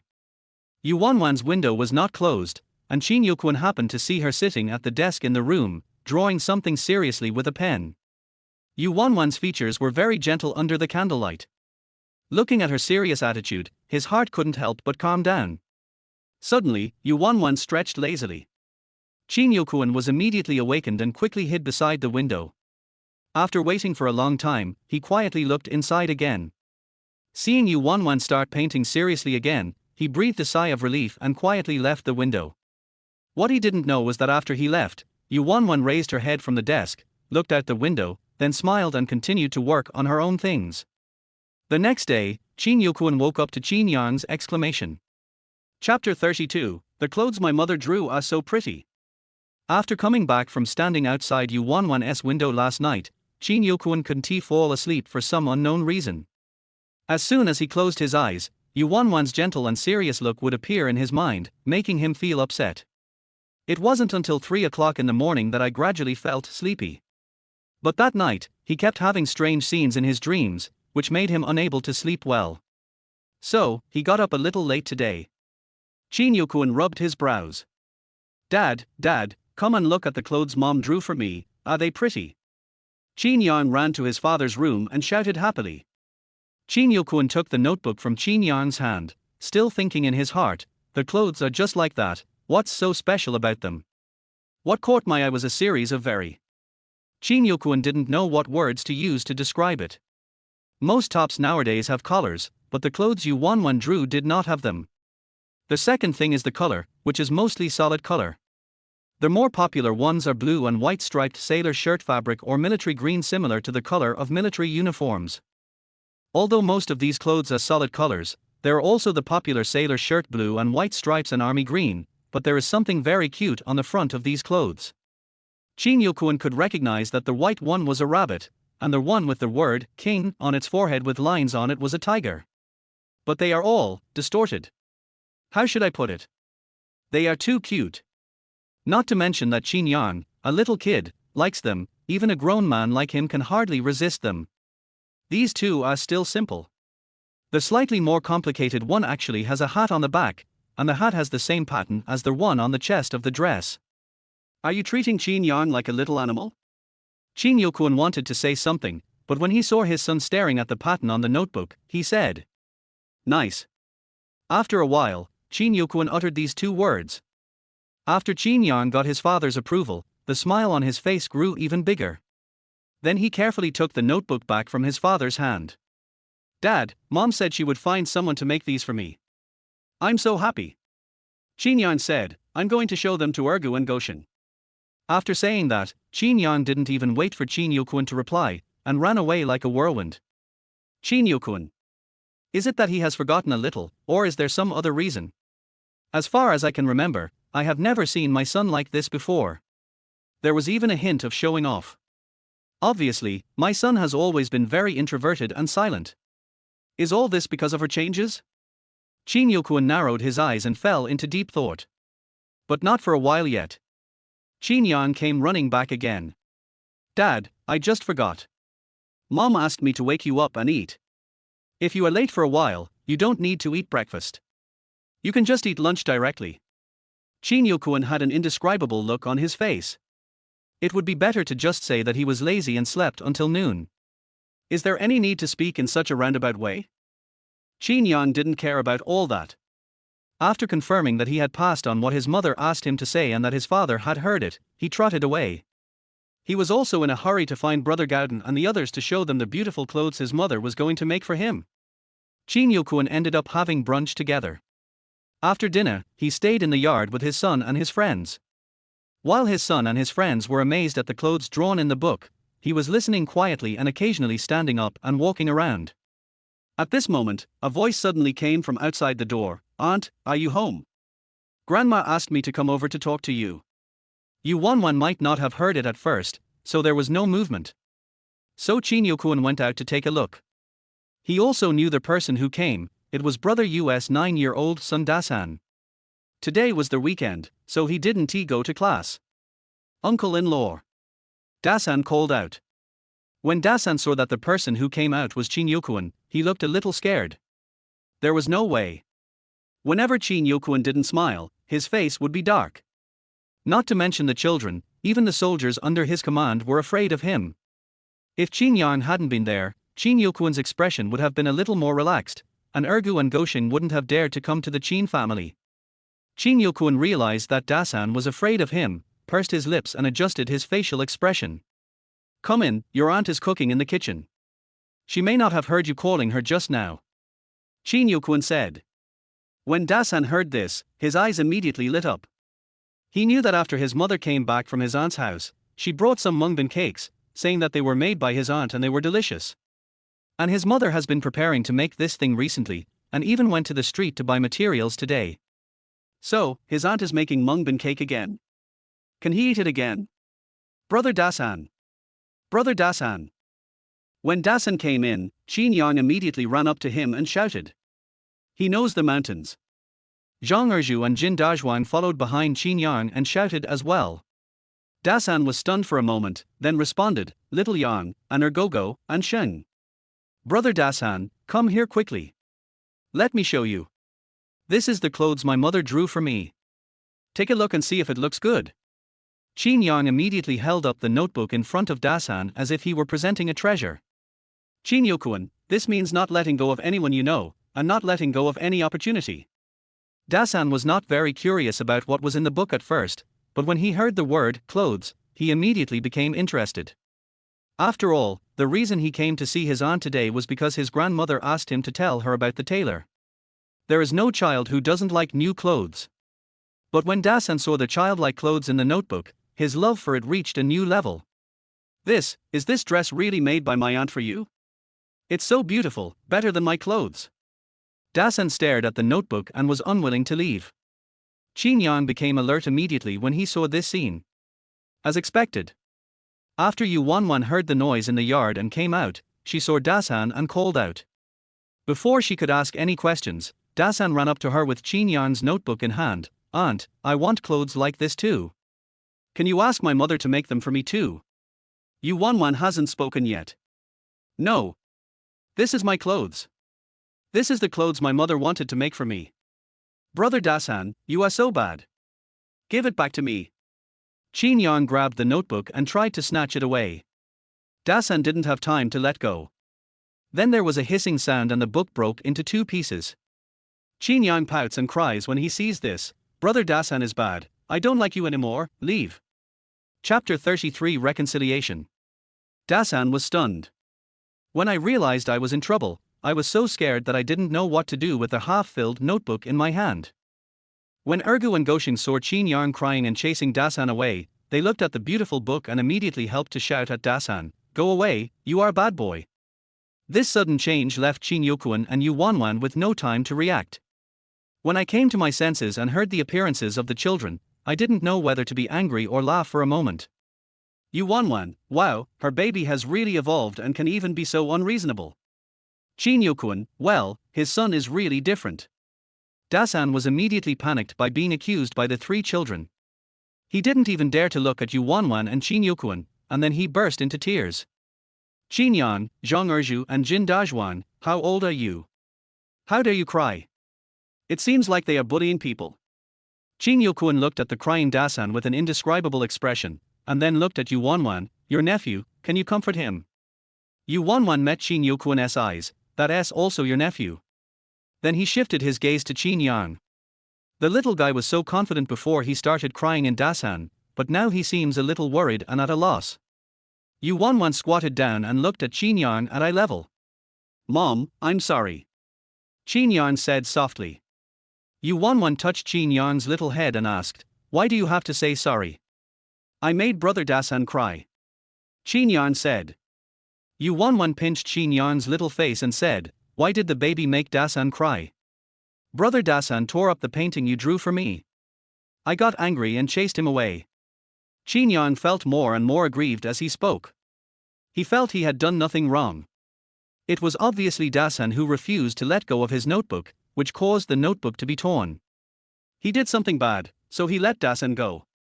He didn't cry because his sketchbook was torn, so why should brother Dasan cry? Then do you think you did something wrong? Yu Wanwan asked again. Qin Yarn pursed his lips, remaining silent, as if he was about to cry. Qin Yokuan was busy coaxing Dasan on the side, while paying attention to the situation of his son and Yu Wanwan from time to time. Seeing that his son was almost crying because of Yu Wanwan's questions, he immediately felt unhappy. If Yu Wanwan dared to scold his son because of this matter. Qin Yokuan frowned. Seeing that Qin Yarn didn't say anything, Yu Wanwan didn't force him, but finally looked towards the direction of the mountains. Yu Wanwan ignored Qin Yokuan's eyes and expression and waved at Dasan. Dasan, who had stopped crying but was still hiccuping, walked over slowly. Dasan, why are you crying? Yu Wanwan didn't speak to Dasan as gently as she did to Qin Yarn, nor did she show any intimacy by patting his head. After Qin Yarn noticed this, his tightly pursed lips relaxed a little. Aunt, hiccup, I didn't mean it, hiccup, I didn't want to tear up my brother's painting, hiccup, I just wanted the same clothes, hiccup. Dasan sobbed, his face full of tears and clear mucus under his nose. Yu Wanwan endured her discomfort. Well, if you want the same clothes, that's no problem, but whose clothes are they? Yu Wanwan asked again. It's my aunt's. Dasan said. Then he saw Yu Wanwan looking at him without saying anything, and after thinking for a while, he changed his words and said, my aunt drew this for my brother Xiaoyang.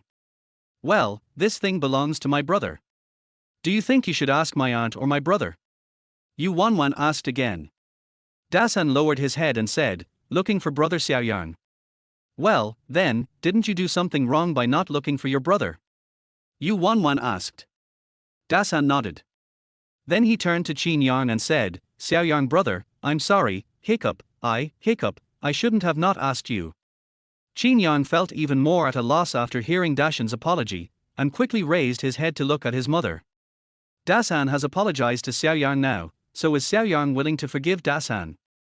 Yu Wanwan said. Qin Yarn looked at Yu Wanwan, thought about it, nodded, and then shook his head. Yu Wanwan instantly understood what Qin Yarn meant, forgive Dasan, but still unwilling to give the clothes to Dasan. Think about it. Baby, do you remember the piece of clothing that Daddy liked the most? Yu Wanwan asked. Qin Yokuan was stunned. How did this matter involve him? Qin Yarn nodded. His favorite before was the military uniform his father wore, but now his favorite are the clothes his mother drew. Baby, do you know that many uncles have the same clothes as your dad? Yu Wanwan asked again. Qin Yarn nodded again. Baby, do you know why? Yu Wanwan asked. Qin Yarn shook his head. Yu Wanwan smiled and said, because, after putting on that clothing, everyone will know that they are soldiers defending the country just like Dad, and they are Dad's good comrades, friends, and colleagues. Qin Yarn's eyes suddenly widened. Qin Yokuan was also overwhelmed by Yu Wanwan's words. So, the clothes that Mom draws for the baby wears them, and Dasan also wears them. Then when everyone sees them, they will know, he is Xiaoyang's brother. When Qin Yarn heard this, his eyes suddenly lit up. He was no longer opposed to Dasan wearing the clothes drawn by his mother, so he nodded. Mom. I'm sorry. After Qin Yarn figured it out, he instantly lowered his head in embarrassment and said in a low voice. This time he didn't seem as aggrieved as before. Yu Wanwan smiled and touched Qin Yarn's head, anything else? Qin Yarn looked up at his mother, then turned to look at Dasan. Brother Dasan, I'm sorry, I shouldn't have let you go. Dasan quickly shook his head. No, it's my fault, Xiaoyang, I'm sorry, I shouldn't have not asked you and damaged your sketchbook. The two children chatted with each other and made up in an instant. After seeing Qin Yang and Da Shan reconcile, Zhang Erju and Jin Dazhuang also rushed over. Yarn, I also want my mother to make me the same clothes as yours, so that others will know that I am your brother. Me too, I want one too. Qin Yokuan, who witnessed the whole scene, said. He always feels like something is not right. But I can't figure out what's wrong. Yu Wanwan looked at Qin Yokuan, who was deep in thought, and rolled her eyes implicitly. It's just a matter between a few kids. It's not a big deal. It doesn't involve principles or character. Why make it so serious? Afterwards, without paying attention to Qin Yokuan, he walked up to Qin Yang, who was surrounded by his friends and Dasan, and said, Come on, give the notebook to Mom, and Mom will help you fix it. You take brother Dasan to wash his face, and then ask Dad to take out the rice noodle rolls that Mom made so that you can share it together. Qin Yang and the others immediately shouted, Great, Mom, Aunt Qin is the best. After saying that, Qin Yang took Dashan's hand and ran to the kitchen with Zhang Erju and Jin Dazhuang. Yu Wanwan also turned around and went into their house holding the two halves of the sketchbook.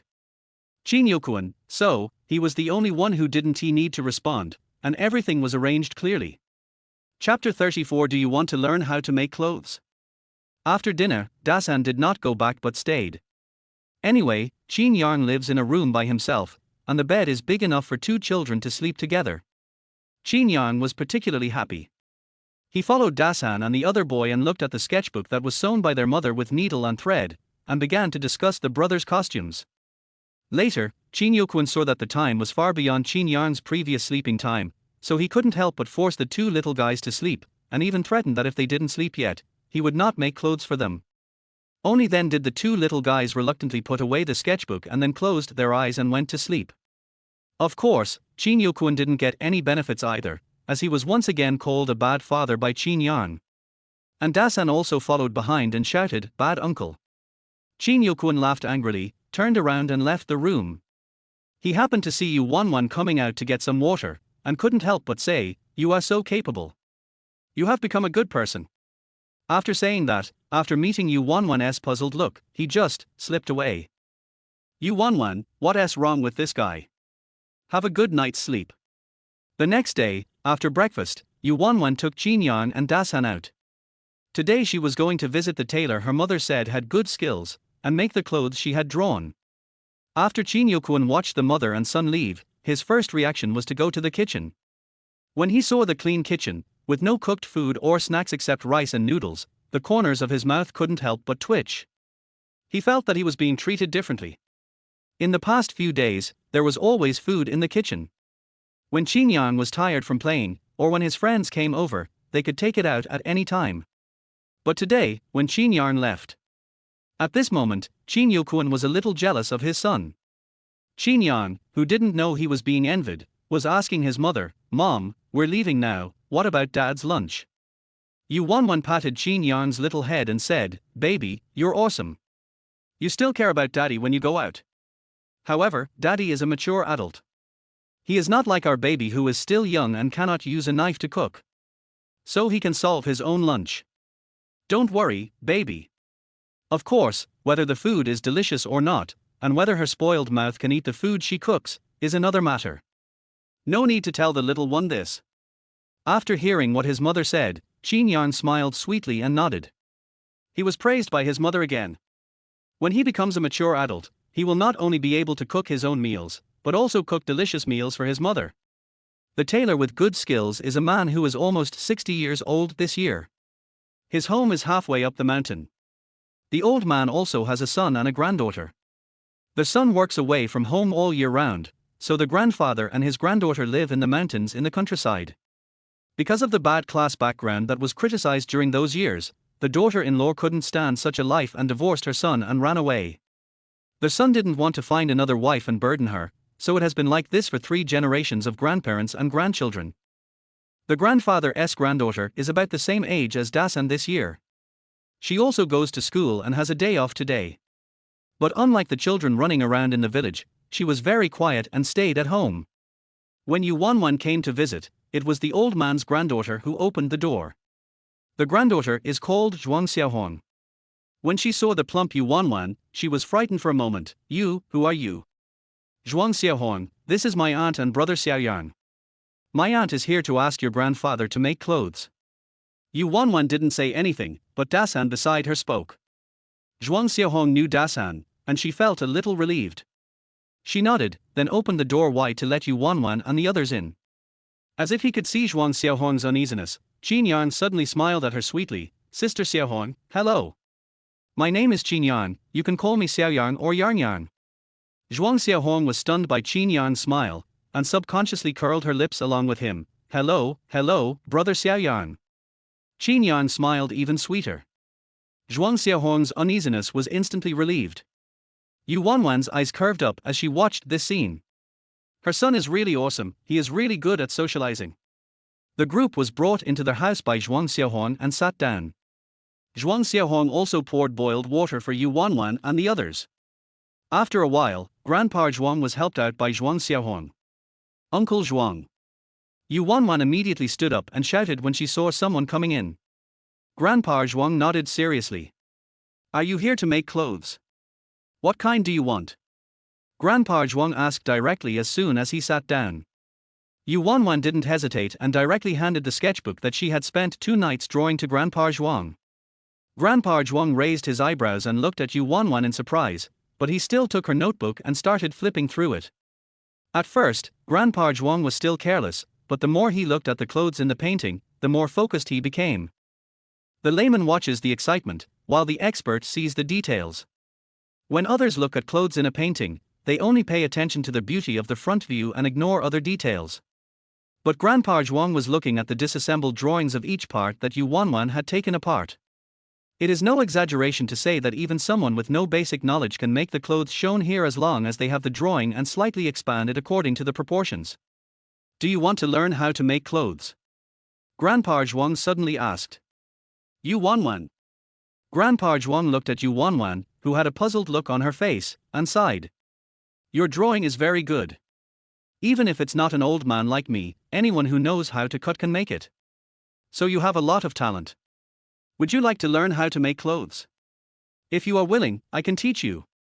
Yu Wanwan, no, she doesn't want to. Yu Wanwan smiled awkwardly. Uncle Zhuang, I'm clumsy and can't do such delicate work. Grandpa Zhuang looked into Yu Wanwan's eyes seriously, then looked away. If she could draw such details, how could she be clumsy?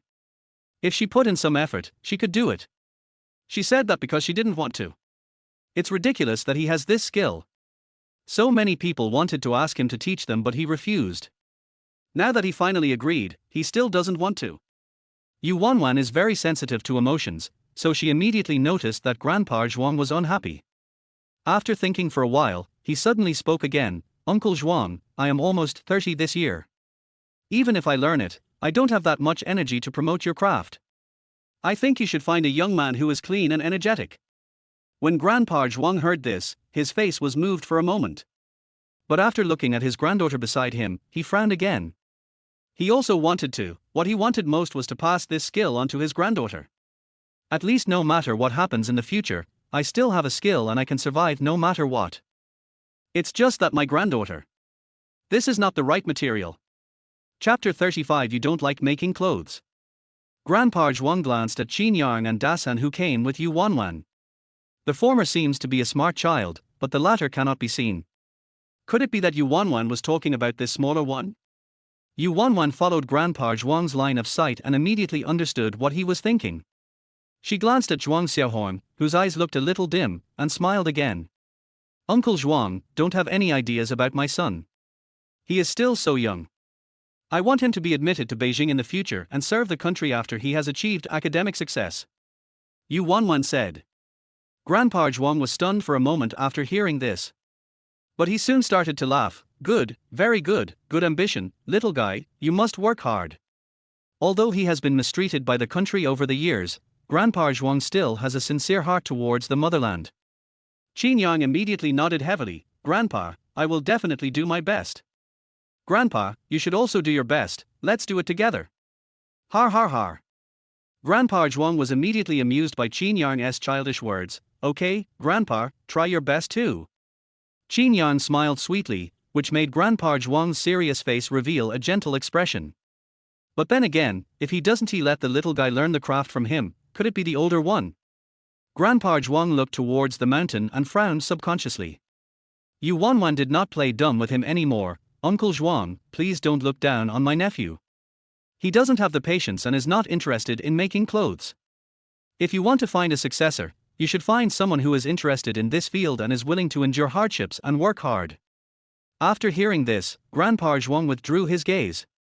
After these are met, you still need to test their character. Those who are sneaky and cunning, those who betray their teachers and ancestors, etc., are definitely not acceptable. And you have been staying in this mountain for many years, so you are not very familiar with the villagers. So, after all the calculations, the most suitable candidate is right next to you. Grandpa Zhuang followed what Yu Wanwan said and finally looked at his granddaughter who was silent beside him. Yu Wanwan seemed to see that Grandpa Zhuang was hesitant to speak, and said, Uncle Zhuang, you want to teach me just because I can draw. I'm almost 30 years old, and your granddaughter is only 10 years old this year. When she is as old as me, how do you know that she won't be able to draw better than me? After saying that, Yu Wanwan didn't wait for Grandpa Zhuang to answer, but looked at Zhuang Xiaohong, who looked up after hearing her words. Do you like making clothes? Zhuang Xiaohong looked at Yu Wanwan for a long time, then looked at her grandfather, then lowered her head and was silent for a moment before nodding slightly. Does she like making clothes? Actually, it's not. At first, it was because she saw that her grandfather was so old and still had to make clothes all the time to support her and send her to school, so she just wanted to learn it herself so that she could reduce the burden on her grandfather. Later, she saw that those who came to make clothes would always find faults with the clothes made by her grandfather in order to save money, and her grandfather would always charge them less. The more she thought about the hard work her grandfather put in making clothes under the lamp at night, the more she wanted to learn how to make the best clothes so that they would not be able to find any fault with them. However, let alone making the best clothes, she couldn't even make a piece of clothing that would satisfy her grandfather. No, you don't like making clothes now, you just want to make clothes. Yu Wanwan said, looking into Zhuang Xiaohong's eyes. What a coincidence. At first she didn't pay too much attention to the name Zhuang Xiaohong, but when Grandpa Zhuang suddenly wanted to teach her how to make clothes, she tried hard to recall the contents of the book and found this character who was mentioned in passing. Although Zhuang Xiaohong is only 10 years old now, in a few years, she will follow her father to another place with all her might because of the death of Grandpa Zhuang. From then on, she will make a fortune in clothing, and then help the male protagonist. Later, she is used by the villain Qin Yang to threaten the male protagonist. At that time, Zhuang Xiaohong asked the villain Qin Yang why he used the things he loved to harm society. The villain Qin Yang replied that he didn't like it, but only in this way could he become strong and have the dominant position. After hearing this, Zhuang Xiaohong was silent for a long time, and then said, Actually, I am the same as you. Then, the male protagonist arrived and saved her, and that was all. So from this passage, Yu Wanwan knew why Zhuang Xiaohong made Grandpa Zhuang sigh. Her efforts are not motivated by passion, but may even be just a purpose. However, judging from her and her father's later success, and the fact that she had the final say and was able to make the decision to support the male protagonist who was only 6 years younger than her, she naturally has her own talent in this regard. A person with untapped talents and a person who wants a stable partner in the future, shouldn't they be destined to be together? Yu Wanwan felt sorry for the hero in the original book. She would take the golden finger first, and compensate him when she has the chance in the future. But it doesn't matter. Whether you like making clothes or just want to make clothes, we can look at it from a different perspective. Yu Wanwan said in the shocked eyes of the Zhuang family's grandparents and granddaughter. Would you like to try learning painting? Yu Wanwan asked. Grandpa Zhuang. Zhuang Xiaohong. After a long time, Zhuang Xiaohong finally said, I can't. It's not that I don't want to. Yu Wanwan curled her lips and smiled. You can learn if you don't know. No one is born knowing this or that. You are only 10 years old. You can learn a lot. Learn slowly. No one is pushing you. At this time, Grandpa Zhuang also understood what Yu Wanwan meant. He glanced at his granddaughter and then at Yu Wanwan and said, You're right. I was thinking the wrong thing. But there is no painting teacher in our village's primary school. Do you mean to teach Xiaohong? Asked Grandpa Zhuang. Yu Wanwan looked at Zhuang Xiaohong and said, That depends on whether Xiaohong wants to try it. Zhuang Xiaohong was silent for a while. If you can draw, can you make clothes? She still remembered that her grandfather wanted to teach Yu Wanwan how to make clothes after seeing the clothes she drew. Yu Wanwan shook her head. This is just a hobby.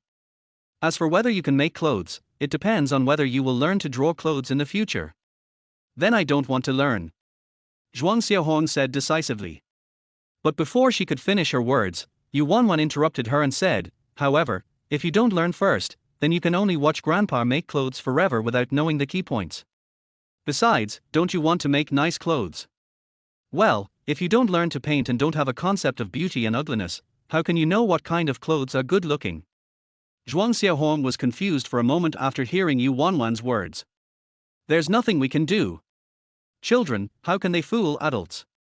When Grandpa Zhuang saw his granddaughter like this, instead of being angry, he felt a little relieved. If her granddaughter was no longer so stubborn, maybe she could really do as Yu Wanwan said. Okay, I'll make the decision. From now on, Xiaohong will go to your place on Saturday or Sunday to learn painting. As for the tuition, you can use the money you earn from making clothes this time to pay for it. Chapter 36. Qin Yang's character remains unchanged. Grandpa Zhuang's words brought Zhuang Xiaohong back to her senses and she looked at him in disbelief. But at this time, Grandpa Zhuang did not go to see his granddaughter. Instead, after saying this, he began to discuss the clothes in Yu Wanwan's sketchbook with her. What kind of fabric do you plan to use for this set? You drew the details here very well, but ordinary fabrics. Zhuang Xiaohong. Sister Xiaohong, do you want to learn painting from my mother? Just when Zhuang Xiaohong didn't know what to think, Qin Yang beside her suddenly asked. My mother is amazing. She can cook delicious meals and snacks, and she can also draw. Qin Yang couldn't wait to start praising his mother. All the strange emotions in Zhuang Xiaohong's heart were blown away in an instant. Qin Yang saw that Zhuang Xiaohong didn't say anything and thought that she didn't believe him, so he immediately pointed to a plastic bag on the table that her mother brought besides the cloth. There are delicious snacks made by my mother in there, Qin Yang said. Zhuang Xiaohong was stunned. She thought they brought all the cloth to make clothes, but she didn't expect they brought other things as well. Qin Yang became anxious when he saw that Zhuang Xiaohong didn't say anything. He ran to his mother and took advantage of the pause between her and Grandpa to ask, Mom, can I take out the snacks I sent to Grandpa's house and give them to Xiaohong? Qin Yang remembered that when he was cleaning up, his mother told him that this was a gift for someone else, so he couldn't touch it. If he wanted to eat it, he could wait until he got back to make it. So he wanted to prove to Zhuang Xiaohong that what he said was true, and if he wanted to open the plastic bag of the snacks, he still needed his mother's consent. After hearing Qin Yang's words, Yu Wanwan didn't react for a moment and thought that Qin Yang was hungry. Grandpa Zhuang, however, saw the cute look of the little guy and said with a smile, Sure, of course you can. If you want to eat it, just go and get it. Isn't it a gift for Grandpa? Grandpa agrees. After hearing this, Qin Yang smiled and thanked her, but he still looked at Yu Wanwan waiting for her consent. Yu Wanwan touched Qin Yang's little head and said, Go ahead.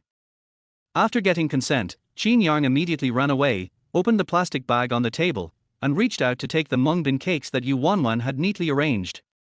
But just when he was about to reach for the mung bean cake, he suddenly thought of something and ran to Zhuang Xiaohong and asked, Sister Xiaohong, where can I wash my hands? Because of Qin Yang's enthusiasm, Zhuang Xiaohong was no longer in the mood to remain silent. She just followed Qin Yang's pace and took him and Dasan outside to wash their hands. After watching the three children walk out, the smile on Grandpa Zhuang's face became more sincere. Xiaoyu, you have taught your son very well, very good. Grandpa Zhuang praised and nodded. Not timid, but lively and outgoing, and polite but not naughty. Yu Wanwan smiled and shook her head after hearing the compliment. This is because the child is sensible. I didn't teach him anything. I just didn't treat him as a willful and ignorant child when correcting his bad habits.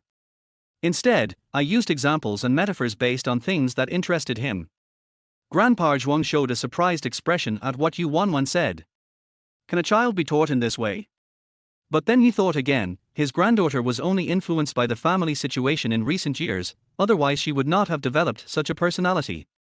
In the end, he was the one who let his son and granddaughter down. Yu Wanwan seemed to see through Grandpa Zhuang's guilt, and said, Xiaohong seems a little shy, but she is still young. The country's atmosphere is getting better and better. In a few years, Xiaohong will naturally become more cheerful.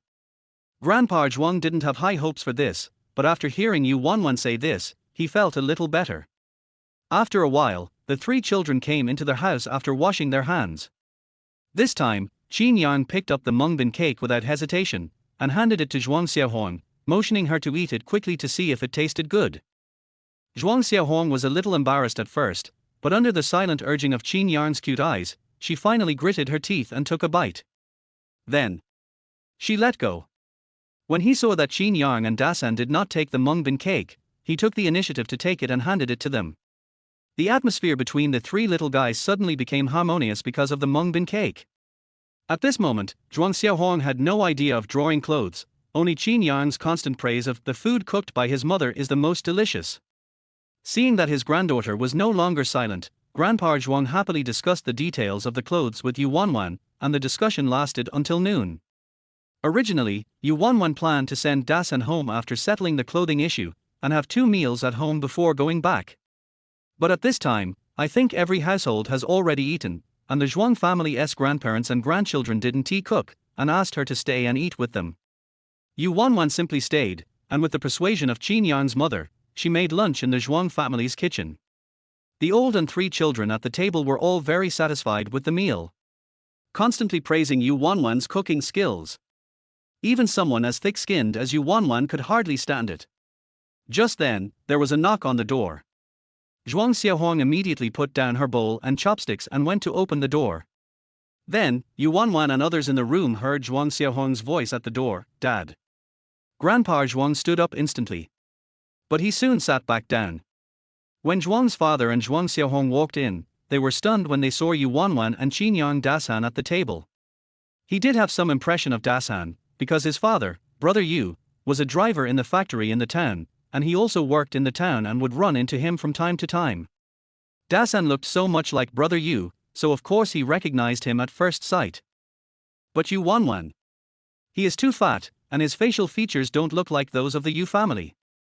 Besides, he has always tried to avoid women, so I really don't know. "Dad, who is this?" Mr. Zhuang asked after calling out Grandpa Zhuang. "Your Aunt Yu's daughter came here to order some clothes and stayed for a meal. You've come home at this time and you haven't had lunch yet, right? Put your things down first. There's still rice in the pot," said Grandpa Zhuang.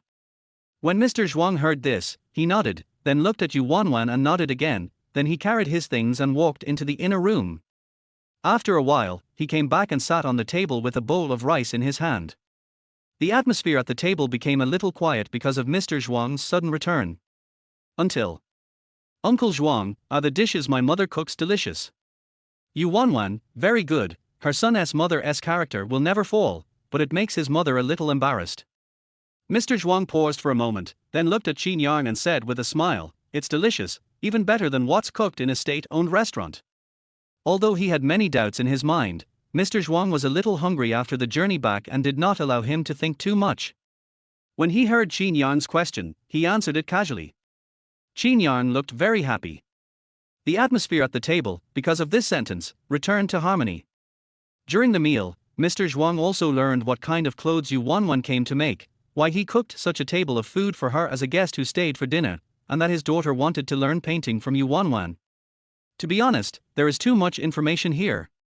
If Mr. Zhuang wasn't so hungry, he would probably be confused throughout the whole process. After the meal, Mr. Zhuang took the initiative to clean up the dishes on the table. Of course, Zhuang Xiaohong, as a caring little friend, definitely helped as well. Seeing that Mr. Zhuang had taken care of everything, Yu Wanwan naturally did not intervene. However, she did not stop Qin Yang and Dasan from going to help. After cleaning up the dishes, Yu Wanwan chatted with Grandpa Zhuang for a while, agreed on a time for the clothes to be ready, and then left with Qin Yang and Dasan. After all, when their son who had been working hard outside suddenly came back, it was natural for them to talk more as a family reunited. On their way, "Aunt, can I learn painting from you in the future?" Dasan suddenly asked. Yu Wanwan was stunned for a moment, then she reacted and slapped him on the head in annoyance. "If you want to come to my aunt's house for dinner, just come, don't make excuses. But the premise is that there is nothing to do at home. You are already a big kid, you should help with more things at home, and let your parents and grandparents have a rest occasionally, right?"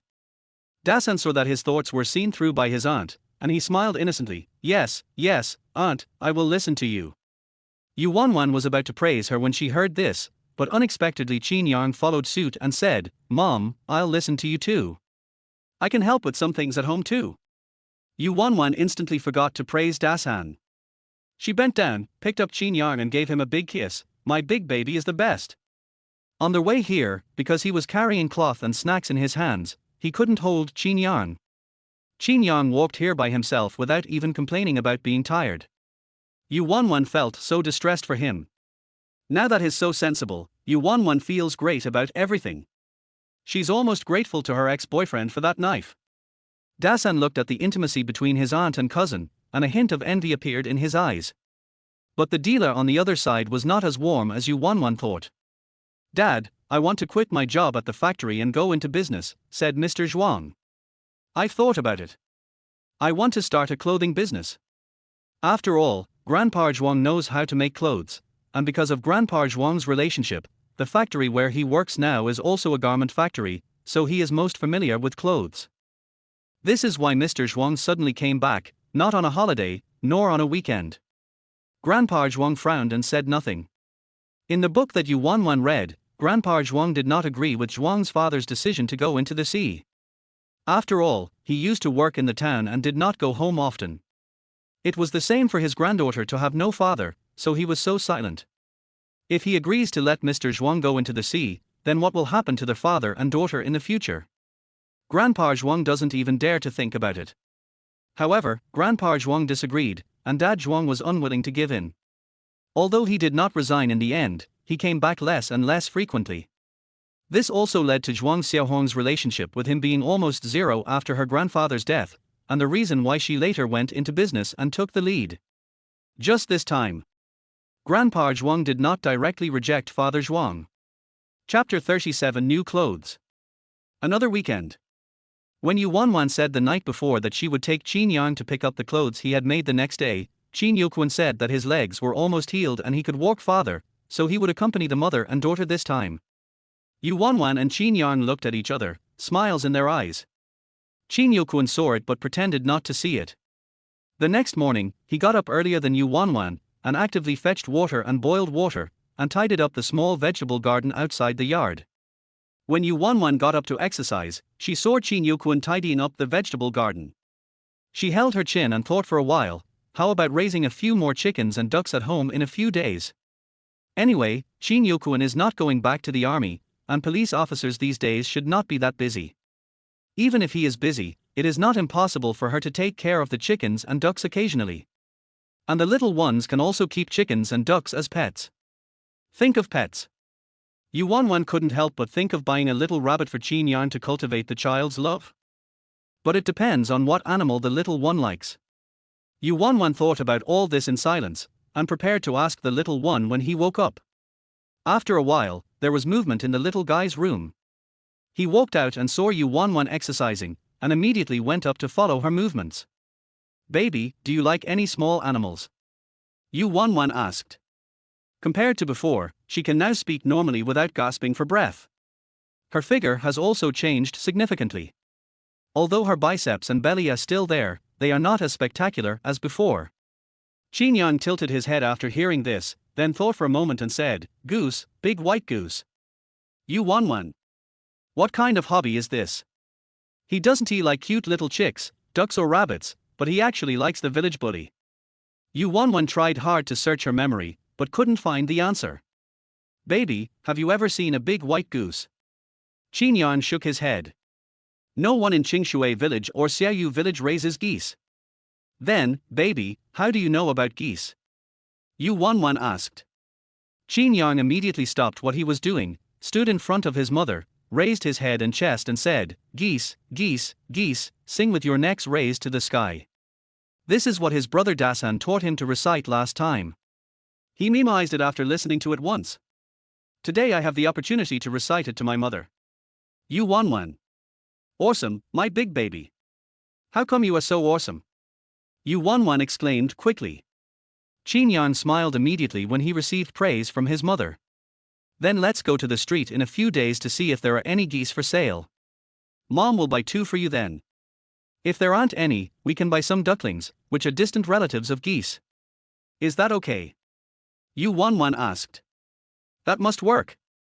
Qin Yang nodded immediately without hesitation. The mother and son smiled at each other, and started exercising seriously again. Qin Yokuan, who had just finished cleaning up the vegetable garden and came in, heard this conversation. For a moment, he didn't know whether he should be amazed that Yu Wanwan would take the initiative to ask to raise poultry, or whether he should sigh that the atmosphere between this mother and son was something he could not experience. After breakfast, the family of 3 walked towards the hill where Grandpa Zhuang's house was. Because she didn't bring much stuff this time, Yu Wanwan originally planned to hold Qin Yang the whole time. It's just that the little guy is very caring and doesn't he want his mother to get tired. Finally, he rode on the shoulders of Qin Yokuan, whose injuries were almost healed. Although Qin Yang had been fed plump by Yu Wanwan these days, he was not fat. Plus, he was only 4 years old, so Qin Yokuan could bear this weight. But when Qin Yang rode on his shoulders and exclaimed with joy, he thanked his mother first, which made Qin Yokuan feel a little uncomfortable. So he came here today, carrying things and serving as a driver, but he doesn't deserve to say thank you, Dad, first. Of course, this was not a pleasant feeling. When they arrived at the dealer's door and put the little guy down, he kissed her and she disappeared completely. Yu Wanwan smiled at Qin Yokuan, the awkward man, and then she looked at Qin Yang and conveyed a meaning that only they understood. Then she went forward and knocked on the door of the banker's house. It was Mr. Zhuang who came to open the door.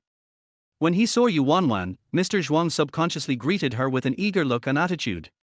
Qin Yokuan suddenly felt uncomfortable again. He was such a grown-up, living person, and Yu Wanwan's husband was standing right in front of him. Was he blind? Perhaps it was because Qin Yokuan's eyes were too stern, and Mr. Zhuang finally looked at him. Who are you? Asked Mr. Zhuang. Qin Yokuan, she loves someone. Mr. Zhuang. Yu Wanwan. The former was confused by Qin Yokuan's powerful tone. Yu Wanwan's heart beat faster for a second when Qin Yokuan called her that. Oh, Comrade Qin, hello, please come in, said Mr. Zhuang. He learned from the old man that the man Yu Wanwan married was named Qin and was a soldier, so he called him that. Qin Yokuan didn't move, but looked at Yu Wanwan. Yu Wanwan was puzzled for a moment, then took her son's hand and walked into the banker's house. When Qin Yang saw Zhuang Xiaohong standing in the doorway waiting for him, he immediately ran over happily. Sister Xiaohong, I asked my mother to bring you some delicious snacks again today. Guess what it is? The sense of strangeness that Zhuang Xiaohong had felt after not seeing each other for a week disappeared completely under Qin Yang's flattering personality. We still had lunch at the banker's house. However, the people who cooked this time were Zhuang's father and Zhuang Xiaohong, while Yu Wanwan's family was chatting with Grandpa Zhuang and taking a look at the finished clothes. Qin Yang is very active, but also very gentlemanly. Even though he had seen his own clothes, he still waited until his mother had looked at his and his grandmother's clothes before he took down another piece. Yu Wanwan and the others certainly noticed Qin Yang's urgency, so they teased him a few times and deliberately discussed the simple training clothes made by Yu Wanwan. Even Qin Yokuan got involved in this situation. Finally, after Qin Yang looked at Yu Wanwan with urging eyes, he finally smiled and put down the item in his hand. Qin Yang realized that he was being amused only after he saw his parents and grandfather all laughing. However, he was not angry. Because he already had his clothes in his hands. Mom, can I wear it now? Qin Yang asked his mother expectantly. After Yu Wanwan smiled and nodded, he couldn't wait to change and immediately looked at his father. Dad, take me to change clothes. He knew how to wear his old clothes, but these are new clothes and it's his first time wearing them, so he needs a demonstration, right? Otherwise, what if he gets them damaged? Qin Yokuan, only at times like this would his son think of him. Chapter 38, My son is very contagious. The first outfit Qin Yang changed into was his favorite, the bunny outfit with big ears. After putting on the clothes and the rabbit ear hat, the whole person looks like a little rabbit. Qin Yang also imitated the actions of a rabbit, hopping in front of Yu Wanwan. This look made Yu Wanwan very fond of him. That's a cute little rabbit. Yu Wanwan immediately picked him up and kissed him, which made Grandpa Zhuang's eyes widen. I have never seen such straightforward expression before. Grandpa Zhuang looked at Qin Yokuan standing beside him. Qin Yokuan was calm and composed, with the same expression on his face throughout. Apparently, this is nothing new. But Grandpa Zhuang looked at the atmosphere between Yu Wanwan and his son, and then looked at Qin Yuquan. He seemed to know something, but also seemed to know nothing. Baby, try another set of brain acts. Yu Wanwan put down the smiling Qin Yang and said. Qin Yang immediately and obediently picked up the clothes of Xiao Nafu and ran towards Qin Yuquan. Qin Yuquan, har. Qin Yuquan looked at Yu Wanwan meaningfully, and then wanted to carry the little rabbit to the guest room of the banker to change clothes, but the little rabbit refused. Qin Yang was determined not to allow his father to wrinkle his little rabbit's clothes, and even wanted to help him get the clothes of the little rabbit. Qin Yang was unwilling. Qin Yuquan, har. What else can he do? I can only lead the way. If he doesn't go into the room, he probably won't be of any use as a tool. After Qin Yang changed into Xiao Nao Fu's clothes, he ran out with a woo. Yu Wanwan immediately responded with an woo. The mother and daughter started to perform as if they were at home, oblivious to the people around them. Qin Yuquan, I'm afraid only Yu Wanwan can be so open-minded. Grandpa Zhuang watched the interaction between Yu Wanwan and Qin Yang, and the smile on his face never faded. He thought that he might know why Qin Yang was so lively and cute. As the old saying goes, practice what you preach. Oh, little tiger. At this time, Zhuang Xiaohong, who had just finished lighting the fire, came out and shouted when she saw the tiger skin that she and Yu Wanwan were playing with. Hearing Zhuang Xiaohong's voice, Qin Yang immediately raised his head and looked over, then he shouted a woo and rushed towards Zhuang Xiaohong. Zhuang Xiaohong ran outside subconsciously, and Qin Yang followed her. The two little guys started playing immediately. Yu Wanwan looked at Qin Yang, who was already extremely happy, with a satisfied smile on his face. Grandpa Zhuang looked at his granddaughter, who was originally silent. She became lively under Qin Yang's encouragement, and the smile on her face became more vivid. Then he thought about what his son said last night, and he started to think about it again. Last week, his son said he wanted to go into the seed business. Although he did not refuse, he asked a few questions, which made his son silent for a long time. He did not have an answer until he went back to work. But after returning last night, he gave an answer, and the answer depends on. Grandpa Zhuang looked at Yu Wanwan, frowned, restrained his smile, and did not ask any questions at the moment. Yu Wanwan, who was facing away, did not notice the change in Grandpa Zhuang's eyes, but Qin Yuquan did catch a glimpse of it from the corner of his eye, and for a moment he became confused and alert. What kind of look is that? What is he planning? And there was also Mr. Zhuang's enthusiastic attitude when he first came over to open the door. Qin Yuquan knew that Yu Wanwan was planning to teach Zhuang Xiaohong how to paint. Of course, this was not something Yu Wanwan told him specifically, but something he heard when Yu Wanwan was chatting with Qin Yang and her daughter. But on this matter, Qin Yuquan felt that it was impossible for people to be so enthusiastic. So, next time, don't say your son doesn't love you. Seeing your son playing so carefree and happy, it's okay for you to be unhappy, but you actually have a stern face. What? Do you still want to teach your son a lesson? Yu Wanwan glanced at Qin Yuquan and said coldly. Qin Yuquan. He didn't, he wasn't, he wouldn't. However, without giving Qin Yuquan a chance to answer, Yu Wanwan snorted coldly and stepped forward to stop the two little guys who were still playing. Then she took them to clean themselves up and wash their hands in preparation for dinner. Qin Yuquan looked at Yu Wanwan's departing back and his head twitched. Yu Wanwan brought Qin Yang and Zhuang Xiaohong back after washing their hands, and soon Zhuang's father brought the cooked dishes to the table. Because of Qin Yuquan's arrival, Zhuang's father took out the wine that others had sent to Grandpa Zhuang's house during the new year and had been kept there for a long time to entertain him. Qin Yuquan declined the offer on the grounds that his leg injury had not yet fully healed. However, he did not refuse and was forced to drink a small cup. If this injury happened in the village, not to mention that Qin Yuquan's leg injury is almost healed and he can walk such a long distance, even if the bone has just been set, he should still drink. Qin Yuquan was enveloped by this enthusiasm and became alert again. Not to mention him, even Yu Wanwan felt that something was wrong with Mr. Zhuang. But since the other person didn't say anything, Yu Wanwan just took care of Qin Yang and herself while they had dinner. Zhuang Xiaohong sat next to Qin Yang. She watched Qin Yang eat with big mouthfuls and saw how delicious the food tasted. She unconsciously followed his example. Seeing this, Yu Wanwan smiled and asked them to slow down. She was such a well-behaved and ladylike child before, How come she was led astray after only meeting Qin Yang twice? Sure enough, her son is the best, his charisma is really contagious. After 3 rounds of drinks and when they were halfway through the dishes, the 2 little guys put down their chopsticks because they were full. And Mr. Zhuang at the table finally got to the point after chatting with Qin Yokuan about this and that. Comrade Qin, now with the new atmosphere of reform and opening up, everyone is going to the provincial capital or going into business, but I am worried about the elderly and children at home. Even if I want to go out, I have to hold it in. But I'm just a temporary worker in the factory, and my salary is not much. I want my parents and children to live a good life, so I. Mr. Zhuang paused here and continued after a long while. The other day I heard that my eldest sister had asked my old man to make her clothes. I saw what the clothes looked like and was very surprised. Clothes like these are no worse than the ones I brought back from my years as a trader, so I thought. Can you ask the elder sister to draw a few more designs for me, and I can take them to the factory and sell them to the factory manager? Or can I buy some old clothes from the factory and ask the elder sister to see how to modify them? What do you think? Qin Yokuan, what do I feel? He has no say on Yu Wanwan's affairs. If you have any ideas, just ask Yu Wanwan directly. Why are you asking him? I thought he was planning something, but. Qin Yokuan didn't say anything, but looked at Yu Wanwan beside him. Mr. Zhuang was puzzled. Why was he looking at his wife? Yu Wanwan saw Mr. Zhuang's confusion, but she didn't intend to explain. Instead, she asked directly, then how do you plan to divide the money?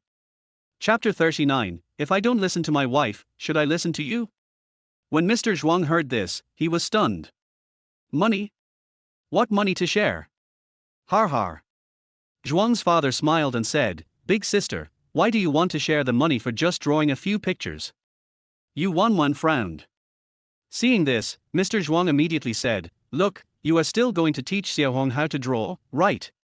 So teaching Xiaohong to draw is drawing, and drawing 2 pictures for me is also drawing, isn't it? Besides, you are Xiaohong's teacher. As the saying goes, a teacher is like a father. We are all family. Why would you bother about it? Yu Wanwan burst into laughter when she heard this, and turned to Grandpa Zhuang who was sitting in the upper seat and asked, Uncle Zhuang, did you give the sketchbook I made clothes for you to your son? Grandpa Zhuang, who was sitting in the seat of honor, had a stern face from beginning to end, and Yu Wanwan could not tell anything from his expression. After hearing Yu Wanwan's question, Grandpa Zhuang snorted coldly, No, that's a nice thought. These words were obviously directed at Mr. Zhuang. Grandpa Zhuang knew what Father Zhuang's plan was, but he didn't know that his plan was not to give Yu Wanwan any compensation at all. This is a huge shame and humiliation for Grandpa Zhuang, who has been a craftsman all his life. No wonder Mr. Zhuang has been wanting to ask him for Yu Wanwan's sketchbook from last night until this morning. Fortunately, he didn't agree, otherwise. When Yu Wanwan heard Grandpa Zhuang say this, she felt relieved. To be honest, she thought the old man was a pretty good person. Plus, after knowing what happened to Zhuang Xiaohong in the future, she was somewhat reluctant to make enemies with them. But this Zhuang dad. Well, she finally understood why the book said that Zhuang Xiaohong would control the discourse and only let Zhuang's father be a mascot. This confusing attitude. She is quite smart to think of using her clothing patents to sell to clothing factories, but just because you are smart you can't treat others as fools, right? Mr. Zhuang didn't know what Yu Wanwan was thinking. Seeing that she and the old man were birds of a feather, he sneered, It's just a broken picture book. You're still fussing about it. Women are always fussy and petty. Then he raised his glass to Qin Yokuan.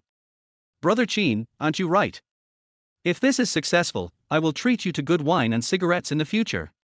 We are all family. Qin Yokuan raised his hand to stop Mr. Zhuang from toasting, and then asked Mr. Zhuang from the bottom of his heart, Since we are all family, why don't you just help sell these clothing patents and give all the money to my wife? We're a family, why bother with so much? You're just helping out by running errands and asking for help. When the job is done, I'll ask my wife to buy you a pack of cigarettes and a bottle of wine, and make some more delicious food for your old man and Xiaohong. Mr. Zhuang. Yu Wanwan was so angry at Zhuang's father, this ordinary man, that she wanted to curse him. Dad, you are so excellent. Now she finally had an idea of who Qin Yang inherited his smart genes from. Brother Qin, isn't what you said a bit too much? Mr. Zhuang's mouth twitched and the smile on his face disappeared. How can you, as a man, act like you're afraid your wife will listen to you? This won't do. Chin Yokwon said coldly, I want to live with my wife for the rest of my life, not with you. If I don't listen to my wife and don't respect her, do I have to listen to you? Yu Wanwan was surprised when she heard this, and then she curled her lips unconsciously. Mr. Zhuang. Hey, you, Chin. Mr. Zhuang was about to say something, but was stopped by the sound of Grandpa Zhuang slamming his hand on the table. Enough. You've finished eating. If you have nothing else to do, just go back to your factory and go to work. We, Grandpa and Grandson, can both work with or without you. Grandpa Zhuang said in a deep voice. Mr. Zhuang was immediately angered by these words. This old man. It would be fine if you didn't help him, but you always try to sabotage him. The old man doesn't care about him, but does he really think he cares about the old man? Mr. Zhuang immediately turned his head to Zhuang Xiaohong. Zhuang Xiaohong was a somewhat precocious child. Girls mature earlier than boys, so she could understand and see what was happening at the dinner table.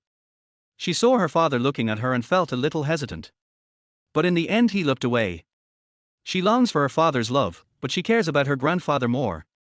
Okay. You all look down on me, right? Mr. Zhuang stood up instantly, then I'll leave. As if you were really that rare. I work as a temporary worker in the factory, and I get 20 yuan a month. I can't spend all of it on food, clothing and drinks even if I waste it. Who am I doing this for? After saying that, he got down from the table and walked out. Mom. Qin Yan was a little overwhelmed by this sudden change and subconsciously went to his mother for protection. Qin Yokwon, who had been in the army for more than 10 years, obviously felt more secure. Yu Wanwan patted Qin Yan's head to comfort him, then raised her head and said when Zhuang's father's foot was about to step over the threshold, don't underestimate women. The big leaders have said that women hold up half the sky. You just want to make more money to make your previous wife regret it. I can help you achieve it. The book does not describe Mr. Zhuang's psychology. This is all Yu Wanwan's own observation and speculation. In the book, Mr. Zhuang took his daughter into the sea only after Grandpa Zhuang died, so no matter what the reason was at that time, at least Grandpa Zhuang is fine now, and he doesn't have to have such a strong desire to go into the sea. Look at how he ignored herself and only wanted Qin Yokwon to be his own master, so he subconsciously rejected and suppressed women. In this era when slogans like, women hold up half the sky, are everywhere, even if he has such a personality, he would not show it so obviously. The only thing I can say is that I was stimulated. Who could be the one who was so excited? Of course, it was the wife he ran away with. Sure enough, after Yu Wanwan said this, Mr. Zhuang, who was angrily shouting about leaving, stopped. At this time, everyone in the room looked at Yu Wanwan. You, just now you. Mr. Zhuang hesitated to speak. Yu Wanwan nodded, well, it's impossible to give it to you unconditionally, but this does not conflict with letting you make money and become rich. We can cooperate and agree on the profit sharing. As long as you run farther, faster and more, the money will naturally accumulate. Also, have you ever thought about the fact that I have promised to teach your daughter to draw? When your daughter becomes a master, and becomes interested in drawing patterns for clothes, she will be able to do it on her own. You are guaranteed to make money from the beginning to the end, and you don't have to quit your current temporary job. You don't have to worry about losing everything if your business fails. What do you think? Mr. Zhuang. Others in the room,